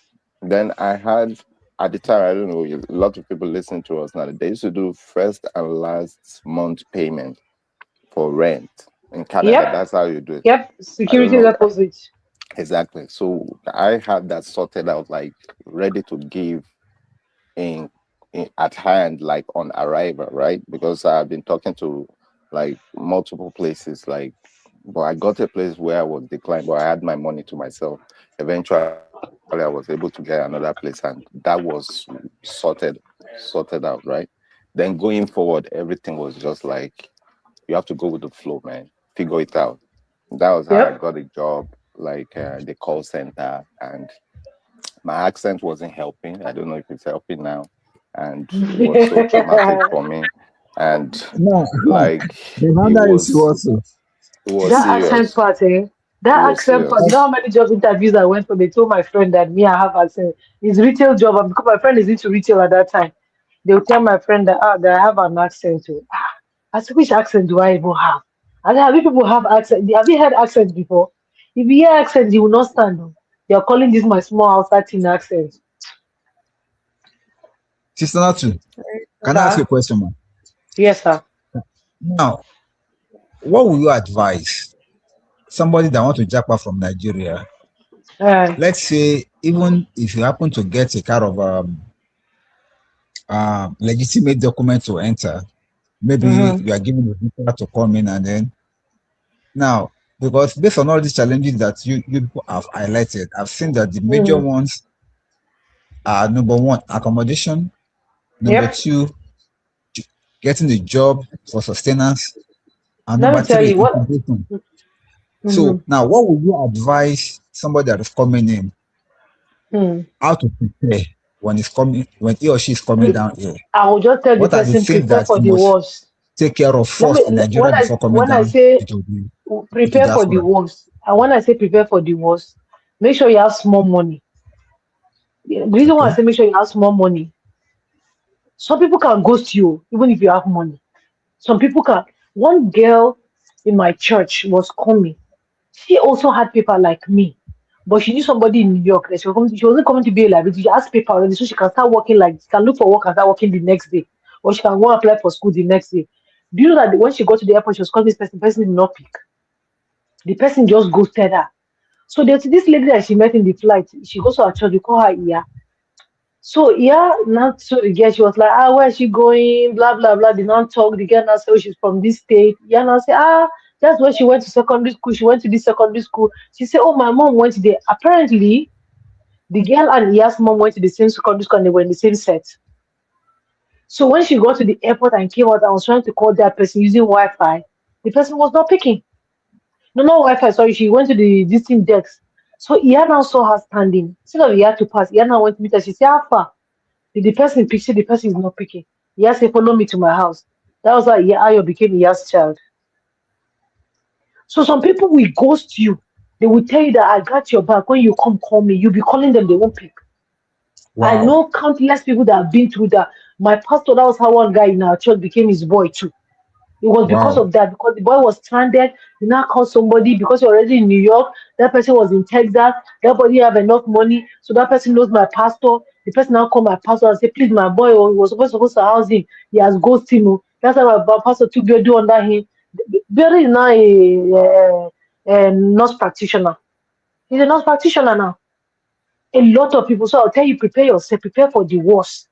That person that you're coming to come and meet, that person is not your palliative. You don't even know what that person is going through. So don't count on that person for anything. If they want to give you space, just have in your mind that, that's the only thing that they are giving you. Just have that in your mind, because anybody that will give you where to sleep, Uncle Phil will bear witness. He has finished everything for you. Let the person not even give you food. Let the person just give you where to sleep. He has finished everything for you. So if you're coming, if you just prepare yourself for the worst, that's number one. Number two, if you have somebody that you know that this one insurance cover this person, you will house me. Don't depend on them for food or anything. Figure your life out. If you're there, if you're living from here, take the food stuff that you can take. If you reach there, small money, be buying food, be helping them clean. Then some people might use you. Don't worry about it. Let them use you. Just do what you can do. Gather your money and leave the place. But don't you ever. That's why even that my lady that I stayed with, it's not like we don't have some small back and forth. Too. But me, I used to say all the time, I'll count my blessings, I'll count them times two, times two, times two, times two, times two. Because in a situation where some people were homeless, I was never homeless. Do you understand what I'm saying? I became so close to her kids that in her children's school, my name is there. If she can't make it, the children is me, they will release the children to. That's how close we now became. So that person, if you're going, if you have somebody that said that, okay, I will house you, please don't count on anything more than housing. If you say, "Oh, if you come, I'll give you a job," don't worry, I'll think we'll go shopping. Just answer. If you go and the shopping didn't happen, don't take it personal. Because you see, this Obodo, people are going through stuffs. My husband has a regular job. He does IT now, has a regular job. One day they just woke up and they told them that Trump has cut funding because their company is doing contract with DOJ, and they dismiss people. My husband, they put him on the bench and say no Wow. salary, but be on the bench till something comes up. So what if he doesn't have savings? Do you understand what I'm saying? So if my husband has promised somebody something and say, "Okay, if you come and take it," and the person now come, my husband did not say anything. He now say, "This guy promised me, oh, he promised me, oh, the IT guy." Didn't know that this guy not collect salary more than 1 month. Wow. Do you understand what I'm saying? Also, Yeah, I'll tell yeah, I anybody do. that is coming, if you come to America, if you come to Bodo Ibosef, now America, and you are working, work every day like your last day. Because I'm telling you, you might go the next day and swipe your card and you do not work because they have fired you. You didn't even know. That's if they did not tell you or if they tell you. Yes, you have to work every day like it. Everybody that comes here, one of my friends, anybody that comes from the north, she now say, "Let me give you Natu's number to do you lecture." I will tell you, come to Bodo Ibo every day as your last. And let me tell you, if you come to especially America, there's something, go on YouTube and go and Google Maury Show and go and watch Maury Show very well. The reason why I say, especially to the men, the reason why I say go and watch Maury Show very well, there's some useless girls here that are out for African men specifically, that they will tell you that I want to give birth for an African man because they know that African men take care of their children. So some of these girls, if you don't know what they call DNA, this girl will go and sleep with somebody in the morning and come and sleep with you in the afternoon and come and pin belly on you. We have one of our friends, we used to call our name with initial. So they used to call me NSK. That our friend, he came, I told him, he said, there's this girl, doctor have told her that she cannot give birth. There's no need for him to use condom. I say, guy, SF, watch yourself. He said, anytime he's going, she'll cook his food, have his beer in the fridge. This guy was just benching this girl anyhow. One day the girl woke up pregnant. One day my friend was messaging me, he just said, NSK, I know you told him. That was the only thing he said, but it has happened. Just like I will that. tell you the truth. Yes, I will tell you. You gotta be careful. Because let me tell Hey, you, child support, before child, if that girl went to file child support on your head and they've approved her child support, before your salary hit your account, child support go don't hit her account. One of it was when I came to America that I found out some people were doing the child support voila. is their salary. So when I was working in Staples, if you're ringing people, you ask them if they want to apply for Staples credit card. So a couple of people like I said, do you want to apply? They'll say sure. So if you're applying, they're like, oh, what job what kind of job are you? What's your profession? They're like, oh, I make money off child support. I say, eh? I say, you say what? My co-worker in my previous job that I just left, she gets $4,500 every month for child support. $4,500. Yes, for one My child. God. For one child. One of our friends that lives in California, you Wow. went and got one girl that did papers for him. Every day be benching that girl. That girl now went and told him one time that she was safe, that she's not on her on her high period to get pregnant. That's how he benched the girl. She got pregnant. The girl first month of pregnancy, she stopped working that she cannot be entering bus because he's an IT guy. She made him buy her a car. 4 months of pregnancy, she cannot be living with her parents. She needs to have her own house. He had to rent house for her. This guy now Ah, left West Coast and come to East Coast. One day I was just sitting down. I think he called me. So he used to come and we'll make soup for him on weekends. My twin sister could then he'll carry and go back. And then so sometimes he come and hang around with us. One day I was just letting the girl call me that stop talking to my husband. I said, who's your husband? But because I know that my friend, she's doing his papers. I don't want to spoil his show. I just text down my friend. I say, call me. When he saw the message, you call me. I said, let me tell you something. Say I decrease. He say yes. I say, if I cost this girl, she will cancel your paper. If you don't go watch this girl, tell us maybe she watches it. You tell us that be your girlfriend. Say no. And I used to that I used to go to New York, some of his sisters. Now maybe she didn't know it was me. I say, okay, first of all, go and clarify that shit. Because if anybody calls me, I'm gonna cause the person out. Anything that will happen will happen. The guy started begging me, say, I beg me, my people just come on, no vex. I said, so this girl leave West Coast, come visit you. I said, they fuck this girl. I said, she go born second one and third one. He thought I was joking. Guess what? She has born second and third one, but he didn't tell me the second and third one because I warned him already. It's our friend that told me. She said, say that girl don't born second born for G, she don't born third. But I said, nah, lie, you dey lie. I said, why you not tell me? Say, because you don't want her. No way if he tell you. Because I don't want her. I say, you dey fuck this girl without condom, she go born. She don't born. So that's what I'll tell people. If you come, watch yourself. If you're coming for it, don't get too comfortable anywhere you are. So let me give you a quick story about my husband. When he got here, he started that job. So because his job in Nigeria was already shaking, when he was coming, he didn't come with a lot of money. Bought his tickets, disposed of half of the things that we have in Nigeria, some of the things we gave to his siblings, and like guy just becoming. He started his job, the security job, started getting interviews. But the security job that he was doing, it was 8 a.m. to 6 p.m. So he didn't have enough time to be doing his IT interview. And that time we were driving to Maryland every Saturday for 6 weeks before COVID now hit. He now did his certification, he now passed. And my husband, I used to tease myself, he's a one hit wonder. If he wants to do something, if my husband does not need to go to class and he's not bragging, but just give him material and he'll register for the exam, he go and write his exam. Like he's a self-taught guy. That's how he is. So he now called one day, he say, babe, I have small savings, but I'm not quitting my job, I'm changing jobs. I'm going to take a job that's going to pay me $6 less. So imagine the other security job that he was doing, maybe he was getting $24 per hour. He says he's going to leave that job and go back to a job that will pay him $14 or $15 per hour. Because that job is afternoon job from 4 to 12. So I can have time and do interview in the morning. I said, well, I don't have problem. As long as you get good job and bring us money, what's my consignment? That's how my husband left that job that was giving him more money and went to the less job that works in a university to be doing a janitor and be cleaning toilets. I started getting interviews. That was how he now got his interview. First job with Wilsop. That's like the Uber of private jets.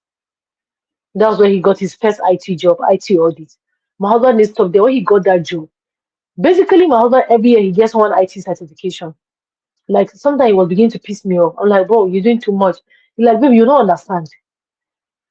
Like almost every year he was getting when he did IT audit, he moved to I forgot whatever he did. He now moved to now he's doing Kubernetes.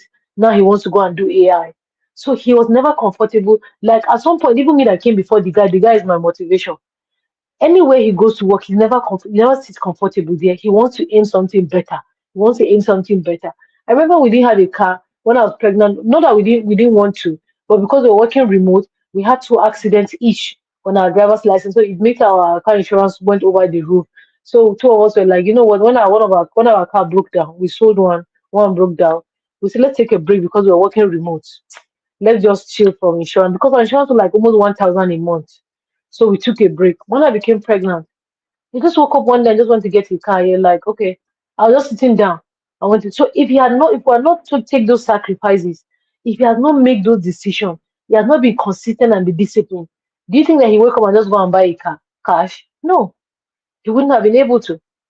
But because he has done that, so anybody that is coming, I'll tell the person, don't be too comfortable in any job that you're doing. Even if you go to a place that the people are paying you $200 every day, trust me, you need something better than that. Some people will tell that, oh, you can do business in America. Business is not for everybody. If you're a 9 to 5 person, stick to your 9 to 5. If you're a business person, figure out how you're going to make it in business. That's fine. Me, I'm Absolutely. both. Yeah, I'm both. I'm doing 9 to 5. I can do business. I'm doing my perfume oil on the side. People order suya. People order zobo. When I was trying to raise funds for my foundation, I just make zobo and suya and take to church on Sunday, and I make my money for me. Send the money home. Do you understand? So if you're coming abroad, you must be versatile. I came, I True. didn't know how to braid hair. I didn't know how to sew. I know how much money I collected from my father to go and learn how to sew. I spent the money. I regretted. I said, God, forgive me. What did I do this to myself? They say, oh, Mm. if you are sewing, you come to America, you make money. It's not overnight. You have to build your clientele business. You have to build your database. You have to gather your clients. And let me tell you something. If you don't gather your clients, well, they collect clients from your hand. Backstory. Mm. There's this lady in my church that used to sew. Like she's the kind of perfect tailor like that. She was a cut and joint tailor, but she's not doing too bad. So she used to do yanga for people. She would say, oh, if you want to sew, you have to come. Before she used to bring it to people in church. And then she'll take the measurement in church. She'll bring the clothes for you in church. If there's any fixing, she'll take it and bring it back. Then she started doing yanga. She said, oh, no, you have to come to my house. And our house is like 1 hour away from almost where everybody lives. That's how one guy in our church now married one woman from Nigeria and came. She's a tailor. That's how that one collected all her customers from her hand. Bam! That one had to go and look for second job to be doing because there's no sewing again. Some of them have gone to rent shop. They have collected all your customers because they are doing shakara. That one too started sewing, started doing anyhow, anyhow, anyhow. Two girls now joined our shop, our church, that used to sew in kind of like Vicky James. Not that they're Vicky James level, but the outcome of their job used to be like Vicky James level. That's how they collected that one's customer too. What am I saying? If you come with any skill that you know how to do and you want to do shaka, they'll collect customer in your hand. If you have bad Ab- character, fix it before you come. If not, they'll collect customer, they collect job, they collect husband from you. Like Uncle P told yesterday, called the owner of the fraud. Uncle P said they will collect your wife. That one is serious. And give you That one is receipts serious. No, and give you some receipt and shake your hand, sir. that's why I'm telling you. If you play, Wow. they'll collect customer in your hand, they'll collect job in your hand. If you have bad character, fix it. If you have bad character, just stay in Nigeria, don't even come. I'm telling you, if you have Wow. bad, let me tell you, it will anyway, shock you. thank You just wake up, thank you you so wake up much, one day and Sister realize that you don't Natsu. have a job. Hello. So, can you hear me? Okay. Yes, Sister Natsu.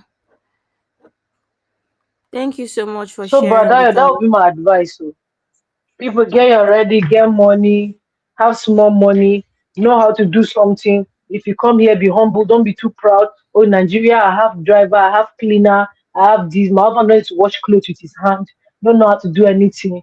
He come here, he learn by force. Yes, sir. Yep.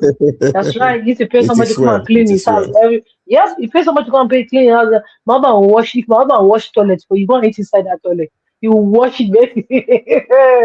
Let me tell you. So you have to be Thank humble. If you're coming, there's no job that is too big or too small for you. Say, oh, I'm too big for this one. No. As long as you pay your bill, figure that one out before you get something more stable. Even if you get into corporate, you have to be very, very careful because corporate is the more dicey one. So, but God will help us. Amen. Amen. Thank you Amen. so much, Sister Natsu. I just saw Zadie came on. So we're going to because I was about to round off to say everyone to give their last word so we can end. Zadi, good evening, sir. Welcome.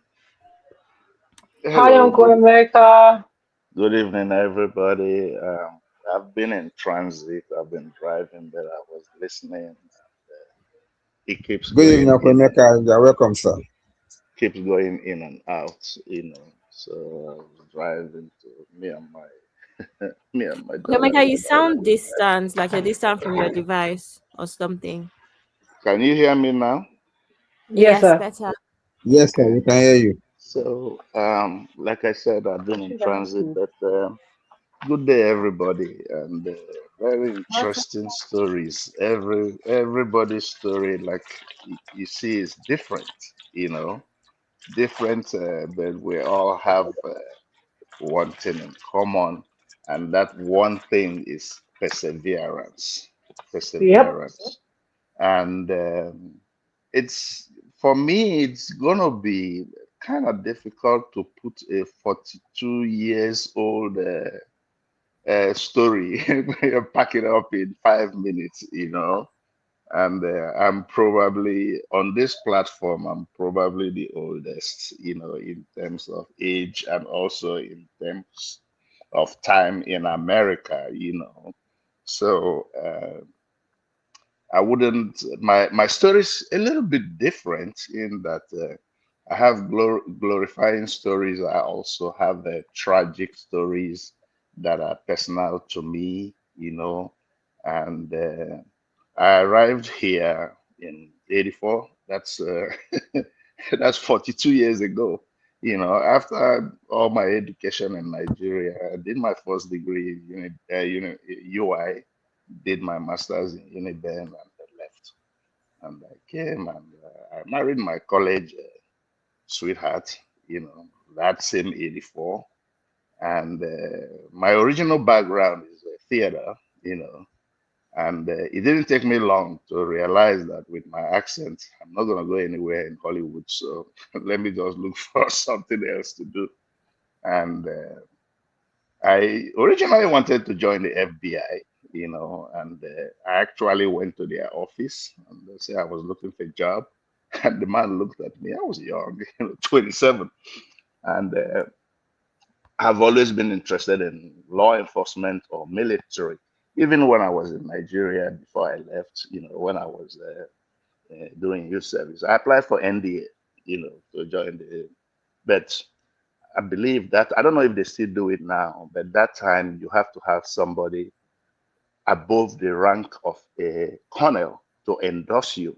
Uh, I didn't know anybody now, so I believe that's one of the reasons why I was not taken. But I've always had that nurse that idea of anything military, anything law enforcement, anything that has to do with government, has always been my dream. So I said, well, I joining the military here was not a problem at all, and of course I joined in '85, and lo and behold, everything was going very well, and one thing with the military here is that you are basically in charge of your career. That's one thing I like about government jobs here. Is you are in charge of your destiny. Your destiny is in your hands. For promotions in the military, it's purely 90% exams. Let's say for you to move from, let's say, E4 to E5, you have to take the exam, and so on and so forth. So then the Gulf War broke out, you know.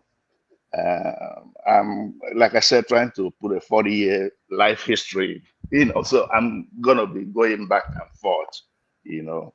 Um, by 1990, you know, the Gulf War broke out, and by '91, I also had my first child, you know, and everything was still going. I had like about 4 promotions within 7 years, you know, and I got injured, in the and the Gulf War in in '92. I wouldn't really want to go into details because it gives me PTSD. As I speak, nobody knows that I have two hip replacements from that injury, that I sustained in Iraq. And Oh wow. finally, yeah. So finally, I I said, well, I didn't have a choice because they had to give me a medical retirement. So that's how my military career ended. And luckily, back then, when you are getting a medical discharge from the military, there is something they call a TAP. It's called a Transition Assistance Program. What it does is that it helps you integrate from military lifestyle to civilian lifestyle. So people come from different jobs, even the government agencies come. So I took the civil service exam. I was still in the military then, but I was going through a TAP program. And by the time I got out in '95, I already passed the civil service exam, and so it was like a smooth transition. I did not even lose up to 2 months. You know, my last duty station was Pensacola, Florida, but the posting was in Los Angeles. That's how I found myself in California. you know, and my federal government career, I got a job with the Department of Veterans Affairs in Los Angeles. So that's another good thing with the federal agencies because you like in our building that time, if you go to HR, it lists all the positions and they will tell you you are here, but you can get up to here. Your destiny is in your hands. And most of the promotions is also exam based. I've never had any issues with exams because I knew I was already, educated in terms of having the degrees. Oh, before I forget, back in '85, I don't know what agency does it now, but then when we came, it's called International Education Evaluation System. So what they do is you submit your university degree and your transcripts, and then they will transcribe it and bring it up to the American standard. It's Saying, West that does it now. West does it now. okay, this West, was yeah. way this was way back in '85. So my transcripts brought my Nigerian degrees up to the same par. No, I didn't lose no credit, no nothing. So, but I never used it. When I was in the military, I never used it. It was when I joined the federal government. And then when an opening comes up, they will say that this job requires a minimum first degree or 5 years experience in the lower grade that you are. So I've always used my degree as a substitute. So for those who think that education does not matter, it really does matter, you know. Then, of course, I had my son in '99. Everything was going well, and the tragedy struck 2006. That's when I lost my partner. So all of a sudden, I found myself as a single father trying to raise two young kids, you know. So what I did was from 2006, I immersed myself in parenting and also I just basically have two things to do, my job and my kids. And that was it. I did not date for almost 9 years, never went out on a date for one day. My life was my kids and my job. But the good thing is that because I invested so much of my time in my job, it allowed me to rise very rapidly. I've never lost focus when it came, with my job. And I rose so fast that people that I started with, back in back in '95, In fact, the guys that hired me, that trained me, I ended up being their bosses, you know. And so luckily for me, other than my, military, I have my disabilities, which I manage very well. And the federal government, their pension system or their retirement system, it's either you retire after you've done 30 years or at the age of 65 or a combination of both, you know. And like I said, they have what they call a career ladder. You can project where you want to go. And I told myself, I said, at 61 on the dot, I will. This is like back in 95. I told myself at 61, that would put me, that 61 will put me at 2019 and I will retire. So I'm a big proponent of, reaping what you sow. I know that the way I understood the American system is what you put in is what you're going to get in the end, which I believe a lot of people don't really think about that. When you're young, you might be making a lot of money, but you have to think about the future because you are not going to be young forever. You're not going to be strong forever. When it gets to that point where you can't walk no more, how do you survive? I've always had that. For some reason, I had that foresight. Maybe because my parents were civil servants. My dad retired as a senior engineer with my dad he worked for the Nigerian Railways back in the day. My mom was a nurse. She retired as what they call a matron. In the General Hospital in Enugu. So and their pension were good, and I saw it. I'm like, if I can duplicate this in the US, I'm set. So I never lost that focus.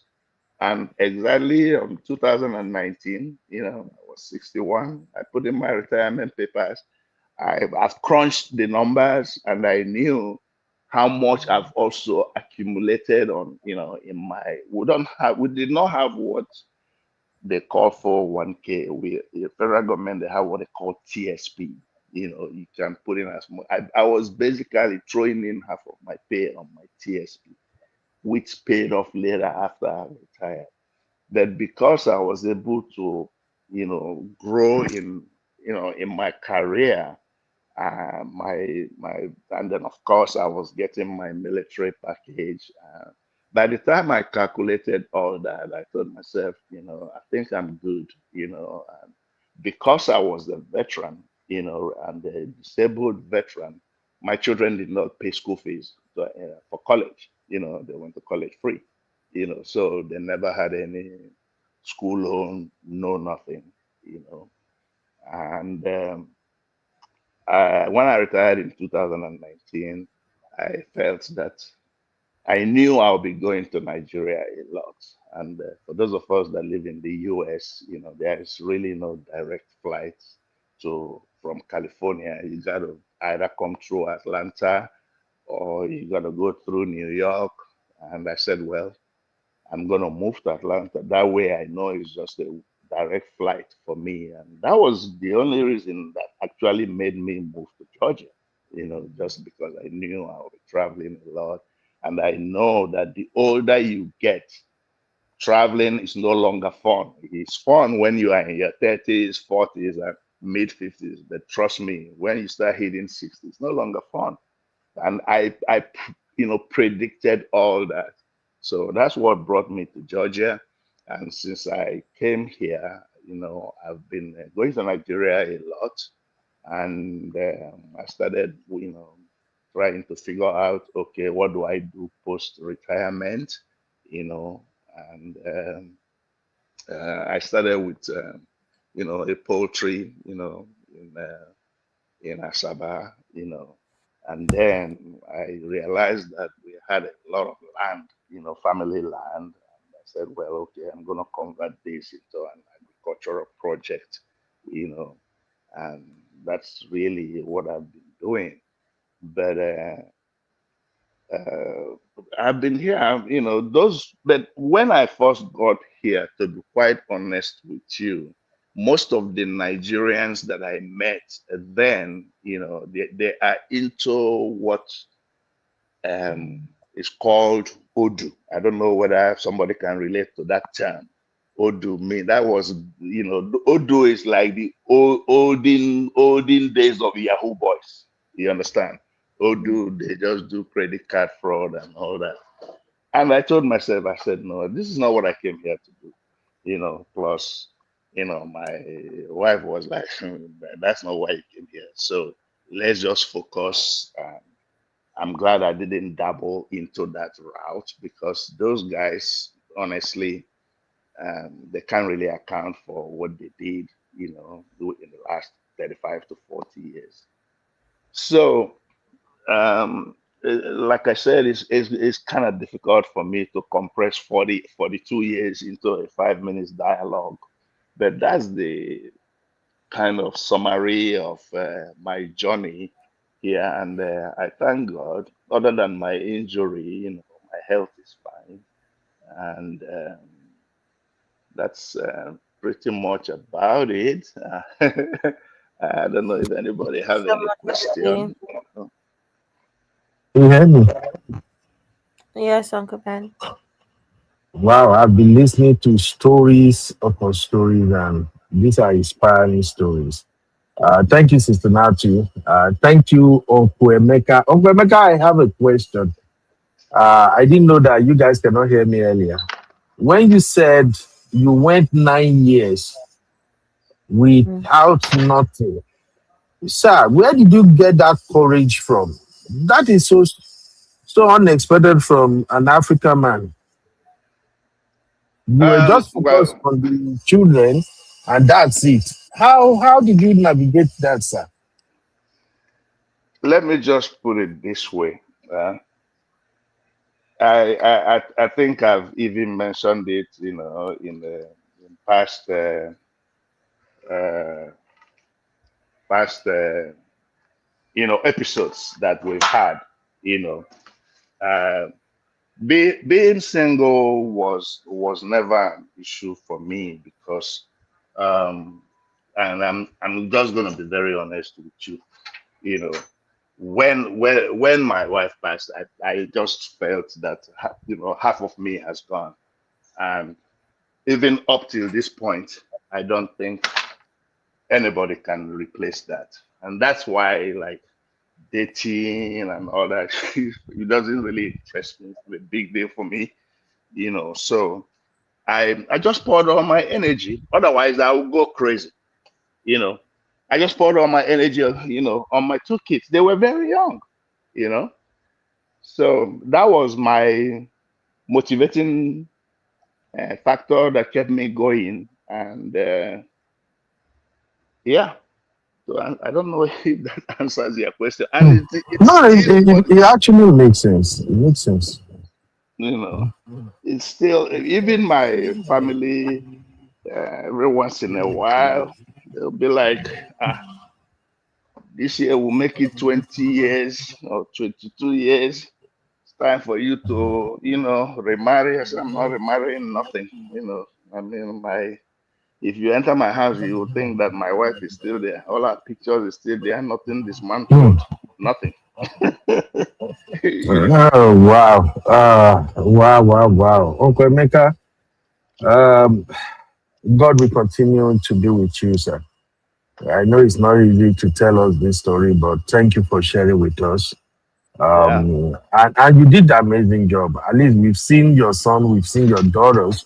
You are all success stories, and that is really impressive, sir.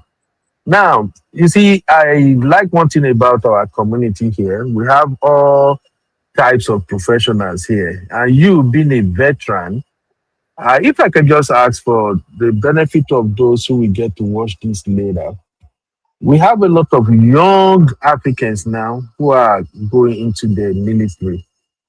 Young, signing up for the military. In fact, I almost called you last week.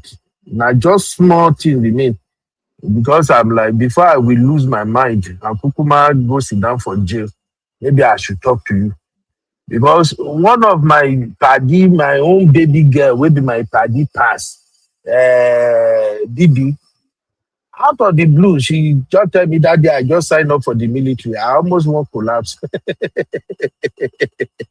That's why when Abby was sharing the story of how she just decided not to become a doctor and go and do something, I said, that is it.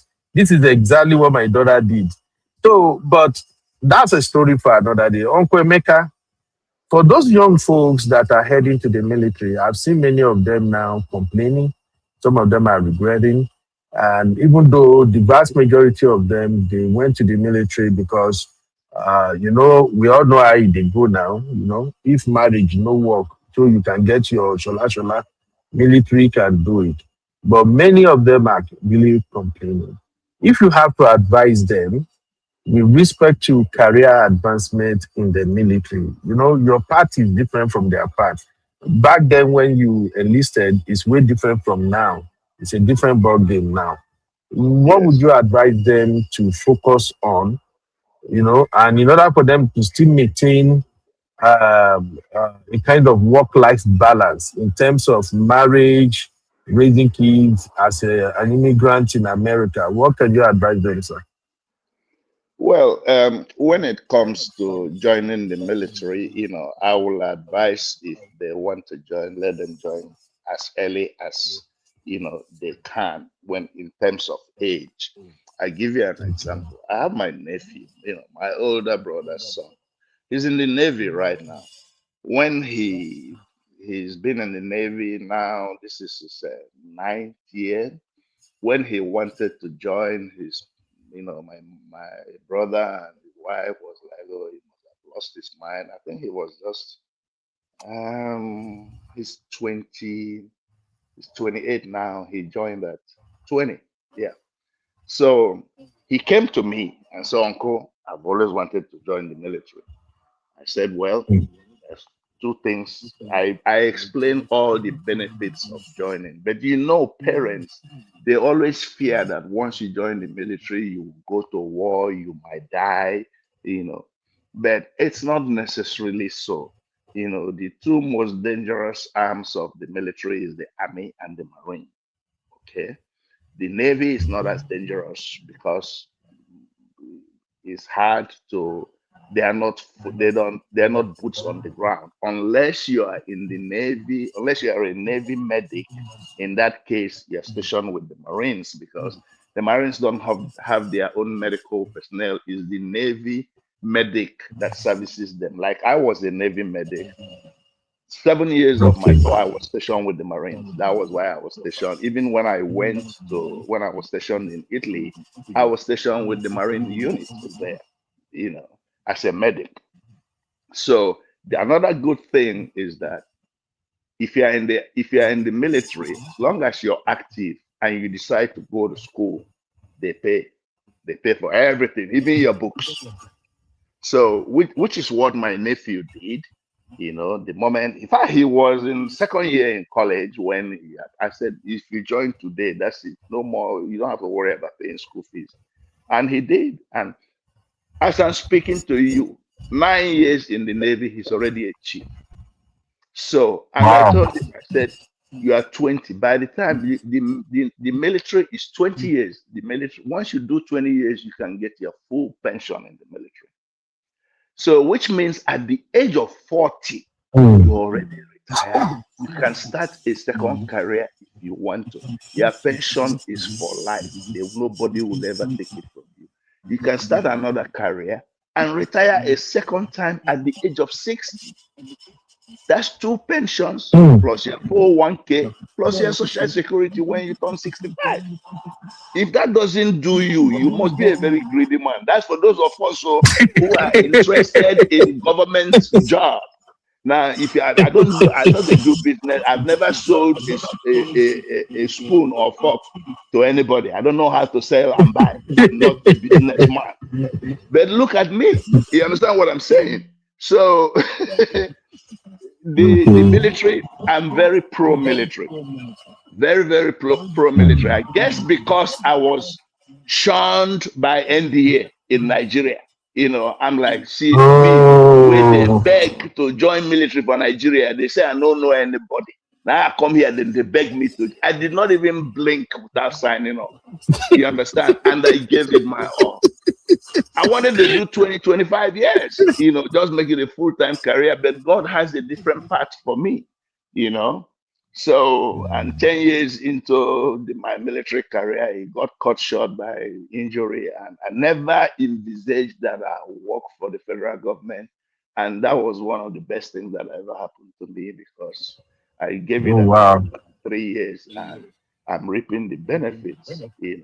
But it takes perseverance and patience, because you can imagine when you first start, nobody starts as a CEO. Just come from Nigeria, somebody will carry CEO give you. It's not possible. You got to start somewhere.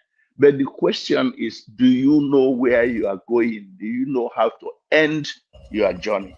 You know, even though it looks so far away. Even the other day, my daughter was telling me, "Oh, Dad, I can't wait to retire." I just started laughing. I said, "Look at this girl. Yeah, just you're only 35, you're already talking about retirement." I think you have a long way to go, you know. So, Yeah. but it takes perseverance, it takes patience. But you got to understand that our background is completely different from theirs. Do you understand? You know, Absolutely. they were not born in Nigeria. We were born in Nigeria. Our educational foundation was Nigeria. And then when we come here, anything that we are adding to that educational qualification is just icing on the cake. Unless you chose the path of certification. But don't for one, I don't know about now, but don't for once think that your education is wasted. That's all I can tell you. Your education is very important. And once you are in there, continue furthering that education, because you don't know when you will use it. You know, if I tell you the bar sports I've been with my son today when he was in college. Today he wants to be a musician. I say, my brother, just give me this certificate. That way I can frame it and put it in the living room. Then you can go and do your rap music or whatever you say you want to do. If it falls back, certificate is still there. You can apply for a job. You know. So now he wants to do IT. I said, Just do one. All these propositions, I don't know. But yeah, that's just my advice. I will never be against the military, because I'm a veteran, and the military took care of me Okay. when I was in the. I will not lie to you. They took care of me. One of the best years of my life was being in the military, apart from college anyway, in the university. So that's my answer to Okay. that your question. Thank you very much, Uncle Emeka. So people just have to know what they signed up for, and for those in the Exactly. military, they should just know that in the long run they will reap the benefits. Yeah, I Mhm. like that. Although I'm even appreciate the fact that you are a proud civil servant, because when I see people who spend 20 years on a job, I usually they give them credit to at the salute. Yeah, at my job, I have people who have worked 30 years. Some, I think one don't work 35 years. She says she still won't work until she's 40. So that way, nobody will take anything away from her money. But I look at them, these are Americans anyway. Yeah. Although we have some Nigerians that equally stay that long, a lot of Nigerians have retired from working in one parasita or the other here, which is Mm. good compared to what we have in Nigeria. Because I remember in Nigeria, a lot of old people, they don't even get their gratuities or pensions or something. They will be queuing up every day. Unlike Yeah. here, that what the government promise you is what you get at the end of the day. Yeah. And My Uncle Ben, I don't mean to cut you short, but here, the no federal problem, sir. government system, you know, Mm. there is no, like in Nigeria, I think when you are 65, it's mandatory retirement. There is no mandatory retirement for federal government employees here. You can work till you are 100. You can work until you die in your office, no problem. The only But why thing should that people work and die in the office of Kwemeka? yes, I know. The only thing that they have is the minimum retirement age. Once you reach that minimum Okay. age, you can retire. But nobody's going to make you retire. You choose when you want to retire. And one of the reasons why I left, at exactly 61 is that I saw, like you said, Americans, they are like, look, this is the minimum retirement age. I think I've achieved what I wanted to achieve. And I think with my pension, I can do whatever I want to do. And they live, with no regrets. And I've also seen people that work there for until they're 78. They retire today and die tomorrow. So what did you don't, that your money pension goes back to the state? That's what a lot of people don't realize. I'm like, no. Yeah. Even when I moved to Georgia, I'm supposed to collect my social security. I moved here at 61. The following year, the moment I turned 62, that was the earliest you can collect your social security. I went to the office. They told me, if you wait till you are 65 and a half, you will have a so amount extra. I said, my sister, is it your money? He said, no. I said, please calculate my own. Give me. And I never regretted it, so because nobody knows tomorrow. But that's my part, because don't forget, I'm not a business person. I one thing about me is I know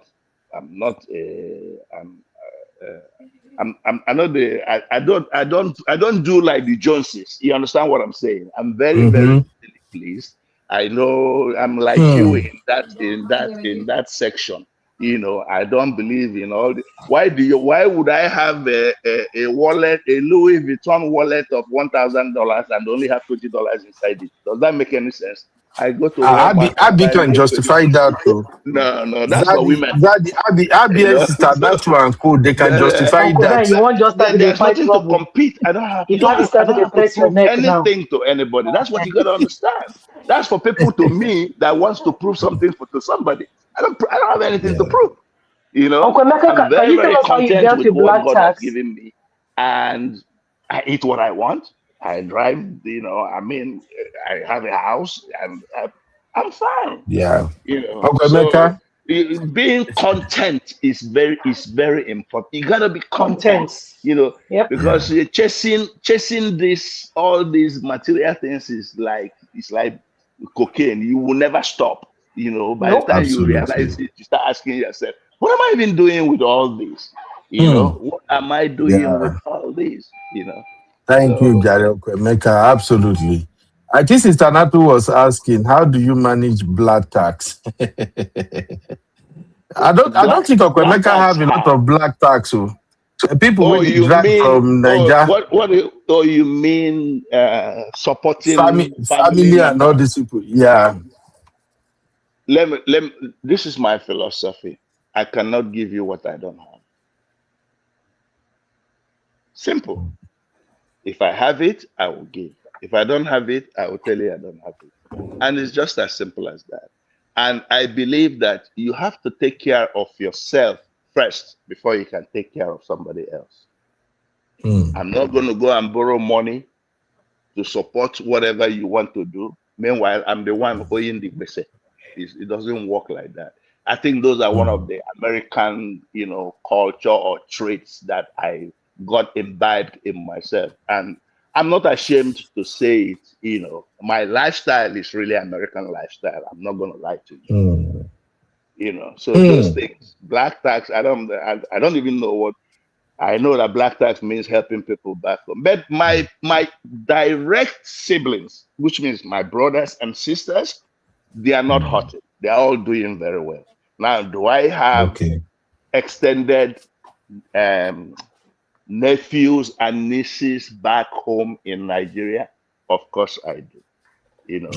And I have some, like even this one that I went to Nigeria, one of my nephews came and said, Uncle, I want to get married. I said, they know me. I said, the moment you marry, I stop supporting you. If you are single and you are struggling, Uncle Emeka, that is wickedness.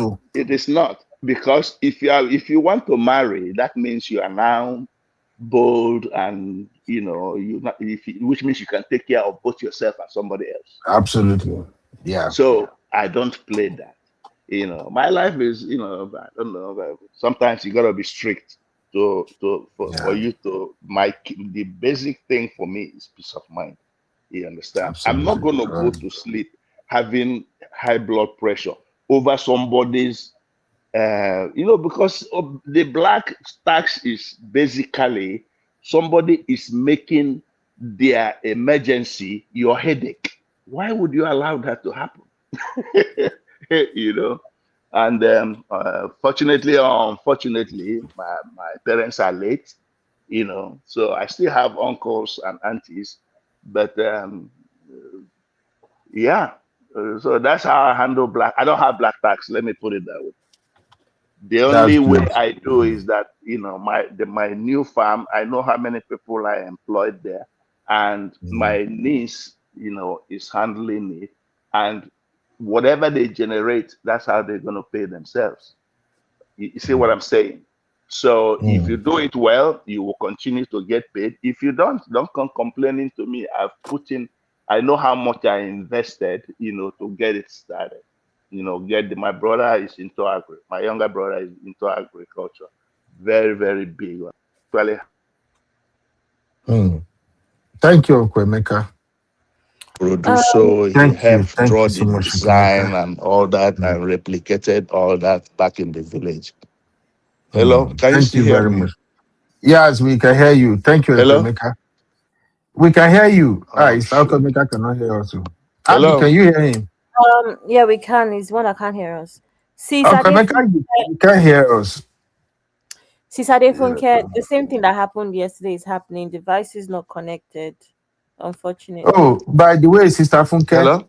uh, off and restart your phone. Sister Funke, you switch up your phone and then Hello? give it like maybe 1 to 2 minutes to restart. Uncle Mm. Emeka, can you hear me now? Uncle Emeka, can you hear us? Ah, Uncle Emeka don't receive call. Call don't cut them off. Village people don't vex. Say Uncle Emeka no, they give them black tax. Sister Natu, this is your fault. Uncle Uncle Emeka, Emeka, you Uncle can Ben, go out and come back in. Hmm? you see Yes, how I ma'am. was on my own. I did not talk to you. I did not say anything. You just came for Mm. me. I didn't come for you. I'm just saying you and Sister Natu. You are the one who is asking Uncle Emeka how much black tax Uncle Emeka is paying you. No problem. Okay? It's you and Sister Natu. Anyway, Because today has been a. Uncle Dayo begged for your Sorry, or I your don't blood. know what happened. I got kicked out. Can you hear us now, Uncle Emeka?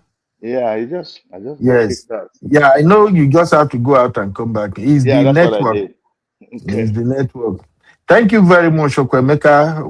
We heard everything you said about how you get your clients to manage the farm back home, whatever they generate, they themselves. I think that's a very brilliant idea. I did that too. I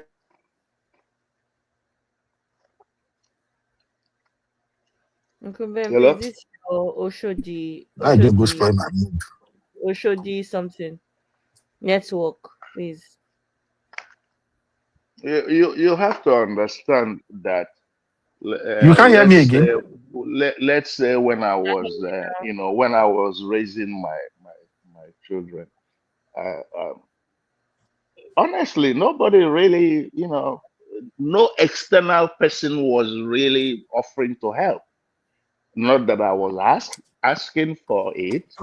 So I know what I went through. I know how I was able to survive. I know what I deprived myself of. So now, if somebody asks me for help, if I'm able to help, I will help. But if I'm not, I'm not gonna. I won't sweat about it. That's just the way I live my life.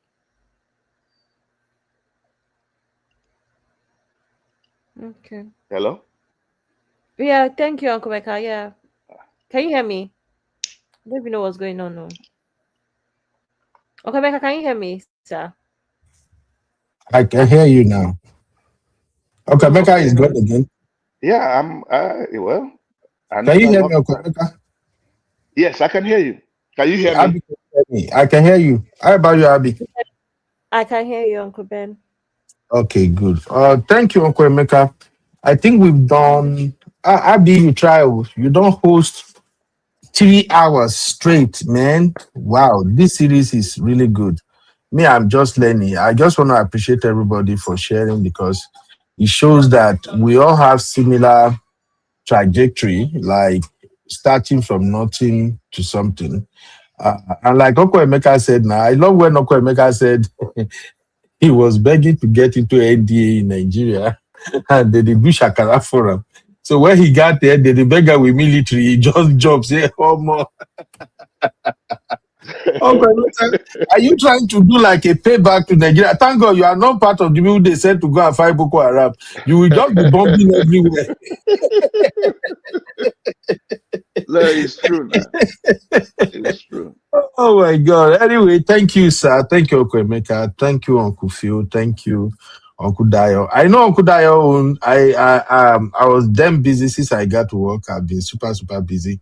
I didn't hear Uncle Dio's submission, but I know Uncle Dio's submission will be about relocating to abroad. But Uncle Dio, everything where you don't hear so far, Sheffield never begin cash you. I actually, Uncle Beno, I actually Yes, asked sir. questions as per You straight here and how don't tire for how us. How many anybody that hours? is new At to least when JAPA. I allow, you carry me from Atlanta, Georgia. I'm now in Florida. And I drive for 5.5 hours. I don't reach Florida did that. So you stream here Whoa, and don't tire sorry. for us. Yeah, we know. No wahala, Uncle Emeka. Thank you. Thank you. Okay, Uncle Dio, what are you saying, sir? Yeah, I was trying to say that I actually asked questions concerning people that JAPA from Africa. Hmm. I asked questions about the major challenges they are prone to face immediately they enter into diaspora. And Uncle Phil was able to explain Are it to me hearing about you? the finances. And then Sister Natu too was able to even explain to me what they should be expecting the moment they come Okay. into the diaspora. And she said it quite Okay, brother frankly Ben. that I just wanted to expect the chime in and worst. just give my two Get ready for the cents. worst. So I really I have appreciate to that. get off and Thank you. probably continue listening from the background. Making I know vex. Okay, Emeka. I know the network was really bad. But Okay. thank you for your contribution, sir. Thank you. God bless you, sir. No problem. You're welcome. Yes, sir. Bye, Hey, Abby. Bye, Bye, Daddy. Natu. See you Bye. later. Zaddy. And Bye bye, there's this sir. guy from Canada. I was hearing him for the Mr. Mr. last. Phil, Phil. Uncle Phil. Yeah, Uncle he I has need a Phil. to lot of Uncle Phil. stories too. sisters. You need to give Uncle Phil Thank you, nickname. sir. Wow, that's Mm. very interesting. That just goes to show Yeah, you that everybody with their own experience. And absolutely. but like I said, the if you really want to make it in life, is perseverance. Whether you are a parent, whether you are a single person, if you don't persevere, you might, there's just a very thin line between living an honest life and living a shady life. Very, very thin line. And a lot of people fall into that the other side and then they Ah, end up regretting it. And in this country, once you have a mm. record, short, in fact, you may not come out of it. You know. All right. Thank you, Uncle Emeka. We really appreciate you spending time with us today, sir. Thank More, you. more grace to your elbow. In fact, just for you to know, Uncle Emeka, let me show you something real quick.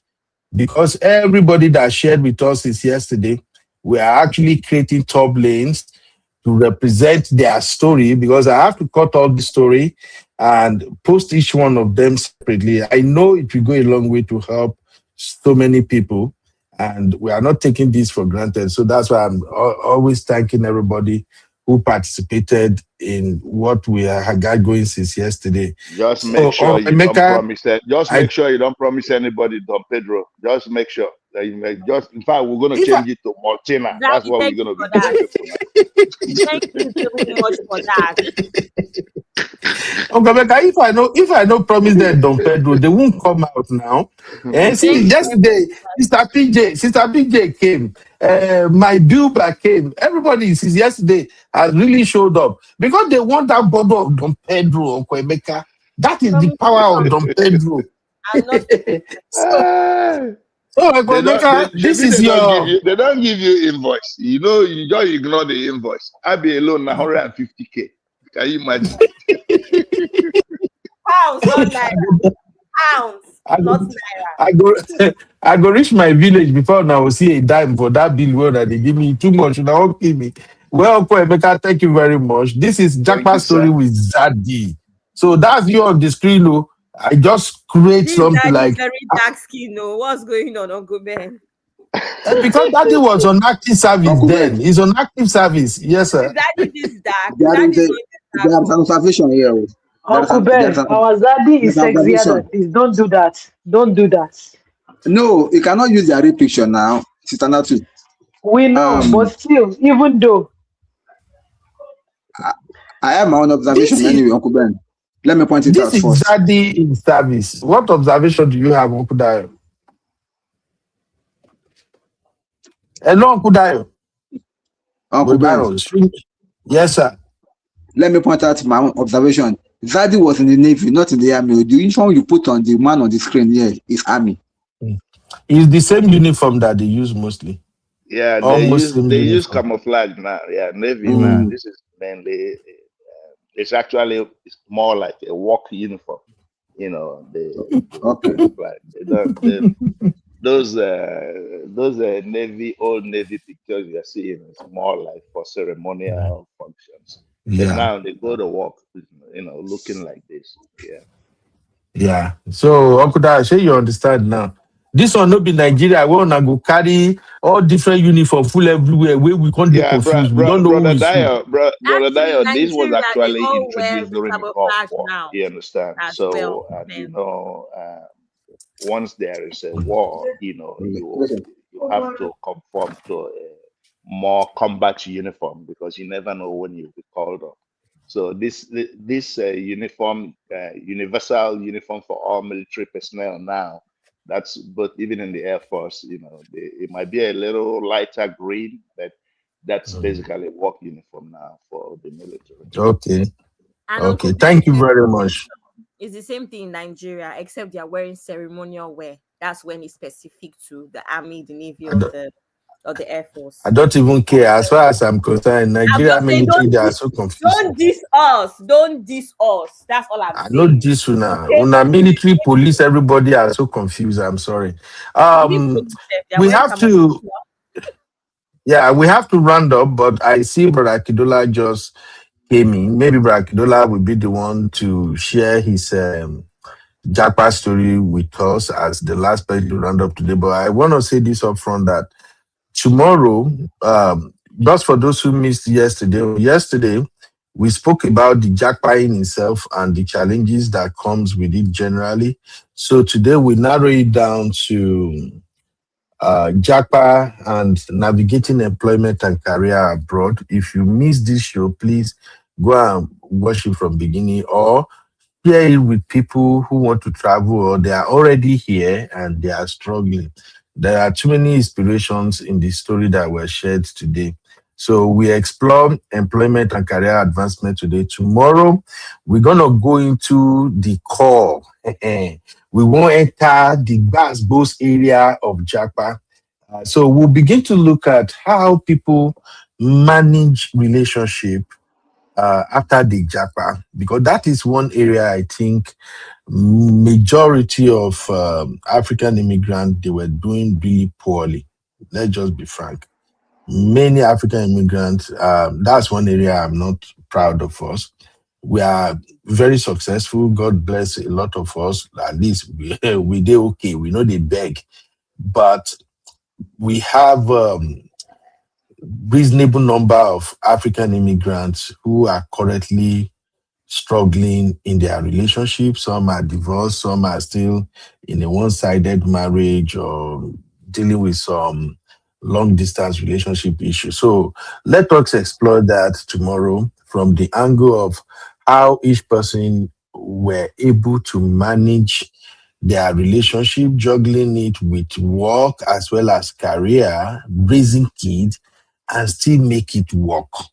As for the sisters tomorrow, you cannot escape this question. You have to tell us how you were able to juggle all of these things and you are still looking beautiful and sexy. I have issue with sisters on that one tomorrow.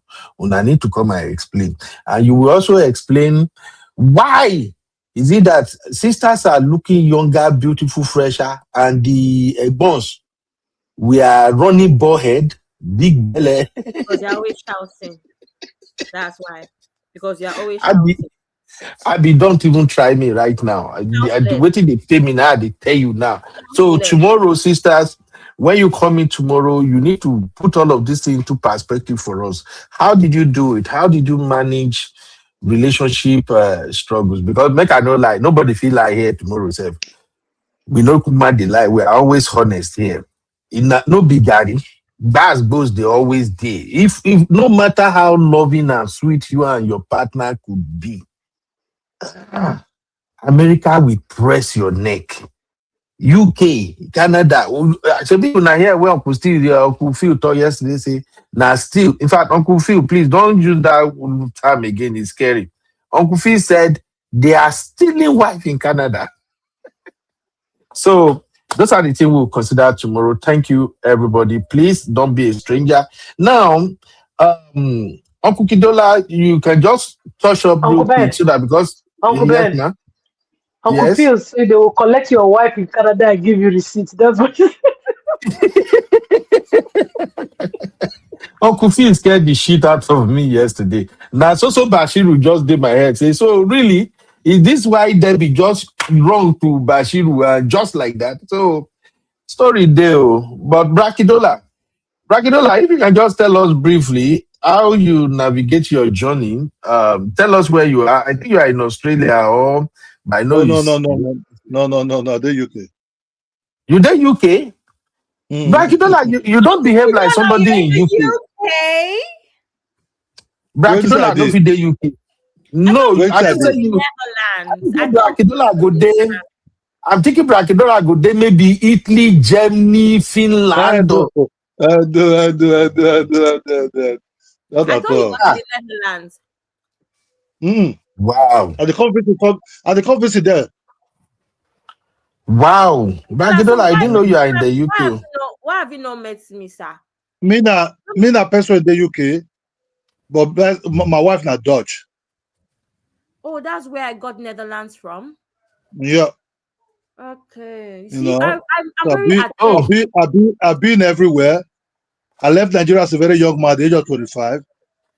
hold That on, was 19. Brakidola. Hold on, Brakidola. Never download. I know say you don't the way to download this before. Make I put one break here because this one go hard small. Welcome to UB Reactions, the place where we keep it real. Today, we've got some hot topics, so let's jump right in. I am UB, your favorite Gen Z uncle, and this is my take. Okay, Brakidola, walk us through your relocation, the first job you have, and how you were able to work your way up from all those first challenges you have in the UK. Where to start? That was 1995, as a young man. You jackpot So since very, very, 95, Brakidola. yeah. Where did they chase you? I'm sorry, no verse. No, you see, those days, right? What keep us then in Nigeria was just say education. 'Cause our parents, like my dad, wanted to finish my university and everything. So I was supposed to finish my university in 1994, but I won't carry over. So I have to do that carry over. The moment I finish that carry over, I understand that I pass it. The next thing, after 3 months, I left. You know, so me thought I wanted to go to US, but it was very, very difficult. You know, then I adjust to Europe, which then was easy for me to get. You know, living as a very young man, you don't know where you're going to. You're like what do you call it, adventurous, or somebody's going. You know, you just you come in, It meant that you're not going to carry Mercedes Benz tomorrow or next tomorrow. That reality will shock you. Being that you're young, you can bear it. All your shockers over to your body are all very strong. The vitamin D that follow you all the way from Nigeria is still very intact. So you just move from one place to one place until you find somebody that might help you. First of all, you have to get the papers, and that's where it's very, very tricky, because you can be used. You can be used. Person like me that deal with the other side, and when I mean the other side, I didn't really deal with Nigerians too much. I'm more towards the other skin color from me. So it was a little bit other things, stressful, anxiety, once in a while depressed, until you find your route, until you find your way. Even when you find your way, even when you succeeded in having everything, the passport and everything, one thing that Nigerian people don't understand, don't know, you kind of still in a way be imprisoned in your mind, because it takes you time to get these documents. You're scared not to lose it. You're behaving well. Even after you get these documents, you still have that kind of anxiety. And for you to overcome this anxiety, it takes a lot of years. One way you have to work, you have to understand our degree sometimes is not being used in these places. You have to convert it. Due that you're young, you can bear them. Then you face a family now. I'm not from a rich side. I have to uplift my own family. How? Taking care of them, building them a house. I'm the first one of my mom. I have to build my mom a house first before mine. 2 flats. They send my little ones to school, who's supposed to be in university, pay them out. This take a hell out of you. I was lucky then I was not having children. My wife was still very young, was still going to school. But yeah, thank God before 40, I've already achieved a lot of things for myself. While I'm still helping my family. But you don't come to Europe when you're 40. Forget it. Even 35, forget it. Except you have somebody, you have a job and the documents already in your hand. Even Nigerian women will even use you if you meet them in UK. They're not like, except the person really love you a lot. Okay, Brakidola, this is not about relationship yet. Right now, we are just looking at the challenges that Okay.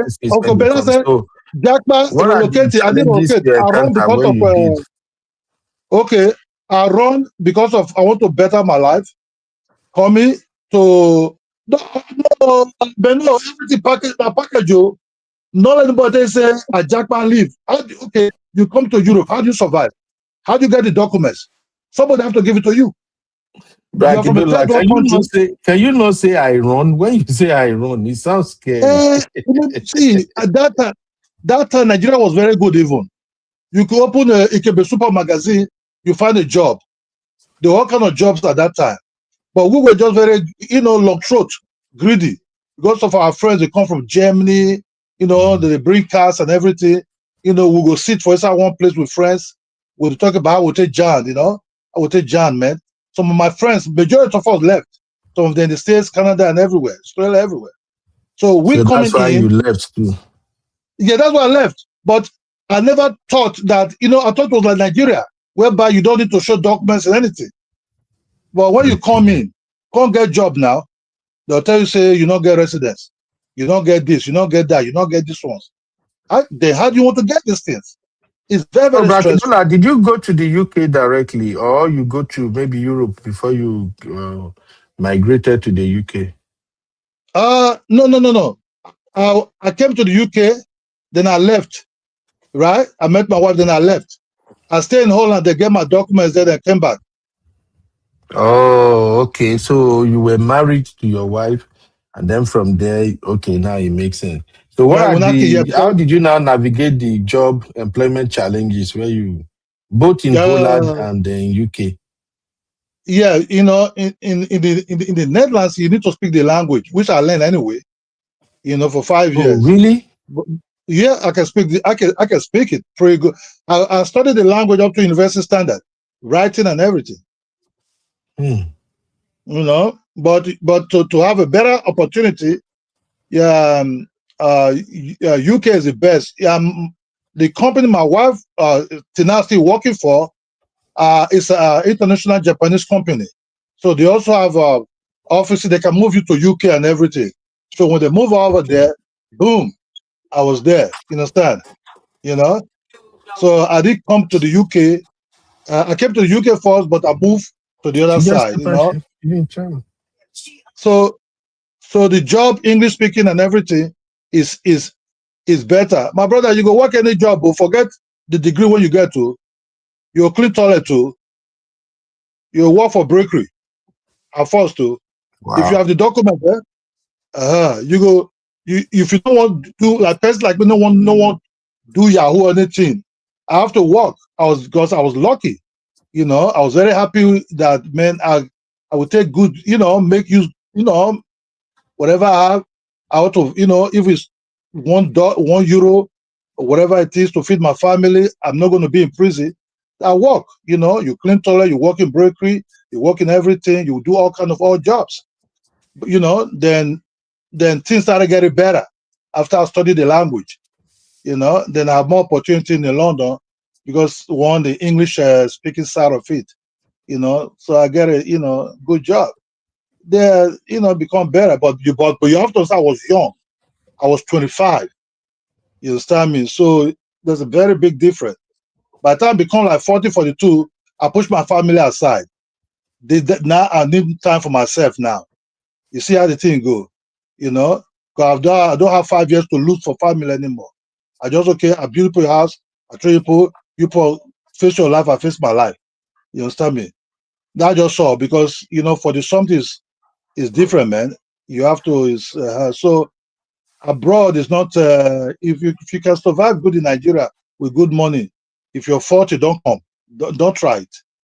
Don't just try it at all. Because you'll be weak. You'll be sleeping on the chair. Your back will be paining you. Don't say, because you have master degree somewhere, you can come to abroad, come and convert it. No, you will study, you must convert that thing. That's the whole thing. Guess what? I'm 50 something. Check it out, man. you know, you know, Okay. that's what So that's what I want to say. Brakidola, which work did you do first? You say you do cleaning, right? Which is janitorial. When I got a job, when I have my residence, that was 96. Then I found a job in Schiphol Airport to be a cleaner there.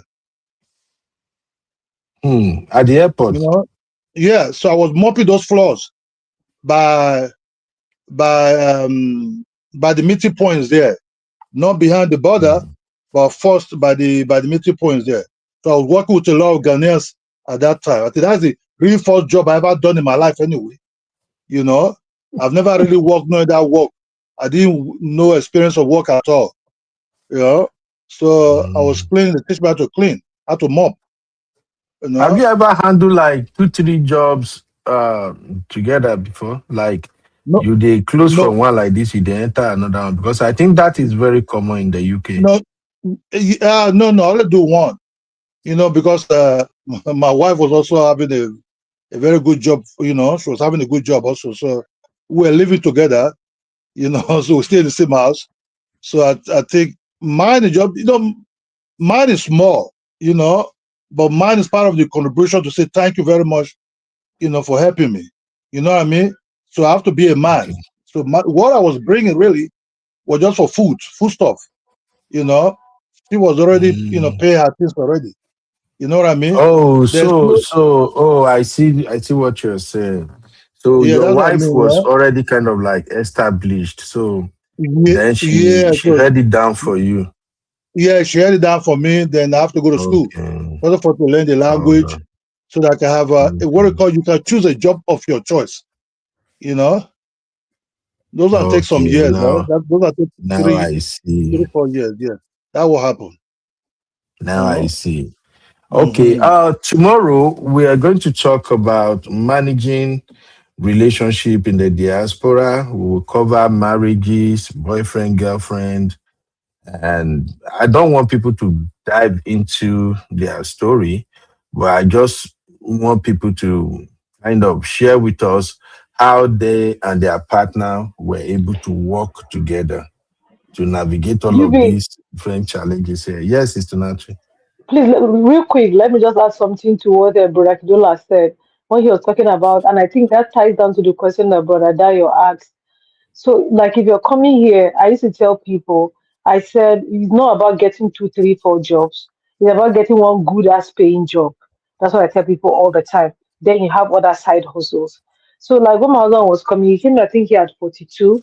And he used to say that, oh, when he comes there, he will do two jobs, he will do blah, blah, blah. My guy could barely manage one job, that brober. If you go to one day, by the time he come back, your body is sour. He's babe, I won't die. My body, I don't even breathe. I don't even see road. Let me tell you, my husband, if you come and bath, before he eat, you don't sleep. You understand? So sometimes the two jobs does not favor you when you get older. If you think you have if you're younger and you have energy to do it, it's fine. But when you're getting Yeah. older, I think what you need to do is just to upskill yourself, just to be like Hmm. specialize in your own skill, just be narrowing down a Mhm. particular skill and make sure you're getting all the requirements and certifications you need to get and get one good paying job so that by the time you're 60, you not be tired and be worn out. Do you understand what I'm saying? You retire and still Mm. have energy like Uncle Emeka and be going around and be traveling and still have energy. But if you are 40 something, 50 something, and you are doing two jobs, those are the ones that they just wake up and say, this nurse wake up one day or that person wake up one day and just fall down and cry because they've overworked themselves. So that's just the advice I want to give. So people have the idea of like, if I come home, I go work, guy, I go work, gather Yeah. money. No, you know, Yeah. don't even Thank deceive you, yourself. Gary, Sister Natri. Okay, give me 2 seconds. The sister that was talking, that is true. You see, we all have dreams when you live in Africa, but when you're in, it's different. You understand me? So our dreams kind of that's why I say people don't talk about the better issue of leaving your country. They're coming back, coming to this European countries. There's a mental issues attached to it too. There's no way say a person will say leave, even when you have somebody holding down for yourself. You know, there's a mental. No, your behaviors will change. You understand me? Your behavior will just change. No, no, no, no, no, no, no. You know, you that were very calm, relaxed, and everything. Before you know, you start having anxiety.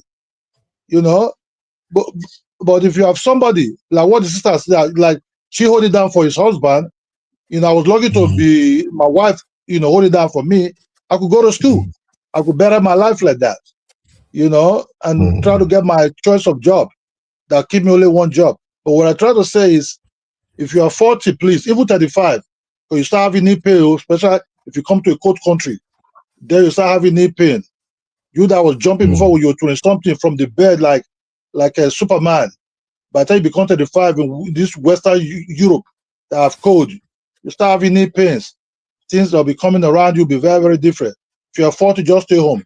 Survive there. No problem. Okay, Ben. Thank you very much, brother. Hmm. Thank you, Brakidola. We have to go, but I wish we can just continue because even on this employment and navigating career segment, we have not even covered the most important thing to consider. But time has gone. Maybe we can shift it in tomorrow briefly. And the most important thing I say we did not consider is the pay rate. And as everybody will be giving their last take, if we can quickly add that, Uncle Phil is still here, right? Good. If we can just add that briefly to the conversation in your final take. I've Uncle seen a lot Ben, of people, yes, what day is it today? today is Wednesday now, right? What happens on Wednesday on this channel? Oh, Recap Recap Central. Central. Uncle Ben, Yeah. you have done 6 hour show. Uncle Ben, Abby, you are that 1,150K. We've added 10K to it. Abby, Continue, sir. don't start. Abby, I did Fine, my sir. own 2 hours. You did 3 hours. So who's Oh, to it's blame? not my fault. No problem. Eh? Continue, So sir. please, that issue of pay rate is very important. I've seen people who came over here and they wanted to work in the bank. I remember when I came here, the cashier at the time they were being paid $12. At that time, there is no this increase in minimum wages, so they were being paid $12. So when I see them, they look clean at the bank, well shaved. Even the ladies, they are healer. Jesus Christ! Americans can wear hilo.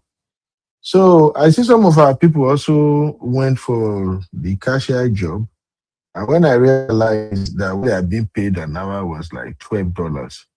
And at that time, a CNA is making $40 with room for overtime and all of that.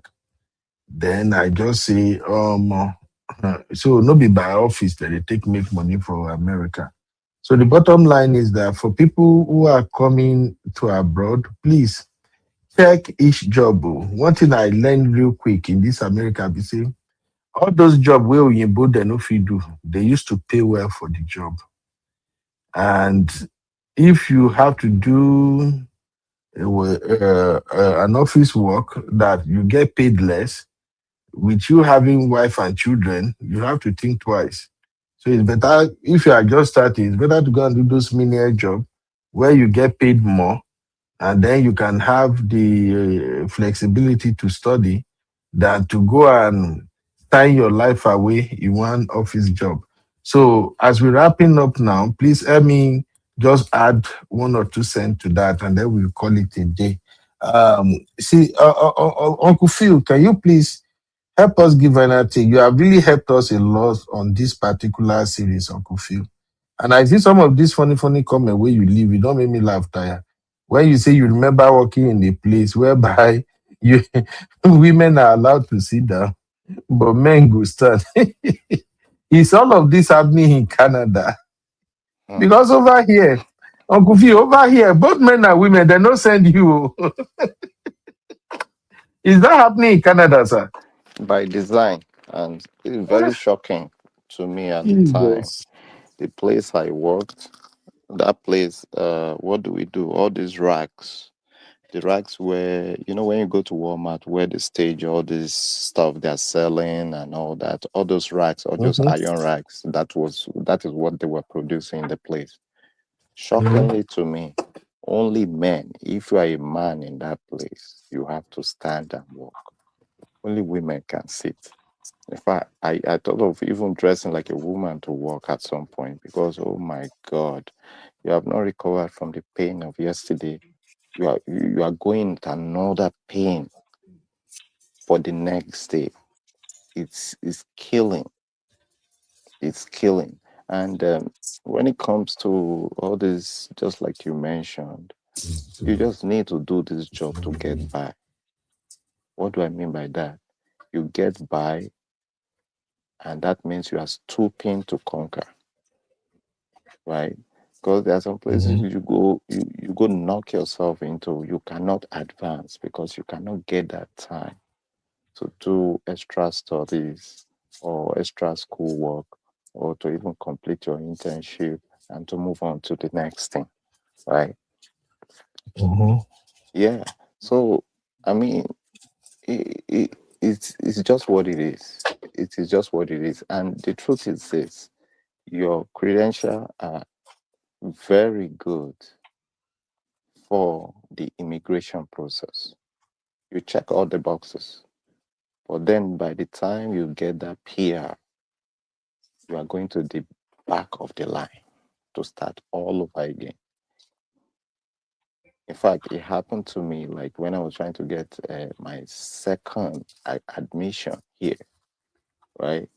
I got to the school, they told me, oh no, you don't have all the credentials and all that, just because I was presenting my Nigerian credential. I said, really? I said, yes, I argued with them. They said, no, no, no. Then I went to international office. that same course, that same program. They gave me the admission. In fact, at the international office, the person I was speaking to, I believe, was someone of African descent.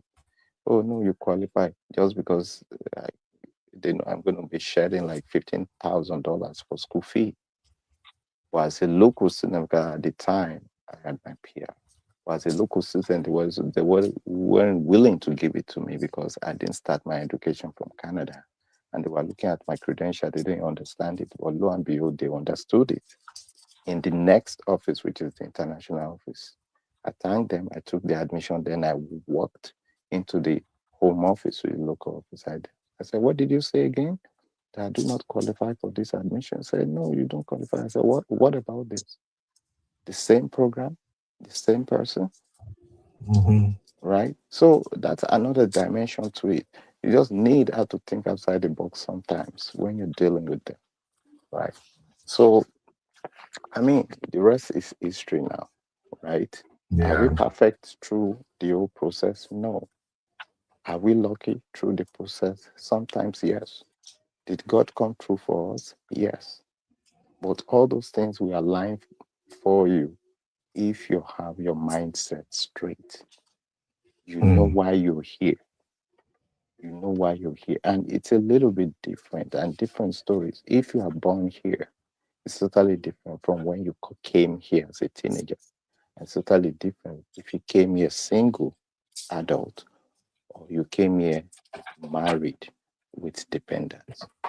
They are all different ball game entirely, right? So that's just about it. What's more important is perseverance. Perseverance. Everything will come around at the appointed time. Perseverance, and don't listen to the naysayers. Because one thing about me, my story is synonymous to Uncle Emeka's story. When I wanted to do aircraft engineering back home, they were telling me to go and get someone from the local government or someone from the state level who can stand in for me. And that was how I couldn't push further. But when I came here, that no they gave me was the next opportunity for me. I pursued it rigorously and I got what I want. So God is our strength. We should use our situations as not as obstacles, but we should use it as a template to climb on to the next level. So Yeah. Thank you, sir. Thank you, yeah. Uncle Phil. God bless you, sir. Yeah, we're gonna be back tomorrow with more deeper stories. Thank you, Uncle Phil. Have a good night. Let me tell my team make it no verse say we did borrow you since yesterday. I No know the problem. shows are kind of long, but I just want you to know that this show that we are doing, we are actually helping some people out there. No There are problem. people that will listen to this and they will thank God that they bump into the show and listen to what people have shared. So thank you very much, Uncle Phil. Good night, sir. Thank you. Good night. Oh, bye. Yeah. Now, Sister Natu, the troublemaker. Wait, Sister Natu, how you take do my boys today where they allow you to spend this much time You with be us? I did hospital with one. Oh, I hope everything is Yeah. okay, man. Yeah, he had yeah, I think he had a virus. Oh, this year And flu where they go up and down. No? yeah. And he couldn't breathe with his nose. He was breathing with his mouth and it was scary. So I brought him now. They had him on oxygen. But he has Oh, stabilized now. He's breathing with his nose now because he's oh, sleeping. thank God. Thank God. My boy will fight it off. Don't worry, Sister Natu. Just don't even worry. Tomorrow we'll catch up again, Sister Natu. Take care, man. Have a good night, sis. Wow. Sister Didi, thank you for that. Sister Didi said, thank you to all our family members who shared their stories with us. God bless you. Amen. Thank you. Okay, Abby. You know, when you were sharing your story, I was actually on my way to work. I was listening and I was in and out because I was still making some call and everything along the way. And I have a lot of questions for you. But it's Uncle Ben, just I that thought right we were now, ending the show. Let's end the we are show. ending the show, but I have a lot of questions for you. But because right now, I'm trying to make sure my blood pressure is within manageable range. I don't want you to raise it for me, so I will let you go. But frankly Thank speaking, everything you said then, because at that time I was listening and I was feeling like some people might not really understand where your story really fit into what we are discussing here. The reality is that your story is so powerful because you are talking about education. And you know, us Africans, the we are in education are 5 and 6. So, somebody like you who actually study abroad, you are in a better position to walk people through what it looks like studying abroad. And I heard you said you actually came to the UK at age 16. 14. Man, 14? Yes, What sir. happened? That were you so stubborn that dad didn't want to get rid of you? That was just when I finished secondary school. How? It was That is time to cheating now, Abby. That is cheating. Eh? what's cheating? The age I finished secondary school or what? What is cheating, The sir? age you finish secondary school, how will you finish at 14 Tori or long? That is cheating. No wonder daddy throw away you go UK. When you carry your wallet, they go, you are too smart for yourself. Eh? When me, I don't get the idea before I finish secondary school. Eh? Mm. I'm telling you, I don't get the idea. How? At 14 you finish. And then daddy said, may you go UK. So I was listening, and that was really, really inspiring. I think it's something even our children should listen to. They need to understand what it's like to be ambitious, what it's like to be a young girl who stay resolute and focused that, hey, I'm doing this and I'm gonna do it. I'm gonna make sure I don't disappoint. And I like that. I like that. You also Uncle Ben spoke has about, spoken. they hear me again. Uncle Ben. Abby, they hear me again. Okay, I can hear you now. We can hear now. Way. So I also heard you spoke about when you say money is not enough. Now that one, I made me want jump enter that studio. When you say, all of a sudden I noticed my allowance was being reduced. I'm like, Tori long. What It is was wrong with this Uncle guy? Ben, but it was the story now. It's part of the story. Is Ah, that changed something, right? Didn't it? It meant that I had to find an alternative to get my money up. And it meant that I went to find part-time job. It's part of the story. why must you get your money up? You people are doing too much. I'm not surprised anyway So Uncle because Ben, if somebody's parents was giving them £200 a week now, they now reduce it to £60. You will not go and find ways to increase the money so you can continue your life. So are you saying that you should have managed the money? Abby, are you sure you are not giving money to men at that time? That's why the money I where they give you no, no reach. Uncle Ben, you're not listening. I The know feel money, listening. the money reduced. The money reduced. And I already had a lifestyle that I was enjoying. What's the problem? Why can't I work to continue to get the money up? What's the issue, Uncle Ben? Well, good for you anyway. But another thing I just like about your story is that it shows that even when parents are capable to sponsor their children, the children also have their own needs. They also have their own challenges that they are dealing with abroad. It took me a while to figure that out, that even though you are from a rich home or your father, your mom, they are both capable, you are still going to be dealing with your own challenges too. Uncle Ben, And that for the does, longest time, and this is why I say I should have added this for the purpose of remember that the point of me sharing my story was for the kids that always feel like their parents are putting too much pressure or their mhm, parents are doing things that they don't like, but you don't understand that sometimes your parents have just calculated that is the yeah, best thing for you. yeah, You just don't know it until you get to that point where you appreciate it. And that's the reality of a lot of kids. Because Uncle Ben, for the longest time, I was very unhappy with my parents. I felt like they abandoned me. Meanwhile, there's going to be another kid. Yeah, I felt like, how can you just throw me to the UK? And especially that period, my mom was very unwell. Of course, even the calls reduced and all, but I did yeah, not know why. I didn't know that there was more pressure at home to keep my mom alive. But my point is, yeah. there was I used to actually feel really, really abandoned. And it's crazy because you are feeling abandoned, but somebody is paying thousands of pounds a year for you to have Mhm. what they believe is a better life, and you have the audacity to be saying that you are feeling uncared for, Yeah. abandoned. It's the same way you are saying you have the audacity to say your money is not enough. But do you Yeah. understand? So that's the Mhm. audacity that kids have. But your parents are working very hard. Me in my own situation, my mom was basically fighting for her life, and I was having audacity to be feeling abandoned. So that's even the Yeah. major reason that I wanted to share my story, because it's very common for as a Nigerian child to feel like your parents are not nice, your parents are this, your parents They are are wicked.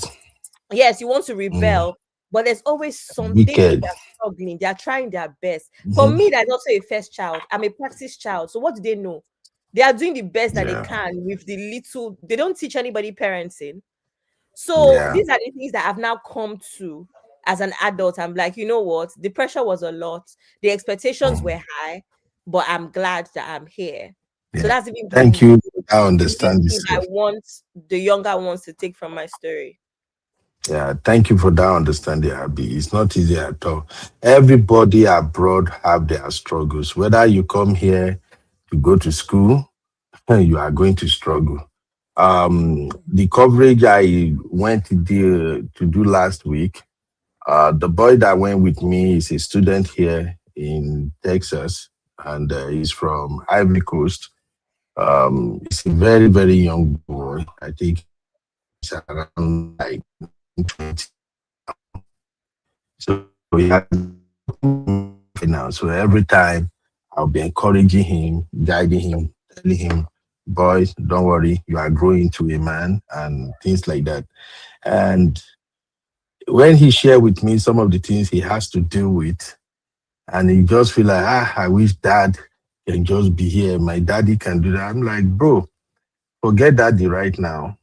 You are the more you are thinking about your daddy can come and help you solve this or that, you won't get out of it. So you just have to grow up and manage the situation yourself. So I'm saying that to say that even when you see people who come over here to study, they have their own struggles and challenges too.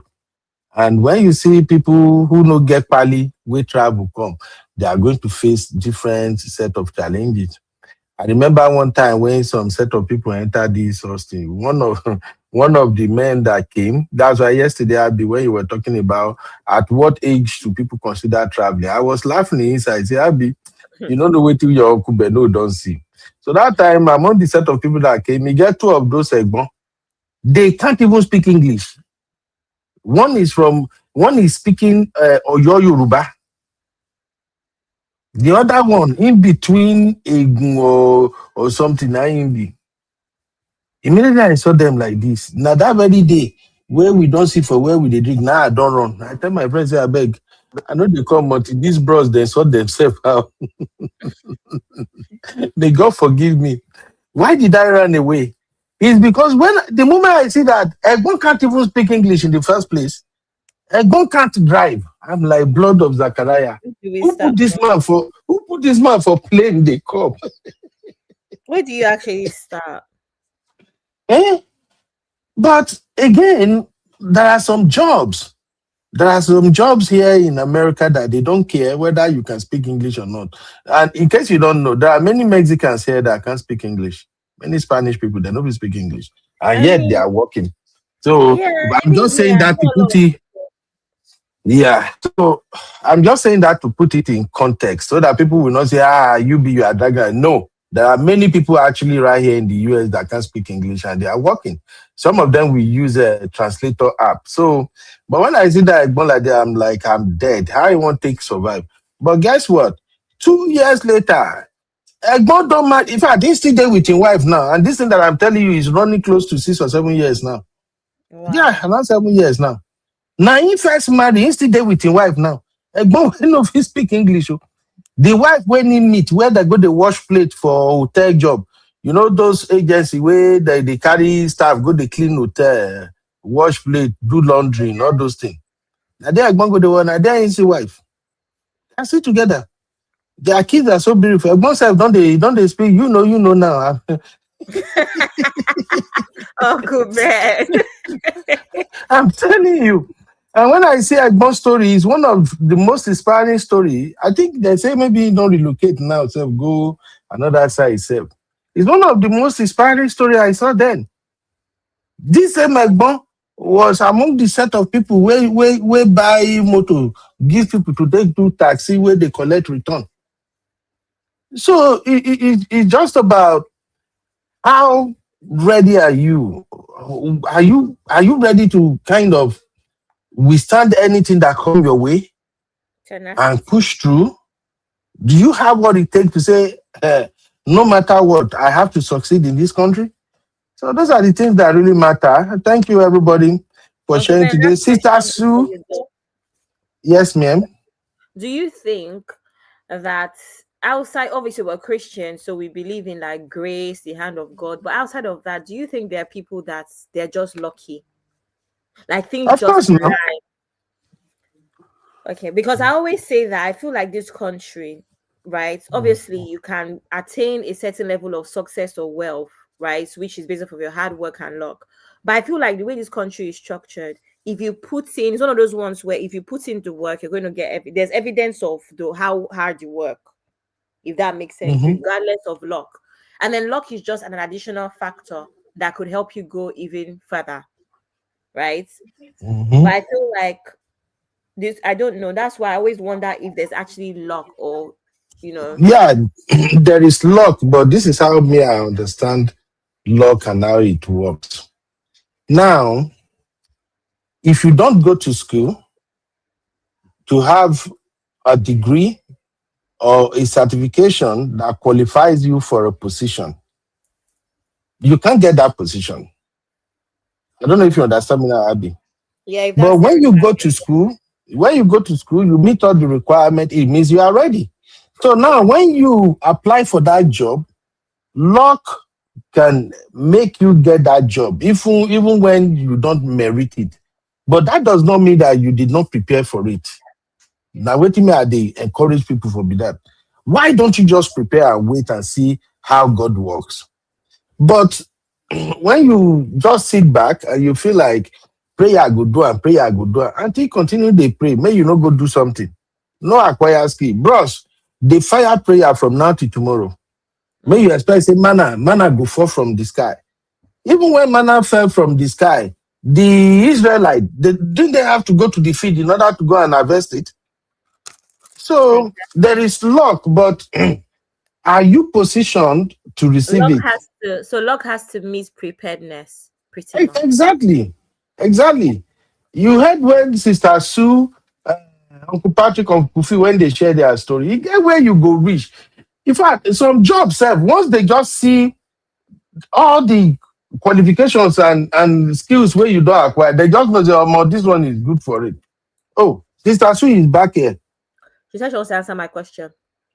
Uncle Sister Ben, Sue. sorry, I wanted I wanted to answer Abby's question. Sorry.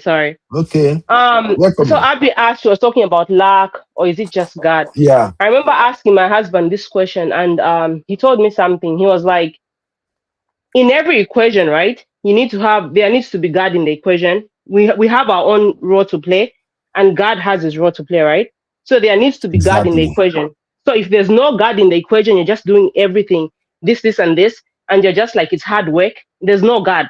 Like for me, the reason why I like to come over here and share my stories and everything, I always put the faith journey, the grace to it, because there's God in everything, and we're trying to encourage people like you can't do it by yourself without God. So, like for me, if you look at all my testimonies, some of the things it doesn't even make sense. When you add 1+1, even myself, I'm like, this can only be God. Like in everything, you're able to see the hand of God. Even Abby, was it true that I was telling you the time we bought a house, when we were able to raise money, put a down payment, it happened so quick. Like in everything that we do, this is not like I'm bragging. My husband and I have this grace where if we put our heads together, like we want to do something, it can even happen in 6 months. Like even when my husband proposed to me, like in March, our wedding was in November. Like because there's God in that equation in everything. Some things even myself I don't understand, but there's always God in it. So Abby, to answer your question, yes, there are some of those people that will come, they'll put in so much work, they'll do this, and that, and and they'll get it. But for me, if I tell you most of the things, especially like nowadays, once I just had that grace, right now the jobs when I get them, it's effortless. If I want to go for a job right now, they're asking me, I'll tell them how much I want to make. Like, for instance, if I want to get a consulting job, I'm not getting a job with a company. I just want to do independent consulting. Maybe something pops up. They are looking for advisory, something, just a few things for a few months. I'll tell them how much I want. I'll tell them this is how much I want. They are not the ones to tell me. I'll tell them this is how much I want. There's a recruiter that reached out to me a few weeks. I just don't want to mention numbers. There's a recruiter that reached out to me a few weeks ago. I was shocked the amount of money was. This is for a hedge fund in New York. But the only problem is they wanted somebody to be on site in New York. I was like, no, I can't do that one. But the amount of money that he mentioned, I was shocked. I said, I said, what? I said, really? For people, so it's all those things. It's just the grace of God. Like when I was talking about this thing, I was like, sometimes I sit down, I ask the Holy Spirit, I'm like, Holy Spirit, what are you doing now? Because some of the things I don't even understand. So there has to be God in that equation. Like if you see all of us, most of us on this platform, we are Christians. So when you see Uncle Phil's testimony, Abby's testimony, Sister Natu's testimony, Uncle Patrick's testimony, all of us, we're all coming to one thing. There's God being the center in everything. Uncle Phil was like, there was time I was just crying, I'm in church, worshiping. All of us, we are connecting. We all have those moments when you just worship, Lord, I can't do this by myself. So there's a time when there's a point when God is going to step in. Some people, you hear them like, wanted to buy a house, I had to work doubles, I had to do this. For me, I don't have to tell you that, because if I tell you I work doubles, we get the house, then I'm lying. So you see, like Abby, I was telling you last time how there's something that we purchased, my husband and I were looking for land, how we came. It's just like within a few months it happens. So my husband will make me understand this, and my husband was telling me the other day, there are sometimes you get, you know how you see some great men of God, you're like, how do they do this? How are they doing this? There's a grace. There's somewhere you get in, and there's a level in life you get to. There's like right now, the way my husband is and what he was when I met him, like even in spirituality, there's just a grace that's upon him that is able to see. I'm like, even the other time I thought you were like this, but where he is right now, sometimes I'm shocked. It's like, so there's a grace. This is the way it works. There's just a grace that can come upon you. I was listening to Pastor Chris the other day. He was like, sometimes he's even scared to ask, to even just think about something, because when he thinks about it, it will come. So it's sometimes some people, you hear about this, you're like, what is he talking about? It's a grace. These people, they've labored with God. Like I see how my husband labors, the amount of time he's putting into prayer, he labors. And I pray myself too, but I'm also benefiting because I'm the wife. We are one. When you get married, you're one. So I'm benefiting a lot of things, I have so many stories we can be on the phone for a long time. Like so many testimonies, it will just amaze you, it will just blow your mind. Sometimes I don't like sharing things because we're on YouTube, Sometimes when Abby and I have our calls, I try and share things here, small here and there, just to encourage her, just to grow and stuff like that. All of us, we're sharing things here and there. But they're just some of the things I just don't want to share on the platform. It's YouTube. I don't want people to be, But thank you, my sister. Thank you, Sister Sue of the Most High. Uncle Ben, bye. Bye, Sister Sue. Before you charge me money again. Sister Sue want to charge me now. Hey, I told you guys. Please don't. I've always told you, my sister, I'm the best guy on YouTube. The caliber of people I have here, where I won't find them. So thank you for always coming in and contributing positively. God bless you. Abhishek, you see. You hear Sister Sue now. Easy. She no stress me. She no press my neck. She no raise my blood pressure. But now you the last born. Now you they always be the wahala. What did you say? Anyway, last born, exactly. Abby, we are talking about managing relationship abroad tomorrow, right? As immigrants. Okay. Do you sure you have a story to share about that one tomorrow, Abby? My own angle is going to be emotional investments. Everybody else that is married should talk about a relationship, marriage, and man and woman. I'm going to talk about friendship. I'm going to talk about Uncle Ben. You and this your emotional investment. Uncle Ben, it's very important. Sister Natu even mentioned it today. Did you hear her?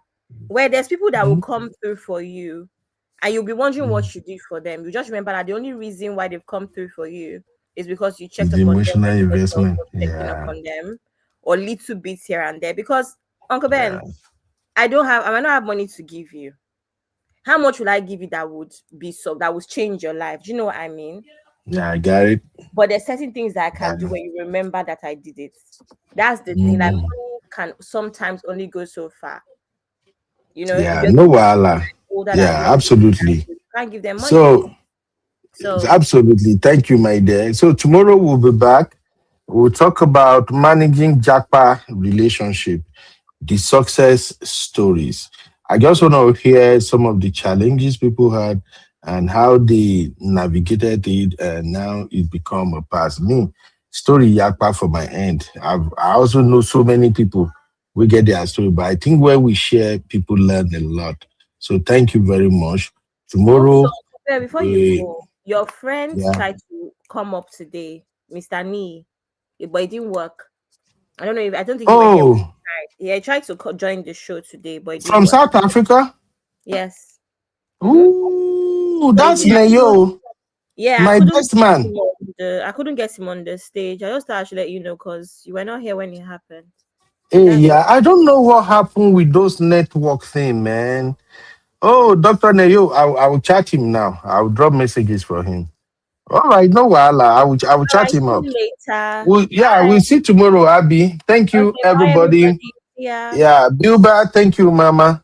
So we're gonna talk about lovey tomorrow, how you people manage your various relationship, how you were able to handle our Nigerian coconut head brothers and sisters.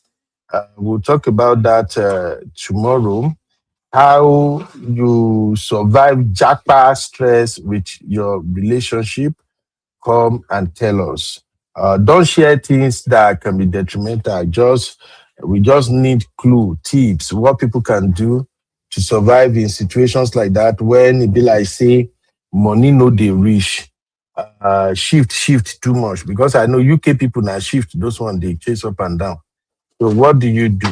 When your wife is over demanding, what do you do? When your husband still wants you to lead down and serve him, in this Obodoyinbo, how do you manage that? So let's see how we make it work tomorrow. Thank you. I really appreciate everybody. God bless you.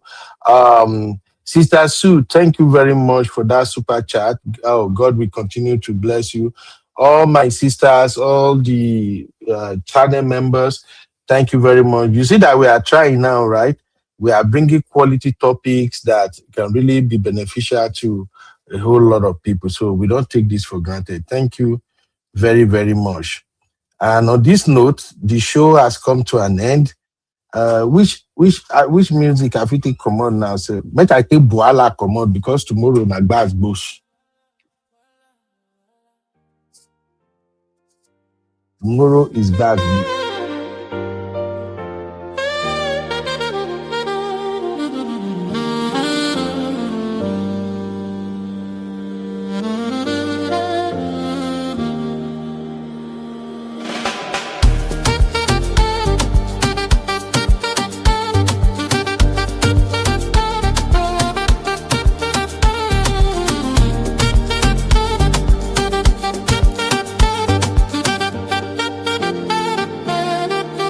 Bala bala, bala bala, bala bala, bala bala, bala bala,